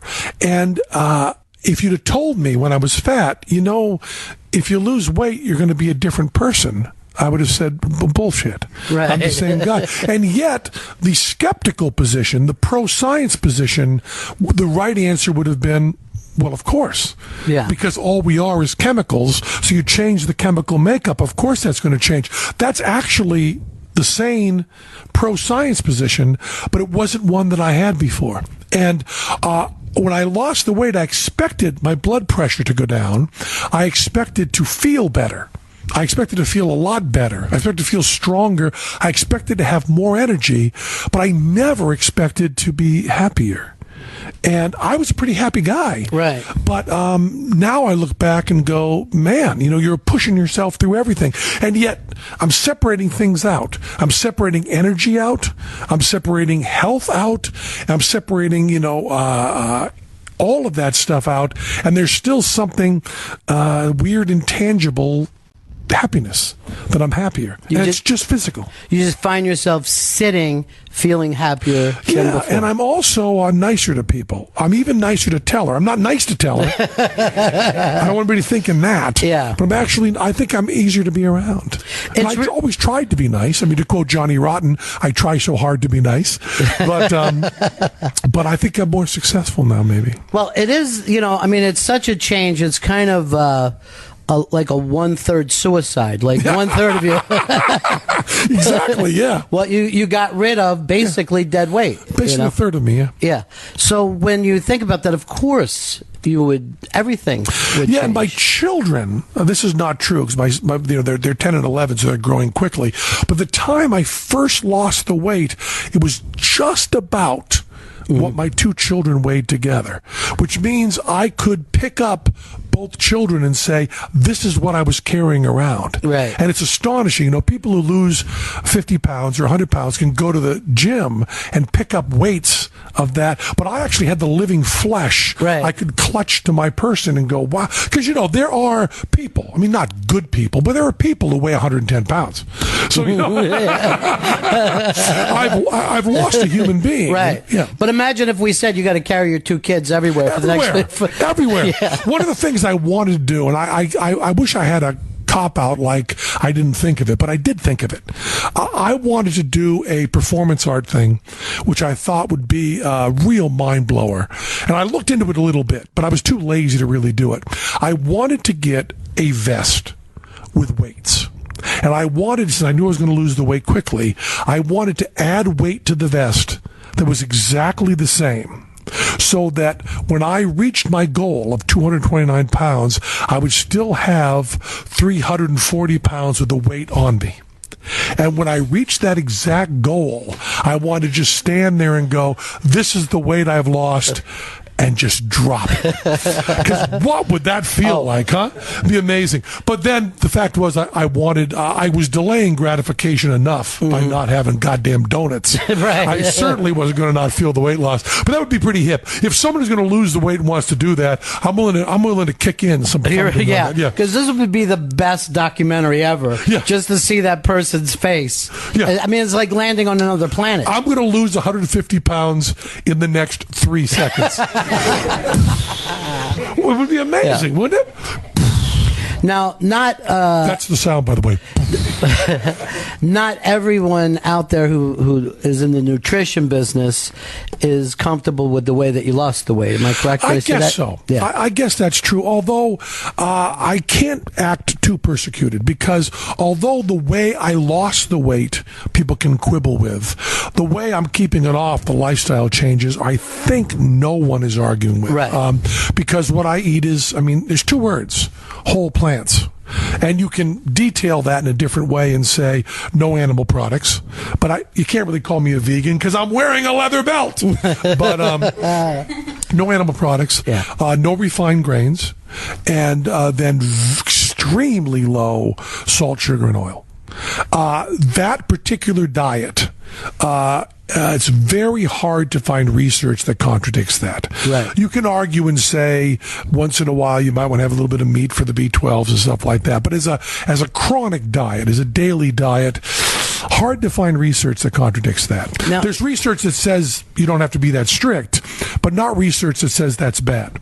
Now, I kind of feel like the interesting thing is if anybody in the room who, was eating junk food now or just eating like an American, if we suddenly tried to go to your maintenance diet, which we would lose weight on, our cravings would be much more aggressive than what you go through. Much more aggressive. The thing that I could not believe, and if I were listening, I would not believe it. I would believe it was, it's true for Penn, it wouldn't be true for me, whatever. I built into it that every couple of weeks I would do what I call rare and appropriate or retro eating. Other people call it cheat days. I don't like calling it that because that implies it's not part of the deal, I would do that every couple of weeks. And I thought, all I'm really saying is I'm going to have a steak and a hot fudge sundae every 2 weeks, and that's okay. I'll look forward to that. It'll be terrific. I did not expect the desire to go away.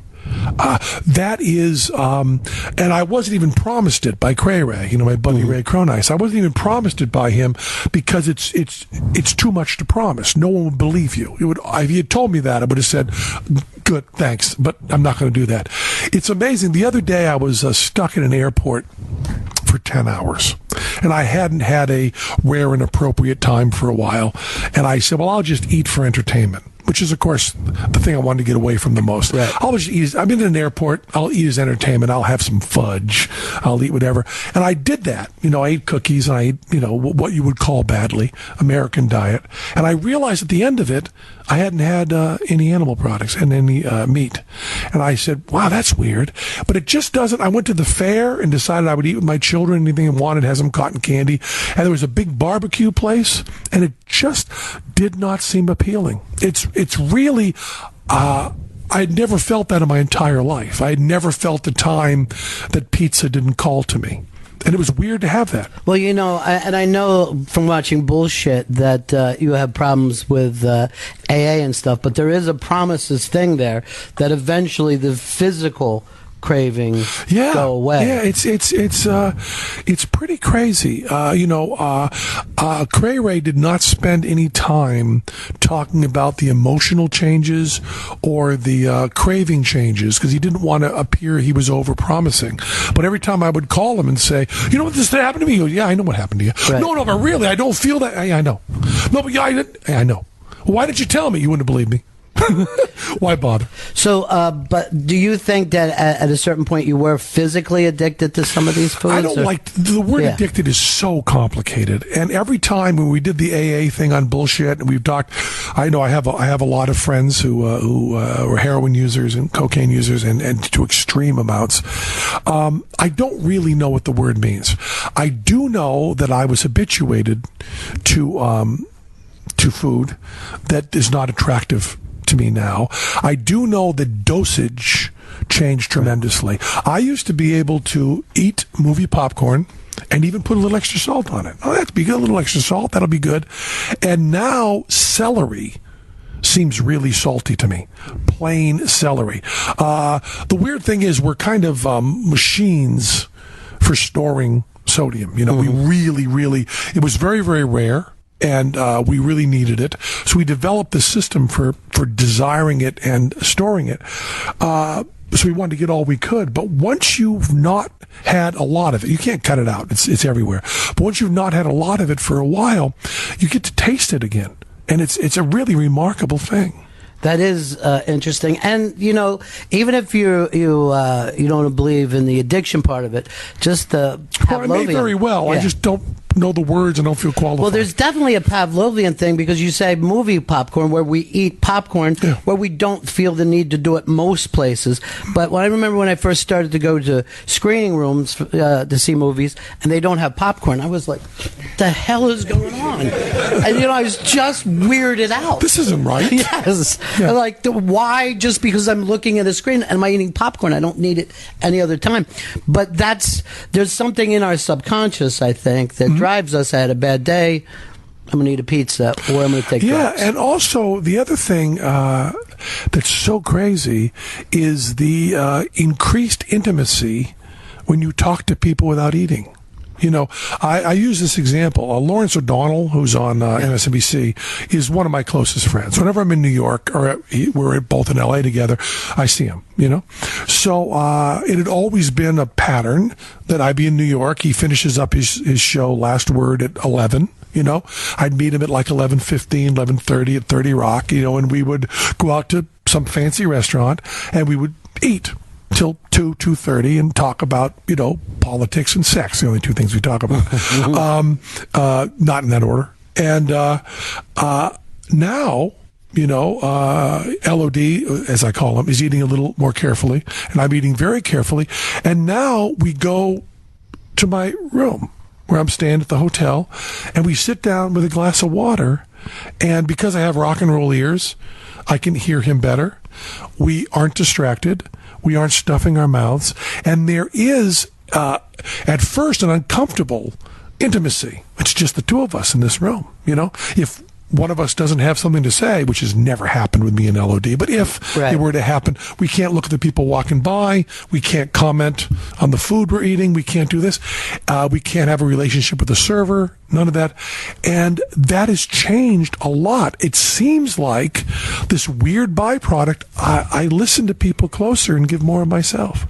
I hate to say it, but that also sounds like AA. I mean, it's really true that when you take away all those other things, people tend to speak deeper. Without saying, here's the parameters of where we're going, you're suddenly in a different state. Yeah, and it's a really nice thing. And also, I like the fact it's so weird, but I've never only listened to Top 40. I've never only watched the 2 most popular movies. I've never read the top 5 books in the bestseller list, and yet I was eating what everybody else ate. And it was really funny how I was, Bob Dylan, to live outside the law, you must be honest. I was doing that at everything but food. And even rebelling against, the political nanny state of we should be eating less. Fuck you, I'll eat what I want, Right. and not realizing that the true rebel position was to eat like a nut. I'll eat plants, I'll eat vegetables, and I'll feel good. And it's funny because I don't believe in conspiracies, but there's a great deal of market pressure to get friends to gather at a restaurant. Sure. Because you don't make any more money when LOD and I are talking in my room. You've already booked the room. You've got that money. You don't make another penny if we're drinking tap water in my room. If we go to a restaurant, you make another $300 by the time we're done. Right. So there's no market pressure on that. And even the food that we're eating, vegetables have much less of a markup. People are making less money on it. And so there's a lot of pressure to advertise hamburgers and to make it so that if we finish this and you and I want to go out and talk, everything makes it natural for us to go out and have lunch. Sure. And where there's another place for us to sit, no one's worried about that. Yeah, right. Well, just even think of how many more restaurants that are around now than when you were a kid. Oh, yeah. How far you had to travel to go to a restaurant when you were younger. And also that it was a big deal. Yeah, it was a giant deal. It was a real big deal. Yeah. And you might have enjoyed it more. Yeah. I remember there's a lot of that kind of chasing the first high, too. I remember going out. I'm not from a wealthy family. Mm-hmm. And going out for a steak with my family with 50 cents extra for Roquefort cheese on the salad, and then a nice dessert. Yeah. I mean, that was something that, my dad was a jail guard. He didn't make a huge amount of money. He always provided for us well. But that was a treat. And the lifestyle that I developed into was that level, that caloric count of food I could have for breakfast. Right, In an airport.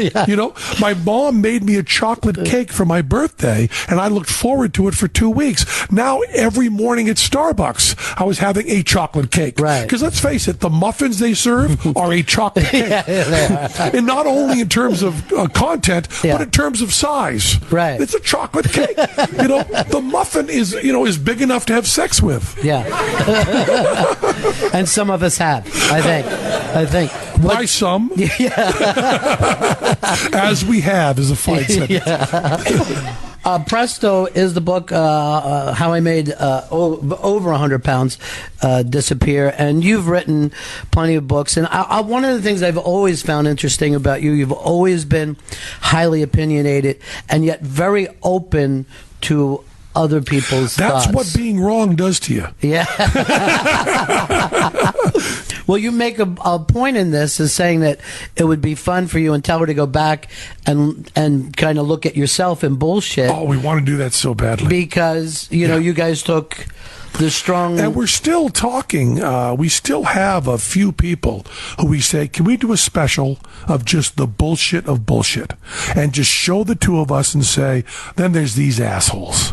And just say, why the fuck were Las Vegas magicians talking about secondhand smoke? Yeah. And here's what they got wrong. And why were two Las Vegas magicians talking about climate change? And here's what they got wrong. Yeah. And why were two Las Vegas magicians talking about metabolism and BMI? And here's what they got wrong. And just go through. And, and by the way, second opinion, they're ugly too. And just go through. So we may actually do that. The plan was, from the very first pitch, that the last show of bullshit would be the bullshit of bullshit. And the negotiations to do another season fell apart after we shot the last show. Right. So they very rarely let you know when your last show is.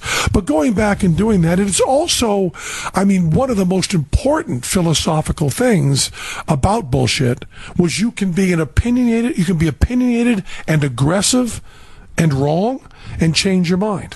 I think that you are not human if you don't do that, Mr. Trump. I know a lot of people are asking you about Donald Trump because I did 2 tours of duty. And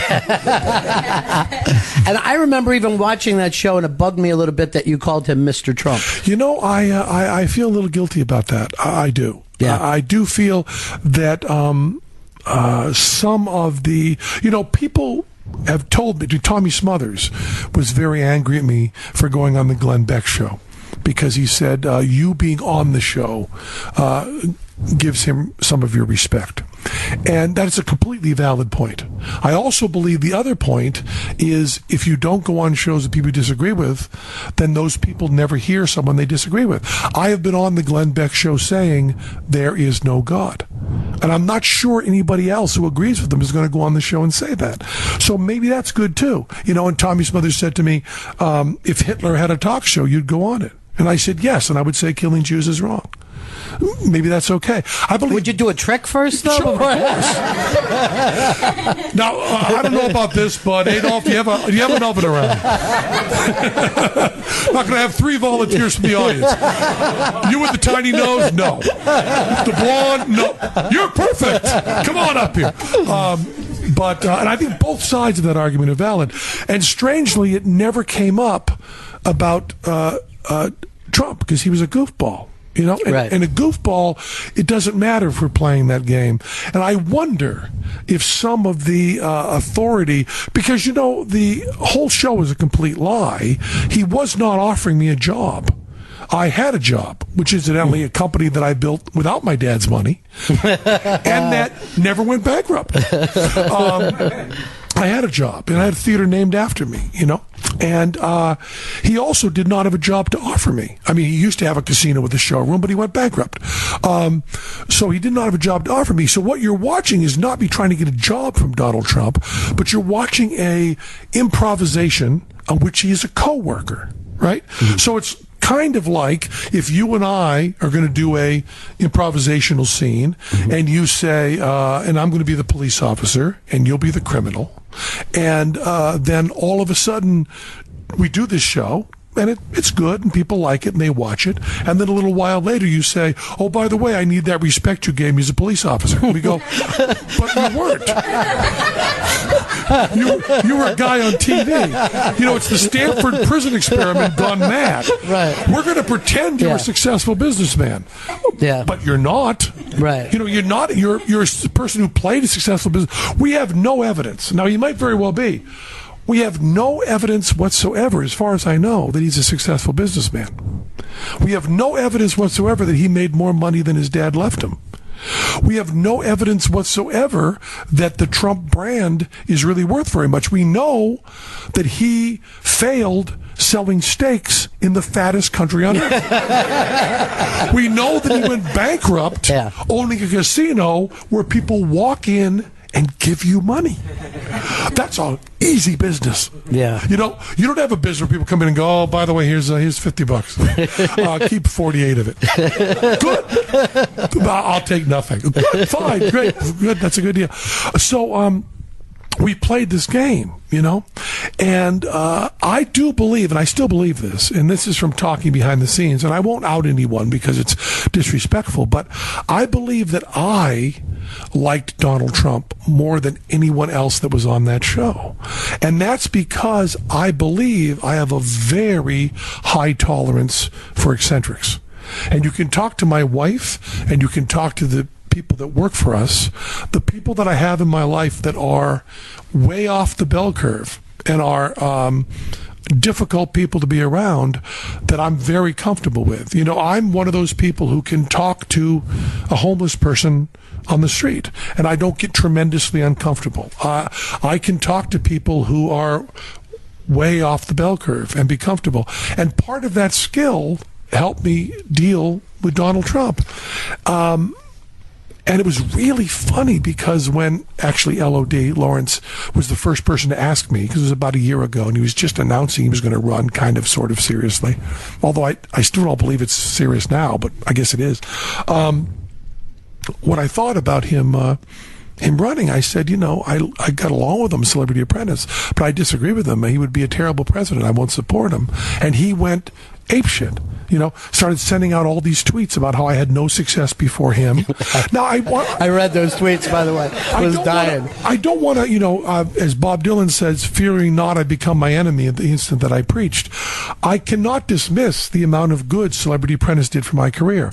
If you look at our box office averages in Vegas, before Celebrity Apprentice, they're about 700. After Celebrity Apprentice, there are about 1,200. That is a huge bump in my career. However, when the counts were 700, the theater was called the Penn and Teller Theater. So it's very hard to make the argument we were unheard of. Right. You know what I mean? You can make the argument. He helped a lot. But I said, and he went crazy. And it was so odd to me because Al Franken, who was not a close friend of mine, but I certainly knew him as well as I know Donald Trump. And I'd been over his house, and we worked on Saturday Night Live together. And Al Franken was running for Senator Minnesota, and wrote me an email and said, would you support me? You know me, you like me, would you support me? And I wrote back an email, and this is that question we all deal with all the time. Do you support the person or the idea? You even deal with that with friendship. Do you support the person or the idea? Would you lie for your best friend under oath? That's the question we ask, although LOD says his definition of a friend is someone who will lie under oath for you without being asked. Yeah, right. That's the level of friend he wants. Oh, yeah, he was with me. Yeah, sure. But, so he wrote me this, and I don't know if this was the right answer, but I said, Al, I like you. I enjoy your company. I respect you. I disagree with you profoundly on politics. I will not support you. And the email I got back from Al Franken was, thank you for considering it. I like to think that if I were running for office and I came to you and said, would you support me? And you'd say, well, I like talking to think you're a great magician, but where I'm at right now, I like to think that I wouldn't show hate towards you. I might argue with you and say, what about this, and this? I might try to turn you around.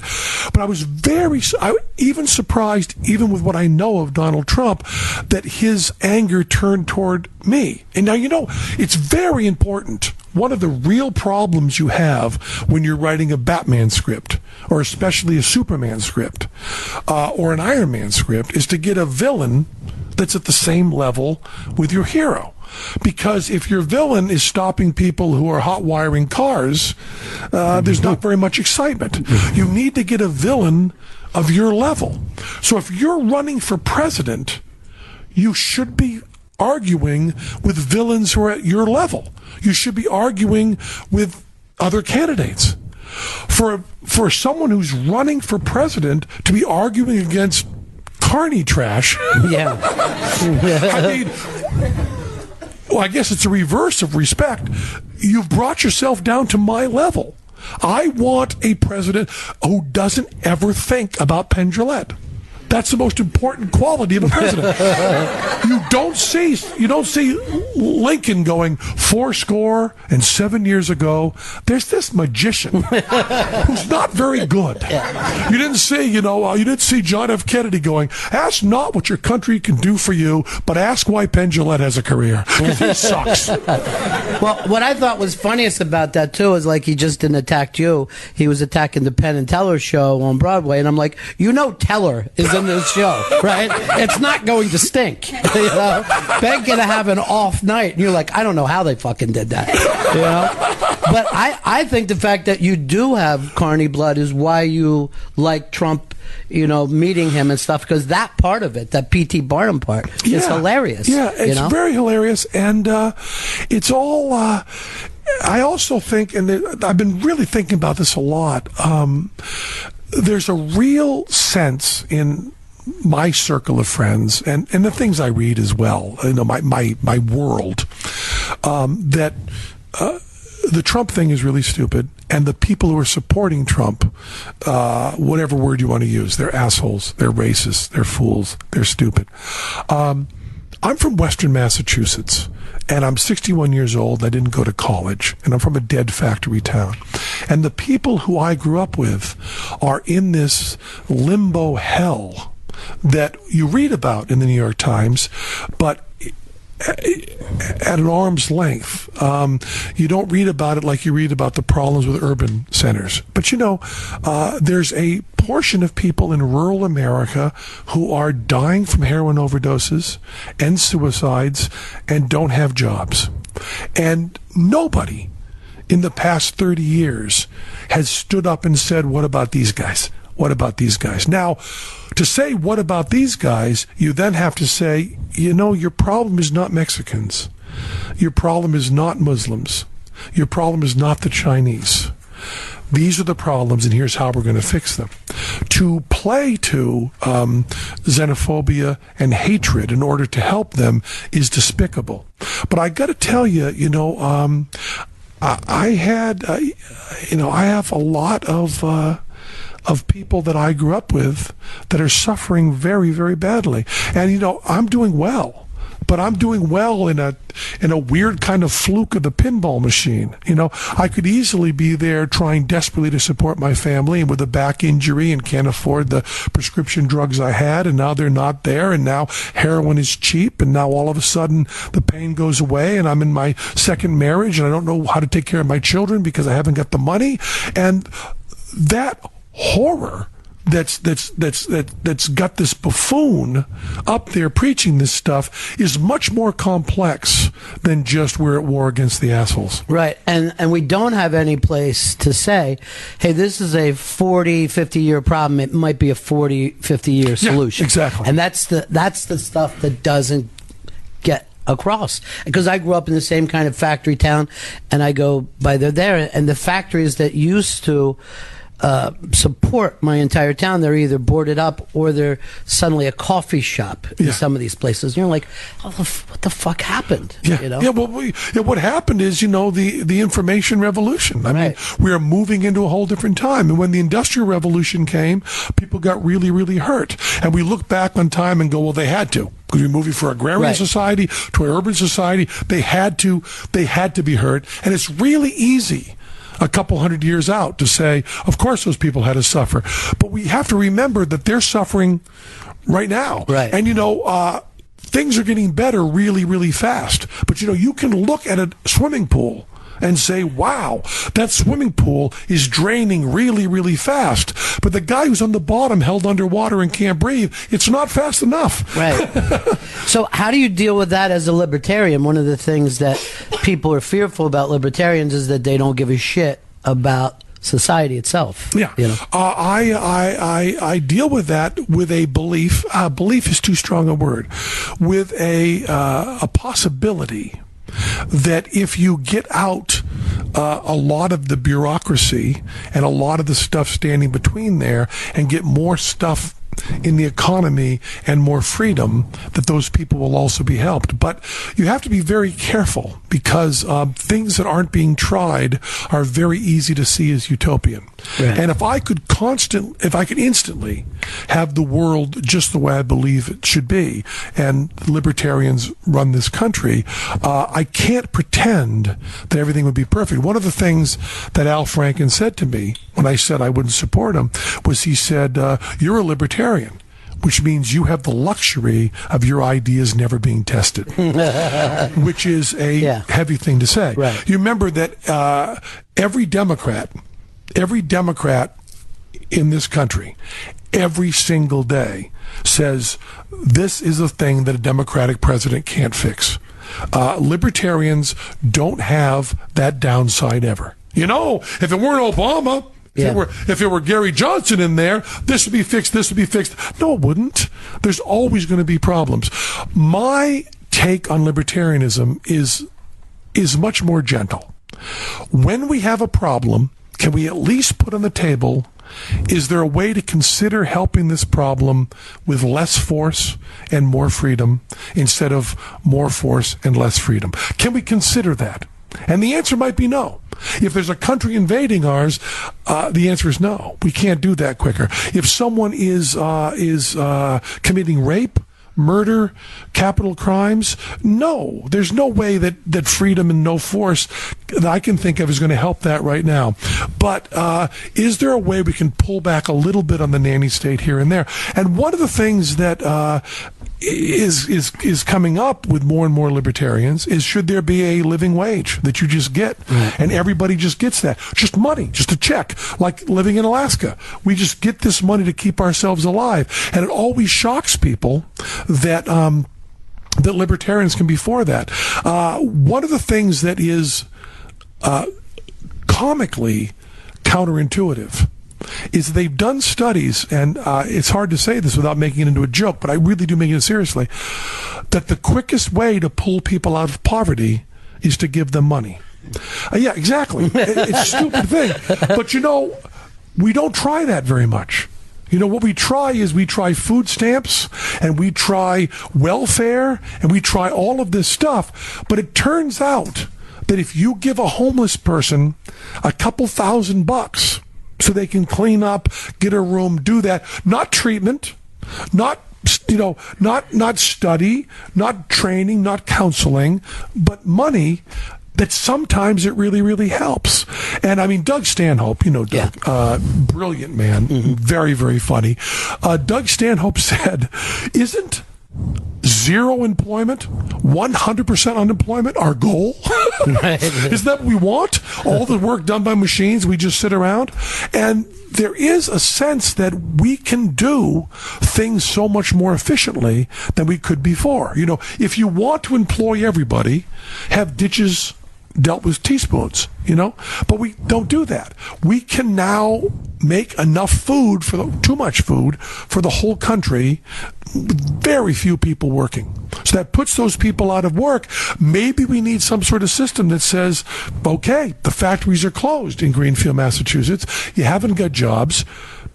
Here's enough to live and support your family every year while you're finding some way to make your life worthwhile.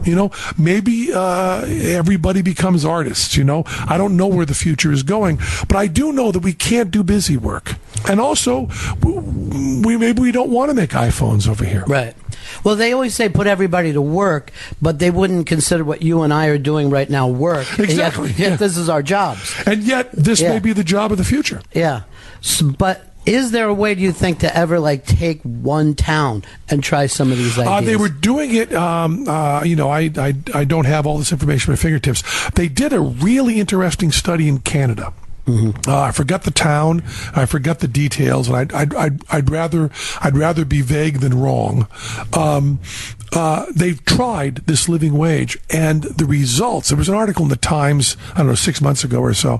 The results were really surprising, and the most surprising part of it was you would think that when you give somebody a living wage for doing nothing, they sit on their ass and watch TV. And it turns out that's not the case. When those pressures of, I got to feed my family, I got to get shelter, I got to get that, get taken off the table, they actually have time to think and say, well, now I got this. What can I do to help people around me? And it was really fascinating because what was fascinating about it was nothing in it was surprising. If you said to me at the age of 21, when I didn't have a place to live, and I was, I suppose, technically homeless and juggling and so on and trying to find my way in the world, if you'd said to me, okay, Penn, here's the money, you can have an apartment, you can have food, I think that my attention to putting my career together would not have been diminished in any way. My friend LOD says, one of the few people I know that would keep doing his job if you stop paying him is you. Penn and Teller would keep working every night, the same schedule we've got.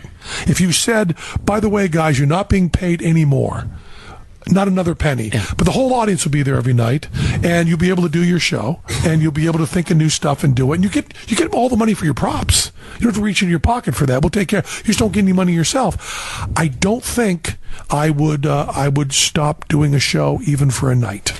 Well, you actually have a lot of jobs, some that pay better than others, right? I mean, you podcast, and I don't think you're sitting around wondering, how much am I going to make compared to, The podcast is a wash if you look at the actual time, but then again, people learn more about it. Maybe they come see the show. But I also do it because I love doing it. And I also, I wrote this book, and I guess it sounds silly now because I'm out selling it so aggressively, but I wrote it because my friends asked me, what's going on? And it's one of the reasons it's written so intimately and so colloquially is that I was really writing it I should document what's really going on here. And a lot of this is something I've never, ever published before, which is parts of it during the diet phase are actually cut and pasted from my journal. And this journal is something I've been writing like a high school girl for 30 years. And I've never thought, well, I'll take this and publish it. But it ended up being what people wanted to know about for this. Well, that part, it doesn't surprise me, because a big part of what you've always done is take in and then expel information all the time. I remember the first time I saw Penn and Teller off Broadway, I was so blown away because I had never heard anyone explaining magic tricks while they were doing, a magic trick, and then I'm still tricked while I'm watching. So that part of it, I think, has been the center of everything that you've ever done. Well, I do think that communication is absolutely everything. I get told,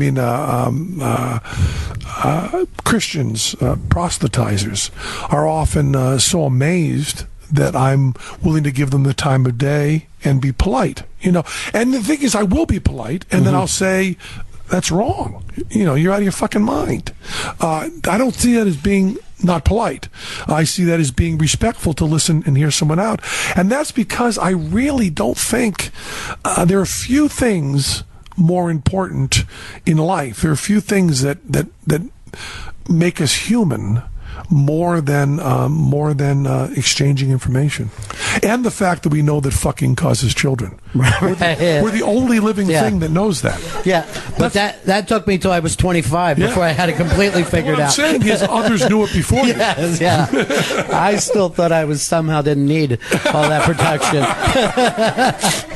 But atheists, I think, have been there's a backlash against atheism over the last couple of years, and people seeing atheists now as being almost fundamentalists. You'll hear in that time and time again. Do you agree with that? Do you disagree? Well, I think it's they're saying a few different things. One thing that's being leveled against atheists is that they are proselytizing. I can never think of her name. It's not that I don't want to say her name, but she was on Saturday Night Live in the 80s. Oh, the girl with the squeaky voice. No. They're not. She's Victoria Jackson. Victoria Jackson. I was the way politically incorrect used to be shot. Was Bill would do? I think he would do 2 shows on Thursdays. So we had a Friday off. So what that would mean is, in the green room backstage, there would be people for the next show watching that show. Okay, so I was out doing a show. And Victoria Jackson was on the next show. So she was backstage in the green room watching the TV. And one of my friends was back there. Okay? And I was on screen, and Bill Maher had brought up something about atheism. And I was explaining my atheist position. And Victoria Jackson was backstage, and my friend heard this, so this is a secondhand piece of information. And with no irony whatsoever, she was saying, I'm a born-again Christian. I'm a very, very strong Christian, and I want people to know that. And I understand that Penn's an atheist. I understand it. We know it. Why does he just shut up about it? There's that attitude. And that's the way atheists were for a long time, I think, in this country. Sure. And my point, I try to say in my life, I use the Garth Brooks theory. Garth Brooks is a secular entertainer. He is not a religious entertainer. He does not do Sunday sermons. He is not a pastor. He's not a minister. He does a hour and 45 minutes secular country western show. During that show, I happen to think about Garth Brooks strongly because Garth Brooks' mom and my mom died at roughly the same time. They're a few months apart. We happened to see each other right after that, and I met him, and we spoke of that. And Garth Brooks, during his show, about 3 times references his relationship with Jesus Christ and talks about his mom being in heaven with Jesus and what that means to him. It is not in any way offensive. It's not pushing too much, but you cannot leave a Garth Brooks show without knowing that he is a Christian. You know that when you leave. Now, do you like his singing? Do you like the songs? That's really great. It's being done by a Christian person. When I saw that show, I said to Teller afterwards, that's exactly where we need to be. We are not doing a show, especially our magic show, especially our live show, because there's so much magic to do. We don't say, here's another trick that shows there's no God. Oh, by the way, there's no God. Oh, by the way, there's no God. But you would leave our show feeling that, they're not strongly religious men. They are skeptical. They are science-based. They probably don't believe in God. You'd walk away doing that. That seems to me to be the way the exchange of information happens in a secular culture. Now, I still listen to gospel music. I listen to Bach. I listen to stuff that is overtly religious. But I'm just saying, in a secular world, that works. I think that it's okay to have people like what's his Ray Comfort. The very, very religious person. I think there's room for him, and there's room for Richard Dawkins to be the strong ones. In the gay movement, you had screaming queens, and you had the guy next door that you never knew was gay, and they live together. They're the same thing. Here's what you need to know about us. And in atheism, you need the people who are quiet and just say casually, "Oh, by the way, you guys have been talking about your religious beliefs. I've been listening here. We're here playing darts. We're having a good time. And by the way, I don't believe in God." That's a fine guy to be. And also being Richard Dawkins, Sam Harris, talking about it constantly. That's also a fine way to be. The whole scope is fine. As far as the other side of that, the non-proselytizing, speaking out, but the side of not being open-minded, like you're as dogmatic as the Christians, I think that's a case-by-case basis. Is there evidence you could give me right now that as we sit here would turn me into a Christian?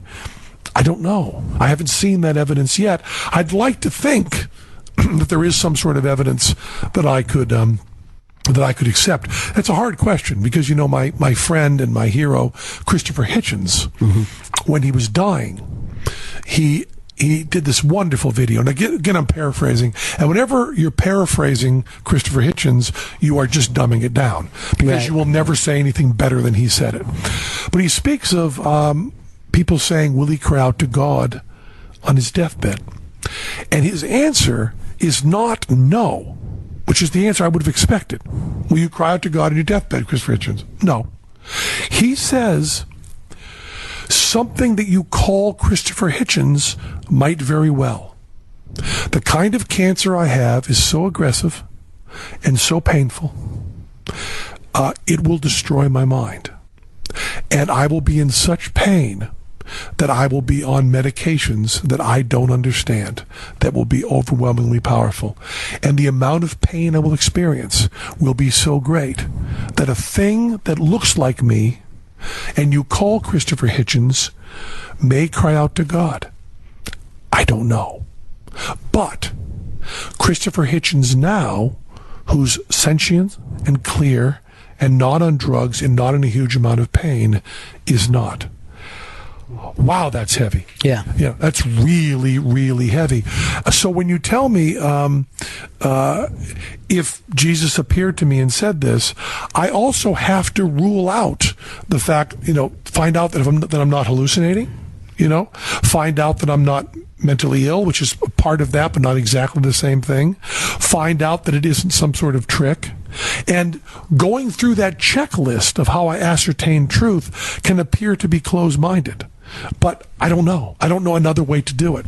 So, there are atheists that are closed-minded and dogmatic and proselytize and don't proselytize because atheists are people. And I would say when someone says, well, you atheists are exactly the same as the Christians, my answer is, you mean people? Yeah. But also, like what you said, that Hitchens was talking about, and it is brilliant, but it's way more thinking than most people are willing to give that subject. Most people are just ready to say, tell me what I got to do. Just get me. Yeah, and also, there were so many examples of Christopher Hitchens being the best of us, but being able to look at one's mortality and the pain he was going to go through, that intellectually is something that we should all aspire to. there's a lot of lip service. I mean, I remember The Onion doing one, a man dies after cowardly battle with cancer. We always want to say it's a strong battle with cancer, but he's a hero. Yeah. He's a hero for what he did. Yeah. But Hitchens looking in to the face of death and going into that. I get emails from him toward the end, and the strength he was willing to show. And this is also very important. We do this thing, and I don't know a way around it, but we want to celebrate people who overcome huge obstacles and illnesses. And we have to be very careful when we're doing that not to insult people who fail. That's one of the hardest things. There was this whole movement in cancer and in AIDS of you have to have this cheery outlook, you have to keep fighting, you have to do all of this, and then a person dies. And we all of a sudden ended up blaming them for their own disease. Oh, if you just laughed more at the Marx Brothers, you'd be alive, motherfucker. No. Yeah. Bad things happen. And by the way, we're all going to die. Yeah. We're all going to lose that cowardly battle with death. And yet I feel like if we that guy, he's immortal. Yeah, he's not. He'll be there. But I kind of feel like if we all shave our heads for this guy, he should live, Everyone at work, we shaved our heads. See, we're together. Yeah. Really? But, when it comes to spirituality, I always feel like you're a spiritually connected person because of the way you react with other human beings and your appreciation of art. Well, needless to say, I've had this discussion with Sam Harris an awful lot because Sam Harris wrote a book about spirituality without religion, and the book is brilliant. And I also have talked to Sam, and Sam finally drugged me kicking and screaming into doing some mindfulness, some meditation, saying it didn't need anything supernatural. And I found it very pleasant and I think very helpful, although it's, there's no control group. We don't know, but it sure seems good. And I do that every day, for 10 minutes. I spend some time clearing my mind and so on. I don't like when they change the definitions of words. Spiritual seems to me to have the feeling of supernatural, something beyond the material world. So I throw it out. But awe I think is greater without something supernatural. I remember once, it was one of those perfect moments. My wife and I were walking out of a supermarket in Las Vegas. And we were looking west at the setting sun. And it had to be one of the most beautiful sunsets over the mountains I have ever seen. And it was shocking. It was stunning. It just stopped you in your tracks holding your grocery bags. And a fellow stopped next to us and said, to just the world, there were like 4 or 5 of us looking out at the sunset. And this man next to us said, not to us, didn't know who we were, and why would he, just speaking to the world, said, how could anyone look at that sunset and say there is no God? And my wife and I said in unison, there is no God. We wanted to show him how it would look.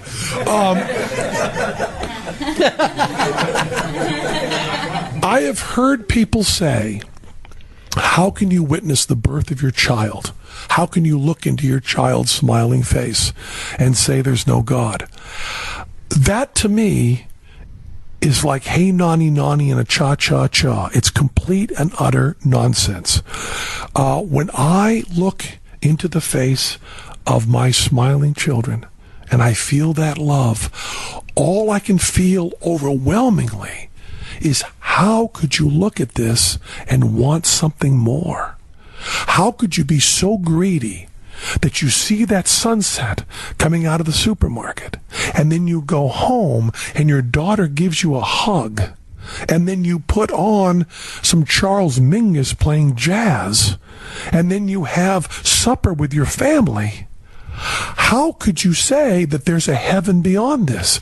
Every heaven I've ever read about being described whether it's the Muslim heaven of the 73 virgins or raisins, depending on the translation, or whether it's the ethereal heaven with harp music and wings. I've never seen a heaven described that's better than what we have here. Right. The chances of getting what we've got are so infinitesimally small. Looking out into the universe, I'm good friends with Lawrence Krauss, a brilliant physicist, theoretical physicist. And when he says about the first billionth of a second of the creation of the universe, when he says, I don't know, there is a flooding of awe and wonder and joy and enormity that someone who says, well, it's God, has just cut short. I mean, not only will I not cede the high road of spirituality in art and in love and in humanity, not only will I not cede the high road to those who believe, but I go a step further and say, it's not me that can't feel the awe. It is them that cannot feel the awe, because you do not know the wonder and the joy and the horror of saying, I don't know. Those three words are all that life means.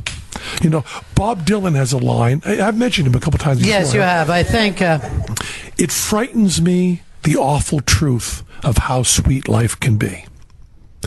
Those words, it frightens me, the awful truth of how sweet life can be. If you ever come to my home, you'll see a big picture of Bob Dylan with that on the side. And I have trouble saying those words without tearing up, because every word matters there. Frightens. Awful truth. How sweet life can be. All of that is beautiful. And I just feel, the way I was brought up or something, but to look into the eyes of my children and feel that love and say, you know something? I want more. Right. I want God. I want to go on forever, seems to me ungrateful.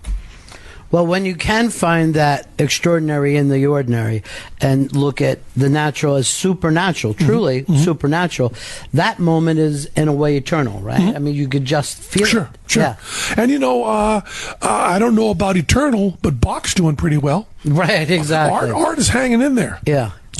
Shakespeare stuff. I mean, Shakespeare is screaming over hundreds of years of beauty that we can still read. I mean, that's mind-blowing.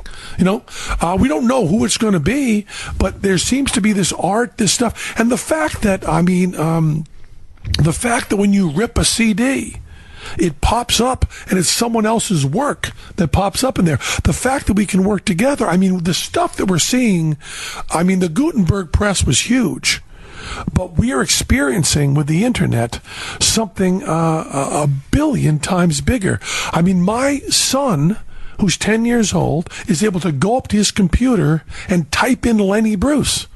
He can type in those letters and get what I had to wait at the record store for 2 weeks for, and go to the library. Yeah. Oh, how to talk during influence. How can I get that book? Well, my local bookstore doesn't have it. Can you order it for me? Can you do it? Can it be here in Kindle in 10 seconds? Yeah, exactly. It's crazy. It's amazing. Yeah. And we have no idea, what that's going to do. Everybody's talking about the millennials who grew up on this. We have no idea what that's going to do to 10-year-olds. My son plays video games, and everybody, especially Hillary Clinton, wants to talk about how terrible that is. I said to him, and you're going to think I'm making fun of my son, but I think he's right.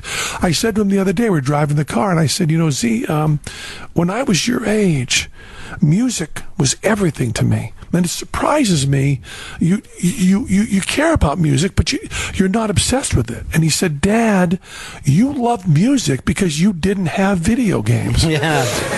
And the first thing you want to do is laugh, and then you go, what if he's right? Yeah. And they're also finding in some studies that people who are brought up on video games don't give up as quickly. They think there's always a solution there. In the real world, it spreads over there. Well, that's mind-blowing. I mean, what are we going to create with people? You know, my son has. I spent my whole youth wanting more information. Can I get? Frank Zappa's record came out. It says, "Don't listen to this until you've read Kafka's In the Penal Colony." I got to get on my goddamn bike and I got to ride 3 miles and get to the library and ask him for Kafka, and that's in the adult section. I'm not supposed to be there. Can I fill out this? All I want is this book, In the Penal Colony by Franz Kafka. Where's it at? Where's it at? Well, you can't take it out. Your library card won't tell you because you're a child and you can't. Well, can I read it here? I guess you can go over there. And I'm supposed to be home for supper, and I got to ride my bike home, and I'm reading. Kafka! Why did I know about this before? My son can now do that in 4 minutes. You know what it is, dude? Chocolate cake. Ladies and gentlemen, there's only one of them. Penn Jillette. Let him hear it, everybody. The book, Presto, How I Lost over 100 pounds and other tales. Thank you so much, my friend. Always the best. Sit.